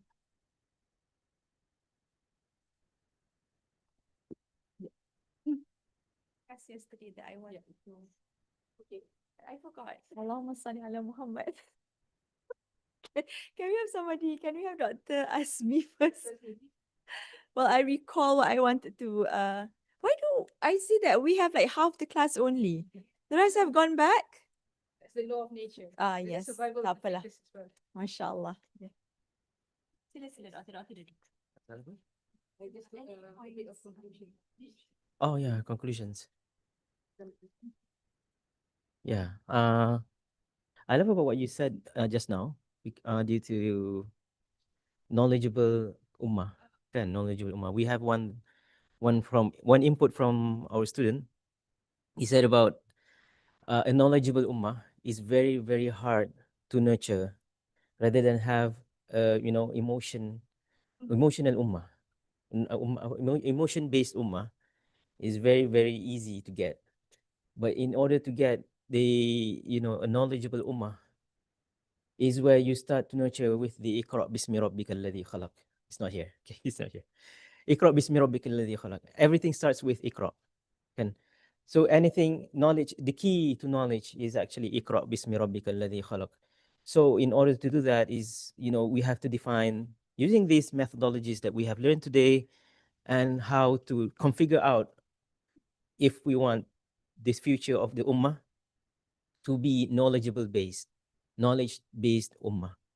Okay, so this is one of the interesting parts. Kita tengok lagi. Can I see the previous one? Yeah, right. Yeah, that one. Yeah, yeah. Yes, this one. Yes, this one. Yes. Yes. One thing I want to add up is that this is very important for you guys. Okay, so if you're not just from FPBU focusing on linguistics, we want to create graduates or graduates that has multidisciplinary perspectives. Okay, kamu tidak perlu hanya fikir pasal linguistik sahaja, but you have to be more competent, berdaya saing in other fields in order for you to know, because solving the ummah is not just one perspective. Just like in Gaza, people of law, people of international law, people of human rights have beginning to combine their knowledge to approach the Gaza issues. Okay, so this is one of the examples yang kita nak buat. So in order to solve the problem of the ummah, you need to have some aspects of multidisciplinary approaches. Okay, so people from FPQS, yes, that's good. You have Quran and Sunnah as the basis of your knowledge. You need to have more perspectives of that. Bukan nak menjadi polymath macam Al-Farabi, of course. It's a long way to go. But have a surface of that. Okay, ambil surface of ethics. Luar sikit daripada bidang kamu. In order for you to tackle all these problematic or solving the problems of the ummah, inshallah. Okay, so back to Dr. Thank you for allowing me to warm up for the last time. Ready, ready? Very steady. Okay. So this is what I tell my students, just to take from what Dr. Azmi said. I always tell my law students, because when you learn law, law ni dia macam ada, I don't know whether it's the right word lah, dia ada poyoness dia sikit lah. When you learn law kan, you wear black and white, you go to the moot court and all that. I tell them, how you dress is one thing as well, kan? What's wrong about dressing like a, Muslimah especially? You don't have to wear pants and a short shirt and wear a blazer to cover up your behind. What's wrong about wearing a skirt? What's wrong about wearing baju kurung? Does that not make you does that make you less of a lawyer? You're not corporatish enough. So we can see that there is that still worldview of thinking that if you are of a certain discipline, then this is the image that you have to bring. But I tell my students, you are a Muslim first and everything else second. You are a Muslim first, then you are a daughter. You're a Muslim first, then you're a wife. You're a Muslim first, then you are a lawyer, a doctor, an engineer, what have you. So don't think about Islam as an afterthought. I was telling this to Dr. Dell. This is the point. Sometimes, even as academicians, when we do research, we research all the disciplines, kan, the Western concepts, apa tu, and then there's one chapter, Islamic perspective. We write articles and suddenly ada Islamic perspective and comparison, as if Islam tu is a peripheral. Dia macam afterthought. Kita belajar semua ilmu tu, lepas tu kita tengok apa Islam cakap pasal benda ni. So, I think we're starting off with the wrong foot every time. And as a student, when you study, kan, you've come from different faculties, kan? Start thinking, what does Islam have to say what does Islam have to say? What are the fundamental principles? How should I train my thought process? And then belajar ilmu tu. Ilmu yang mungkin datang daripada barat, mungkin datang daripada Middle East, mungkin datang daripada mana-mana parts of the world. Okay. But don't start off with, studying, thinking about, okay, your textbook says this, kan? Probably a Westerner wrote your textbook and that's in your course outline, fine. And then only after that think about, but how does Islam look at transactions, contohnya? So dia jadi terbalik. We should start off from the ground, from the substratum, about Islam itself, the Quran, the Sunnah. Okay, apa the limitations that we should beware of? Contohnya AI. Sekarang ni AI tu dah macam mendahului and all the Islamic scholars sekarang macam tengah nak catch up. Macam mana kita nak regulate, monitor? Oh my God, it's going far and wide. It's encroaching into our lives. Macam mana kita nak masukkan ethical principles untuk make sure that kita boleh control AI ni? So you know what? We're trying to catch up. I think it should stem from the fact that these are the limits that you cannot encroach. AI cannot go there. Daripada benda tu dah ada, baru kita sibuk nak bagi guidelines, Islamic guidelines. So, kita selalu macam tu. The Islamic world dah tak macam dulu. Yang dulu, they are the ones who, how knowledge evolved is with their explorative nature. Dia tahu betul-betul the text kan, the scriptural text, the divine revelation, baru dia kembangkan ilmu daripada dalam segi yang lain. Sekarang dah terbalik. Ilmu tu berkembang laju kan. And suddenly Islam is, bukan Islam is trying to catch up. Kita punya Islamic experts and Islamic scholars trying to catch up. So I want you to turn that worldview. Whenever you do something, you think first. Dalam Islam, apa dia? Apa yang saya boleh buat, apa saya tak boleh buat? Macam mana saya nak mulakan perjalanan kembara ilmu tu berdasarkan apa yang dah diasaskan oleh Islam. Okay, bukan belajar, lepas tu baru tengok balik. Islam kata benda ni halal ke haram But I'm not talking about you as students. I'm talking us as everyone, as researchers, academicians. And I think this is what future studies, when we try to integrate this in your course, is that we're trying to have students with that kind of mindset. One of the earliest exposure. Yeah. So you're very special tau, dapat belajar kursus macam ni, dapat belajar ilmu macam ni, because I'm sure a lot of students are not aware of what you have learned today.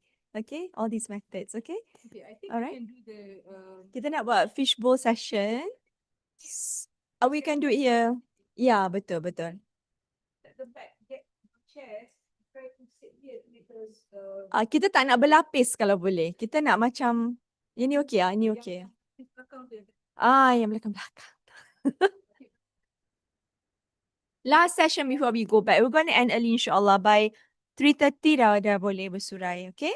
But we need to do the fishbowl session. Kita nak guna apa ya untuk pas-pas barang? Sekejap.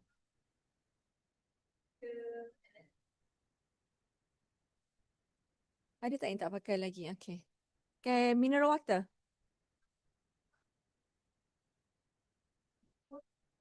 Tak tahu? What do we have to hold? Sorry. Sina.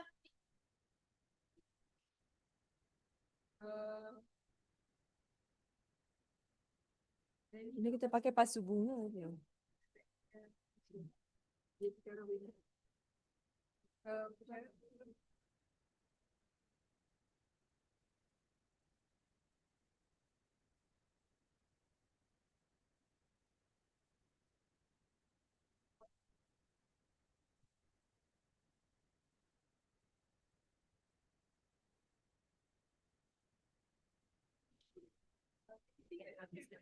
Apa dia? Lepas fishbowl apa dia? Fishbowl kan kita kena pegang sesuatu nampas kat orang. Doktor dah tak. Mineral tak best, mineral tu benda lain. Kan? Botol lain siapa tu? Ada tak pasu bunga?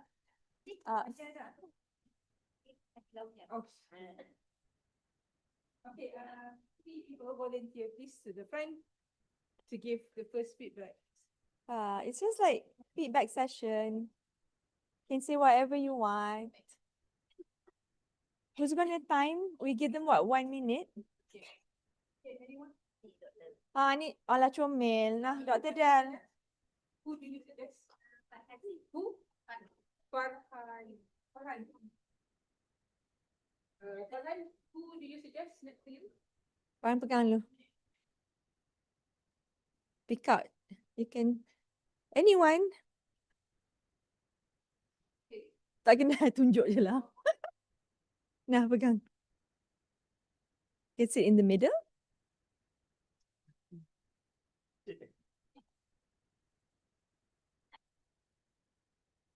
Tolong time boleh? And then you choose a time.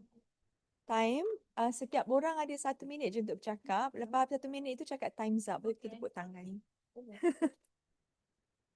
1 minit untuk semua. Untuk seorang. No? At the end of the day, everybody will have to talk anyway. Oh, okay. So the fishbowl session, is where we get feedback. So you can say anything from your heart about your reflection on what you have gone through for the whole day. Okay, so kenapa tak ada seorang lagi? Tak ada siapa nak duduk? Saya tarik je lah. At the end of the day, your friend will give it to you anyway. Okay? So, so this indicates your turn. Okay, so we have 3 people. So nanti Farhan Bila Farhan has finished, sorry. Farha, we give 1 minute each. So at the end of 1 minute, nanti staff akan cakap time's up and we all give them a big round of applause. Walaupun dia masih syok lagi bercakap. Okay, you have to honor the time limit. Okay, so keep it within 1 minute. So when you have given your feedback, you will pass this to anyone sitting there for him or her to take your place pula. So whoever holds this gets to talk. Tapi kalau dia dah bangun, dia kena pass dekat yang duduk lah. Okay, dia kena pass kat orang yang masih duduk. Oh, okay. Seharusnya kita ada 2 benda kan? Satu je. Okay, sorry. I correct my correction. Macam tadilah. Pass to anybody else for that person to replace him. And the person who's still sitting here will have his or her time 1 minute to talk about. Okay? So, bolehlah ada seorang. Kita akan main sampai hampir semua orang kena bercakap. Hakim, tolong. Okay, alright. So this is yours to give to anyone else. Okay, apa-apa saja. Maybe apa poin yang rasa menarik balik ke ataupun plan lepas ni ke. Singlish ke lah. Singlish lah. 1 minute.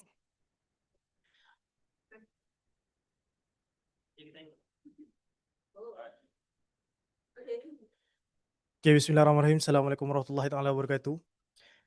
Minta maaf dalam keadaan basah tadi kat luar hujan. Okay, untuk impact apa yang kita dapat dalam session kali ini bukanlah satu benda yang rugi tapi bermanfaat pada kita. Kerana benda ni ada dalam dalam ayat Quran. Kerana kita kena amalkanlah dalam surah Al-Imran ayat 110 which is kuntum khairu ummat ukhrijat linnas ta'muruna bil ma'ruf wa tanhauna 'anil munkar wa tu'minuna billah. Yang bermakna kita kena saling untuk mengajakkan kepada kebaikan dan mencegah kepada kemungkaran, serta kita beri impact kepada diri kita juga, apa yang kita boleh bagi kepada Islam tu sendiri, Islamic society, not only for the beneficiaries but all of the Muslim. Contoh macam Islamic banking, bukan sekadar Islamic banking tapi more on that. Dan one of it yang saya dengar daripada luar juga akan ada. Okay, baik, terima kasih.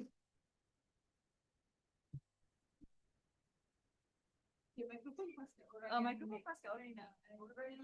Duduk. Oh, ya.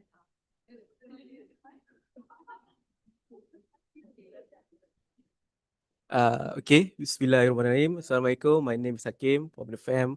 I'm the corporate admin. First of all, thank you all of you to come here. First of all, I want to say that there's a lot we need to take and we need to give at this section, and I appreciate it. There's a lot of things that I learned today because we all come from different value. Some for the PKS, some for the FAB, some for the FBU, and I see a lot of the different POV and different pendapat masing-masing tentang current issue tentang Islam, and it's a thing that we need to appreciate today. Then we need to learn and take it to our home and spread with other. Okay. Yeah.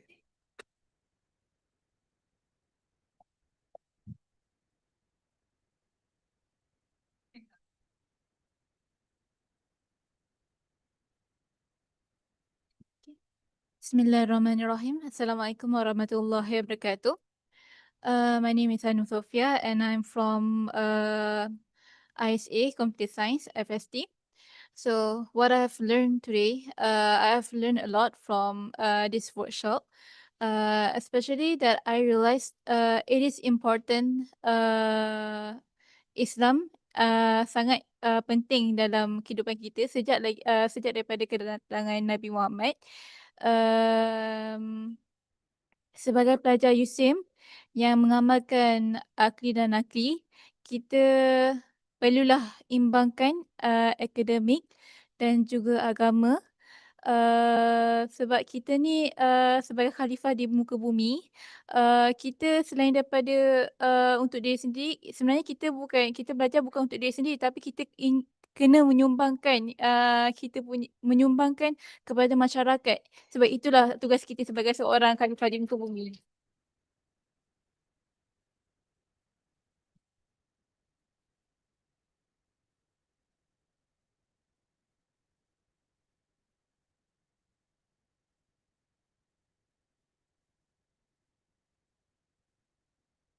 Bismillahirrahmanirrahim. Assalamualaikum warahmatullahi wabarakatuh.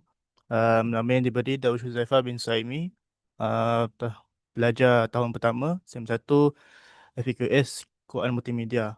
Apa yang saya boleh dapat pada workshop ini amatlah bermakna sebabkan dia membuka minda saya sebab berkaitan dengan apa yang terjadi pada Islamic world side. Yang kita seperti tahu, mungkin kita dah tengok pada skop pada dalam Malaysia saja, tetapi tapi kita tengok pada worldwide punya Islam memang terlalu banyak isu dia. Jadi kita untuk seperti sebagai pelajar kita pun kena ambil cakna juga untuk apa yang terjadi seperti contoh macam di Palestine, Sudan, tak seperti juga dengan daripada Uyghur, China dan saudara-saudara kita di mana-mana tempat juga. Jadi itu saja.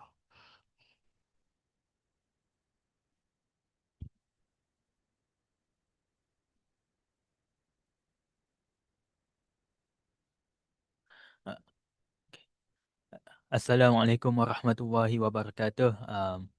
Nama saya Fawaz. Saya tahun 2 pelajar teknologi kimia industri. Dan ni dah lama dah sebenarnya saya tak cakap macam benda-benda macam ni kan. Sebab kat sekolah dulu memang ada kawan lah selalu cakap benda-benda macam ni. Memang agak seronok lah kat sini kan. No regret. Tak ada penyesalan lah datang kat sini. Lepas tu apa? Perbahasan dalam ni juga agak menarik. Dia apa? Dia membolehkan kita tengok daripada pelbagai point of view, pandangan orang lain. Jadi bila kita tengok daripada pelbagai point of view tu, dia membuka kita punya minda supaya kita boleh tengok, boleh faham apa keadaan sekeliling kita ni kadang-kadang bukannya mudah, dia lebih kompleks daripada yang kita sangka. Terima kasih. Ya, Bismillah. Assalamualaikum. Saya Nur Najwa daripada Fakulti Bahasa Utama. First, what I got from here, there are a lot of things that we can learn, which is sebenarnya satu masalah yang berlaku di sini ni bukan adalah tanggungjawab individu, tapi kita kena sama-sama membangunkan perspektif from the Islamic perspective untuk nak jayakan ataupun nak membangun satu future baru, iaitu yang mengaitkan keislaman tu dalam organisasi ataupun anything in our world ni kan. Lepas tu satu lagi kita apa ya? Mungkin tu aja lah kot.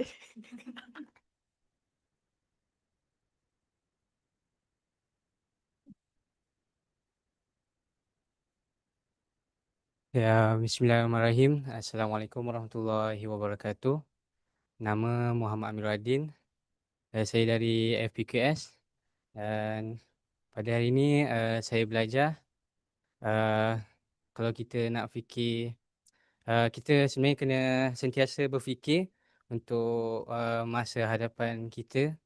Dan sebenarnya banyak cara lah daripada kita tengok, daripada semua yang dipaparkan tu memang banyaklah cara yang kita boleh gunakan.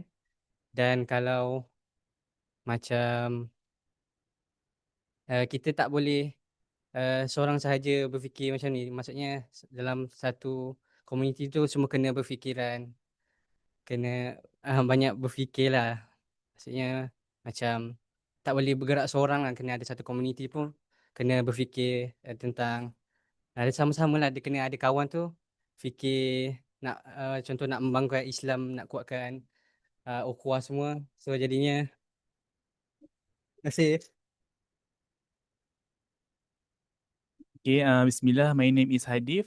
Okay, for in a simple word that I can give, the impact of science Islam is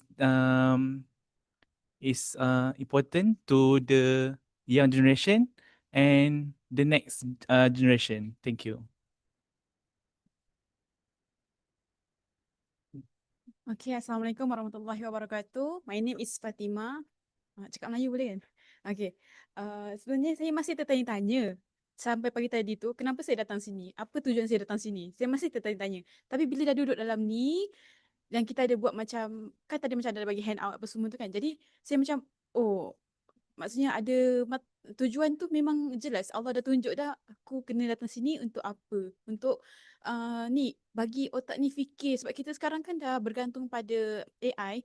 Jadi bila datang lepas tu buat fikir tu sendiri kan macam oh banyak benda yang tak tahu sebenarnya. Macam tu lah. Walaupun dah tahun berapa ni kan tapi still kita betul lah kata tadi doktor-doktor jangan mengagungkan sangat AI tu. You should think on yourself sebab benda-benda ni tak boleh AI tak boleh melebihi kita punya apa pemikiran macam tu lah lebih kurang. So saya sangat bersyukur sebab dapat hadir hari ni. Terima kasih. Habis lagi. Lagi satu. Habis dah habis. Okay.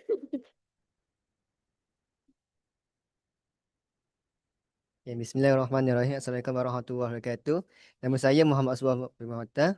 Jadi sesi untuk hari ini saya sangat membuka minda saya di mana kita tahu umat Islam pernah berada pada zaman kebilangan di mana zaman kemasan di Andalusia, Baghdad dan sebagaimana.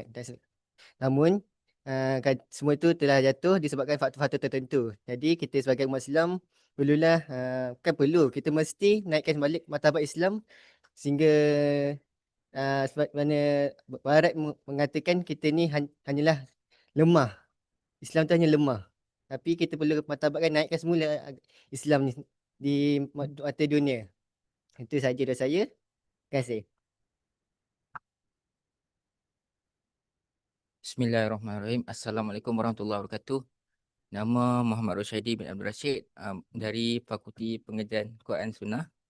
So apa yang saya dapat pada program kali ini adalah kebanyakan input yang saya dapat pada program ini adalah tentang bagaimana Allah Subhanahu Wa Taala ciptakan kita dan dunia semua ni adalah sebagai salah satu bentuk yang bersifat keadilan ataupun bersifat berpasang-pasangan dan ataupun bersifat kestabilan dalam erti kata ada pair dan masing-masing. So kita banyak melihat apa problem dan setiap problem tu akan ada satu solution yang perlu kita lakukan. Sekadar itu saja.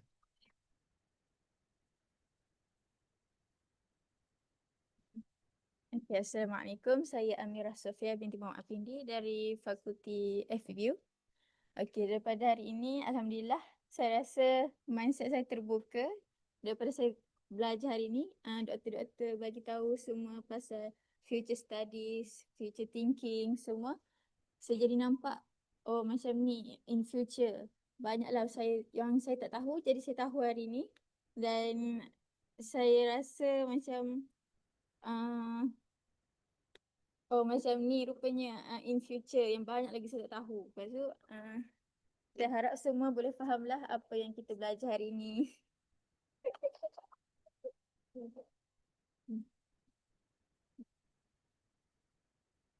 Assalamualaikum warahmatullahi wabarakatuh. Saya Nik Iqbal Hazim bin Ihsan daripada tahun 2 daripada Fakulti Ekonomi dan Muamalat. Apa yang saya dapat summary-kan yang secara mudahlah. Saya ingat pengantasan Islam ni sekadar sejarah. Tapi bila dipelajari secara mendalam, kita belajar sejarah tapi dalam masa yang sama kita belajar juga apa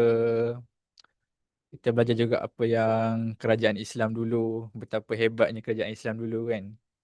Dan bila saya belajar ni dia buka minda saya yang sebenarnya kerajaan Islam ni dulunya sebuah kerajaan yang hebat, tapi bila berlakunya penjajahan, sejarah kita tu diputarbelikkan. Jadi kita lah generasi sekarang kena memartabatkan balik lah apa yang berlaku. Okay.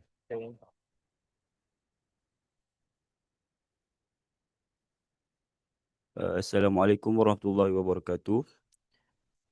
Hari ni kan kita dengar tentang FOMO kan, nak ikut orang, nak ikut trend. Tapi sebenarnya secara tak langsung kita dalam ibadah pun ada FOMO. Contoh baca Al-Quran, ada orang baca Al-Quran masa Ramadan je. Tapi sebenarnya kita tak boleh macam tu sebab itu kan petunjuk hidup. Kita kena baca selalu untuk dekat diri kita dengan Al-Quran. Dah, tu je. Tu je. Assalamualaikum.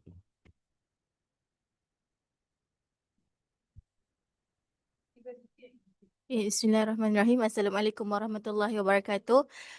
Saya Alia, pelajar tahun 1 daripada FPQS. Saya nak cakap satu je.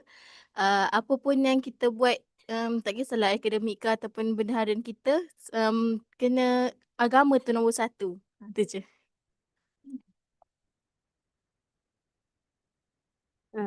Okay.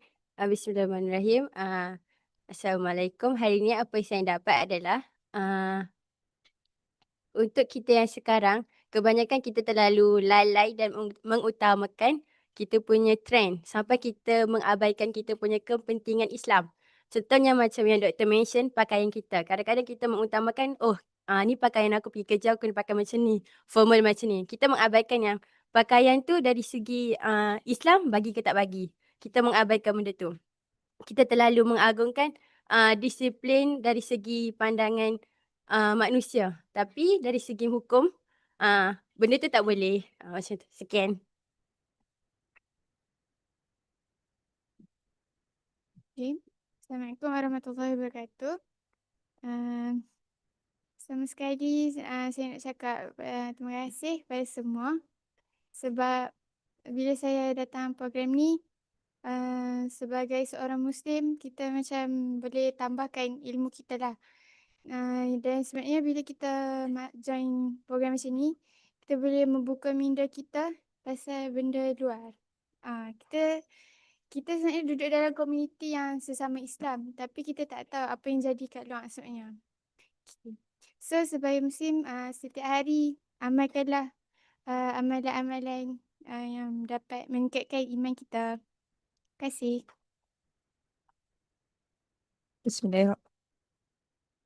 Bismillahirrahmanirrahim. Assalamualaikum warahmatullahi wabarakatuh. Okay, apa yang saya dapat hari ini adalah kita sebagai seorang Muslim, kita mestilah mengedepankan ataupun kita mengutamakan Al-Quran dan hadis tu sebagai satu asas dalam setiap apa jua perbuatan yang kita buat lah. Dan zaman sekarang kan kita lebih as a pelajar universiti pun kita selalunya kita akan mengutamakan AI ataupun sumber-sumber lain selain daripada Al-Quran dan hadis. Ke belakang baru kita akan berpandukan Al-Quran dan hadis. Benda tu sekarang mungkinlah kita tak nampak. Tapi bila ke depan lagi, mungkin benda tu akan bagi impak yang besar dekat dalam persekitaran kita. Saya rasa itu saja. Terima kasih. Bismillahirrahmanirrahim. Nama saya Diana. Apa yang saya dapat hari ini, critical thinking. First saya belajar critical thinking waktu kita bekerja dalam kumpulan sebab kita berfikir dan menganalisis maklumat-maklumat yang kita kena ada untuk isi dekat dalam kerja kita tu. Lepas tu knowledge. Knowledge ni penting.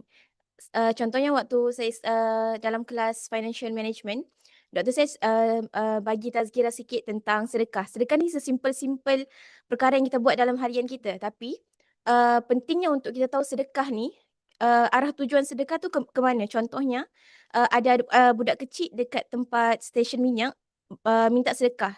Lepas tu untuk kita tahu dia punya arah duit tu ke mana, sepatutnya kita macam meminta pengesahan duit ni akan ke mana, akan disalurkan ke mana. Kalau kita tak tahu, sebaiknya boleh untuk kita tidak bersedekah.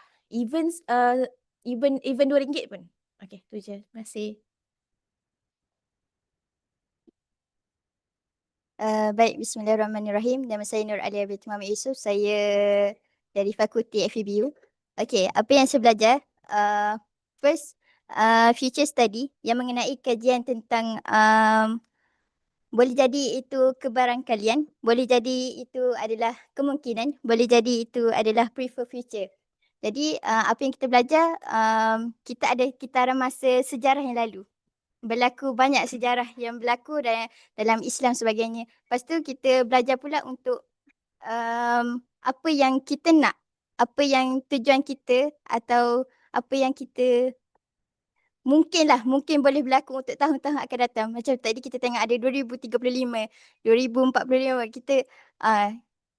Itu yang menggambarkan apa yang kita nak akan datang. Macam doktor kata, walaupun kita tak tahu rancangan Allah selepas ni, tapi kita tetap perlu itulah gitu.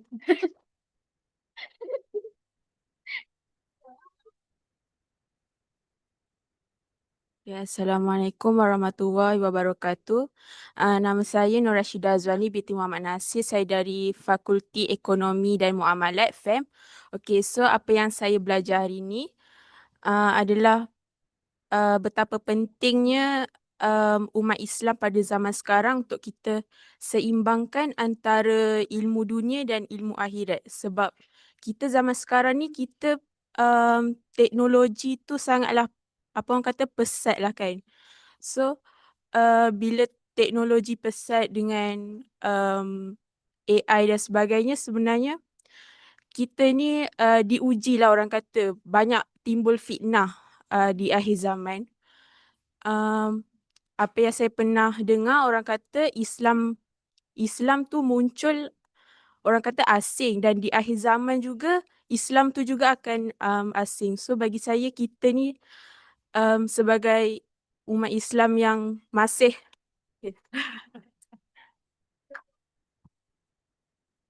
Assalamualaikum, saya Sofia dari Fakulti Ekonomi Muamalat tahun 3. Saya enjoy program ni sebab saya dapat banyak ilmu pengetahuan.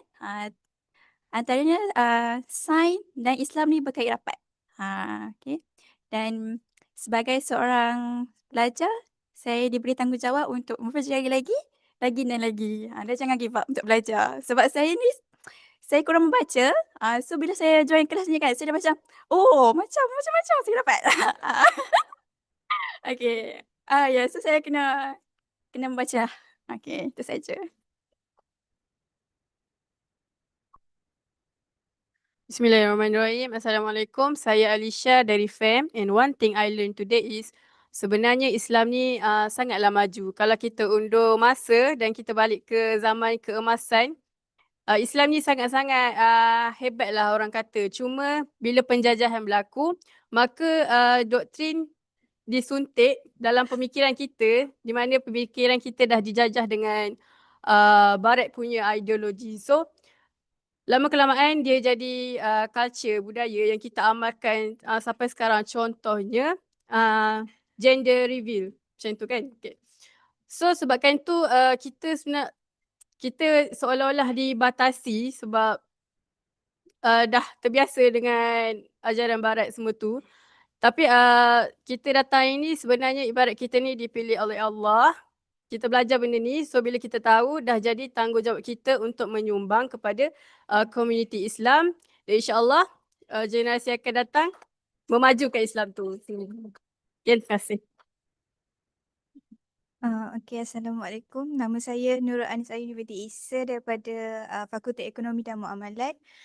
Alhamdulillah hari ini banyak ilmu baru yang saya belajar daripada program ni.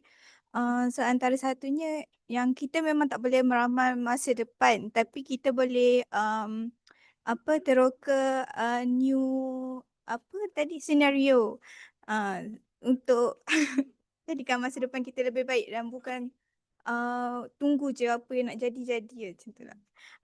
Dan last sekali saya nak cakap yang terima kasih lah program ni sediakan free meals. Itu saja daripada saya. Terima kasih.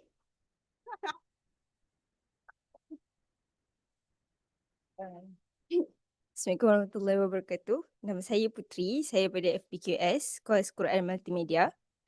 Okey, mungkin saya ada metafor, mungkin macam orang panggil umpama lah. Okey, yang saya boleh sampaikan, saya adalah sejenis orang yang suka hidup pada hari ini. Tapi bila saya datang dekat sini, saya rasa saya boleh saya kena fikir juga untuk hidup esok, dan untuk esok yang bagus saya kena fikir untuk hari lepas. Macam tu. Okey, sekian je, tu je. Terima kasih. Bismillahirrahmanirrahim. Assalamualaikum warahmatullahi. Nama saya Aini dari FPQS. Apa yang saya dapat hari ini? Apa yang saya dapat hari ini? Kita perlu gabungkan antara dunia dengan agama. Macam tak lah.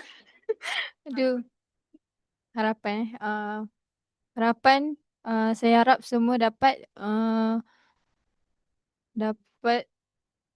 dapat buat masa depan yang lebih baik dari segi agama. Itu saja.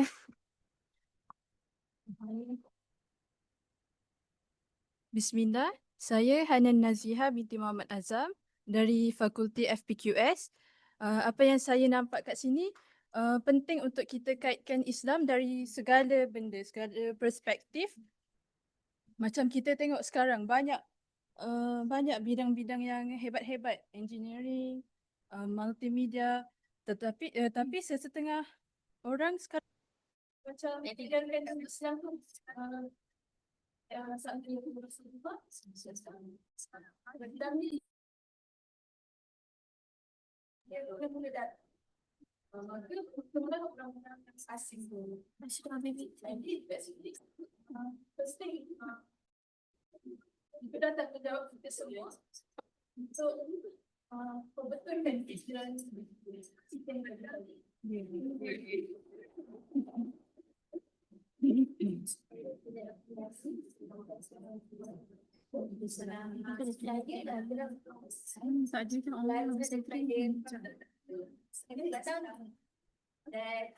apa yang saya dapat dari buku apa yang saya dapat, banyak perkara yang saya tahu dengan lebih dalam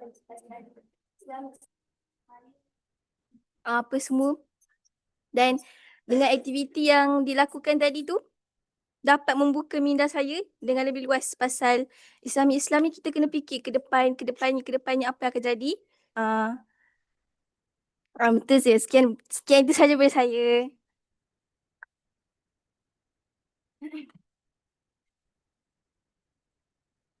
Bismillahirrahmanirrahim. Nama saya Nur Ain Akmal binti Ahmad dari Fakulti Pengajian Quran Sunnah. Apa yang saya belajar hari ini tentang pengantar sains Islam ini, kita dapat tahu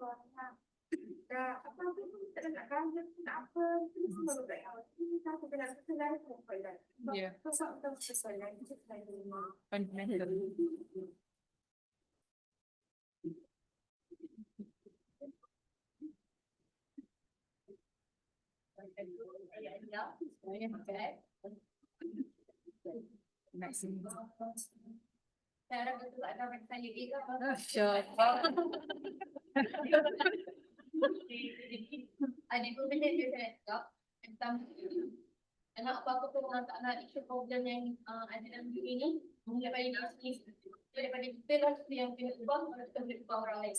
Dan yang kedua, berfikir, kita kena sentiasa berfikir untuk ciptakan awet muda dan sentiasa berfikir. Betul. Itu je. Saya dapat.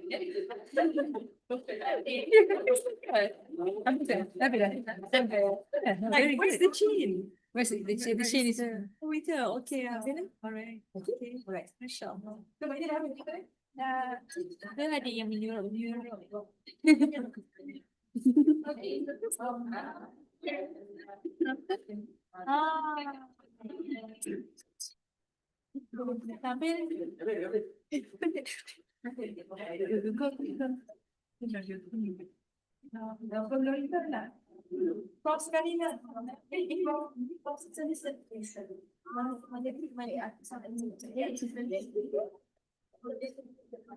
Sini lagi cantik tu angle dia.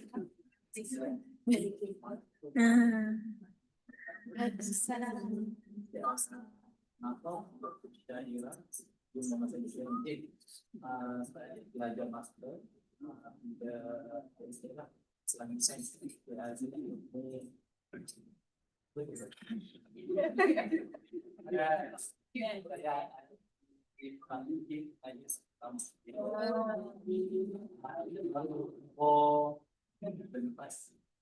apa yang dilakukan saya nampak satu minta apa yang saya tertarik dengan perbincangan itu hubungan antara Islamic dengan sains yang ada dalam kerusakan dalam benar dalam sains kita orang Islam yang sedikit sebenarnya ada dalam dalam disebut dan belajar dia punya keuntungan, tapi dalam Islamic kita berniaga adalah untuk apa? Untuk kita punya sifat untuk buang kita punya tamak, sifat sombong apa semua. Dengan berniaga kita kena dapat redha Allah dan sebagainya lah. So apa yang saya cuba kaitkan, kita sebagai student dalam musim ni, cuba kita jangan belajar. Apabila kita belajar, jangan untuk apa satu pepatah tu, ilmu fi sudur wala fi kutub, wala fi sudur, macam itulah. Dia kena belajar, jangan habis belajar buang dekat dewan exam, keluar dah tak ada apa-apa dah. Okay, so kita kena belajar untuk ilmu kita daripada kita tahun 1 sampai tahun 4 dan sebagainya lah, untuk kita punya kehidupan seharian. So yang tu je daripada saya. Lepas ni siapa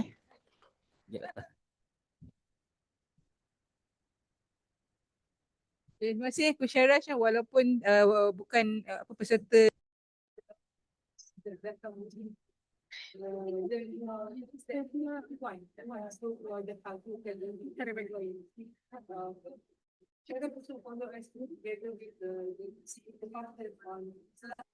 emerging world order. Those are very interesting topic that everyone should come together. Okay, terima kasih banyak semua. Kami juga we enjoyed every bit of the session. Saya Dr. Fadlina dengan course instructors, Prof. Norita. So we are happy because we see students are enjoying it as well. Jadi kita harap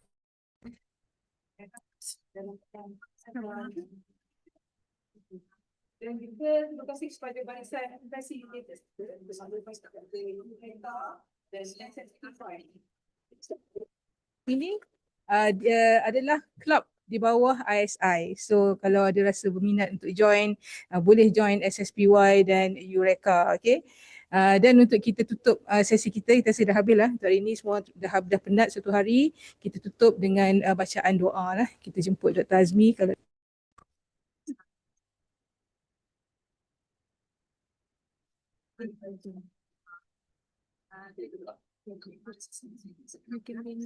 before that, so we'd like to thank all of you. It's pretty hard to attend full day in a Saturday. Yes, I know. And with all of you having the assignments,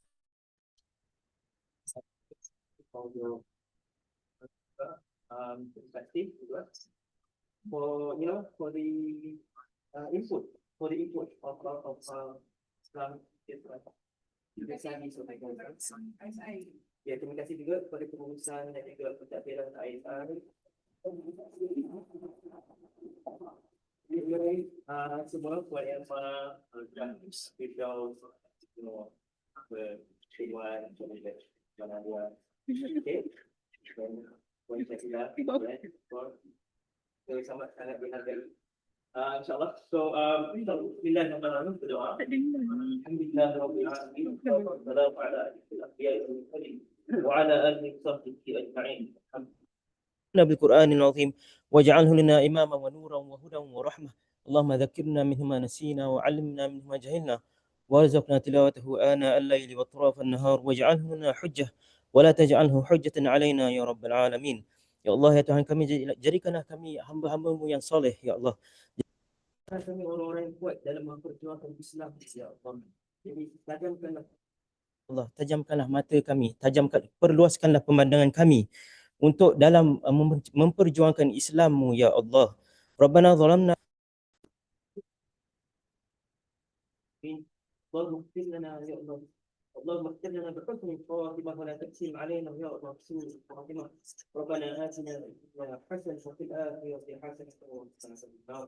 دعواهم فيها سبحانك اللهم وتحية فيها سلام وآخر دعوانا أن الحمد لله رب العالمين.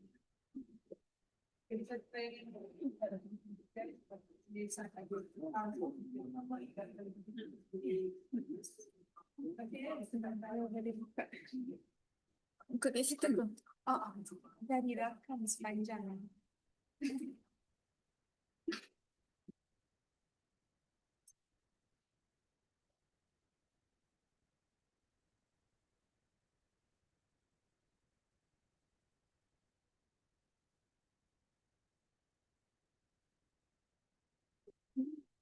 Tak ingat ni. Tak di-zoom sangat.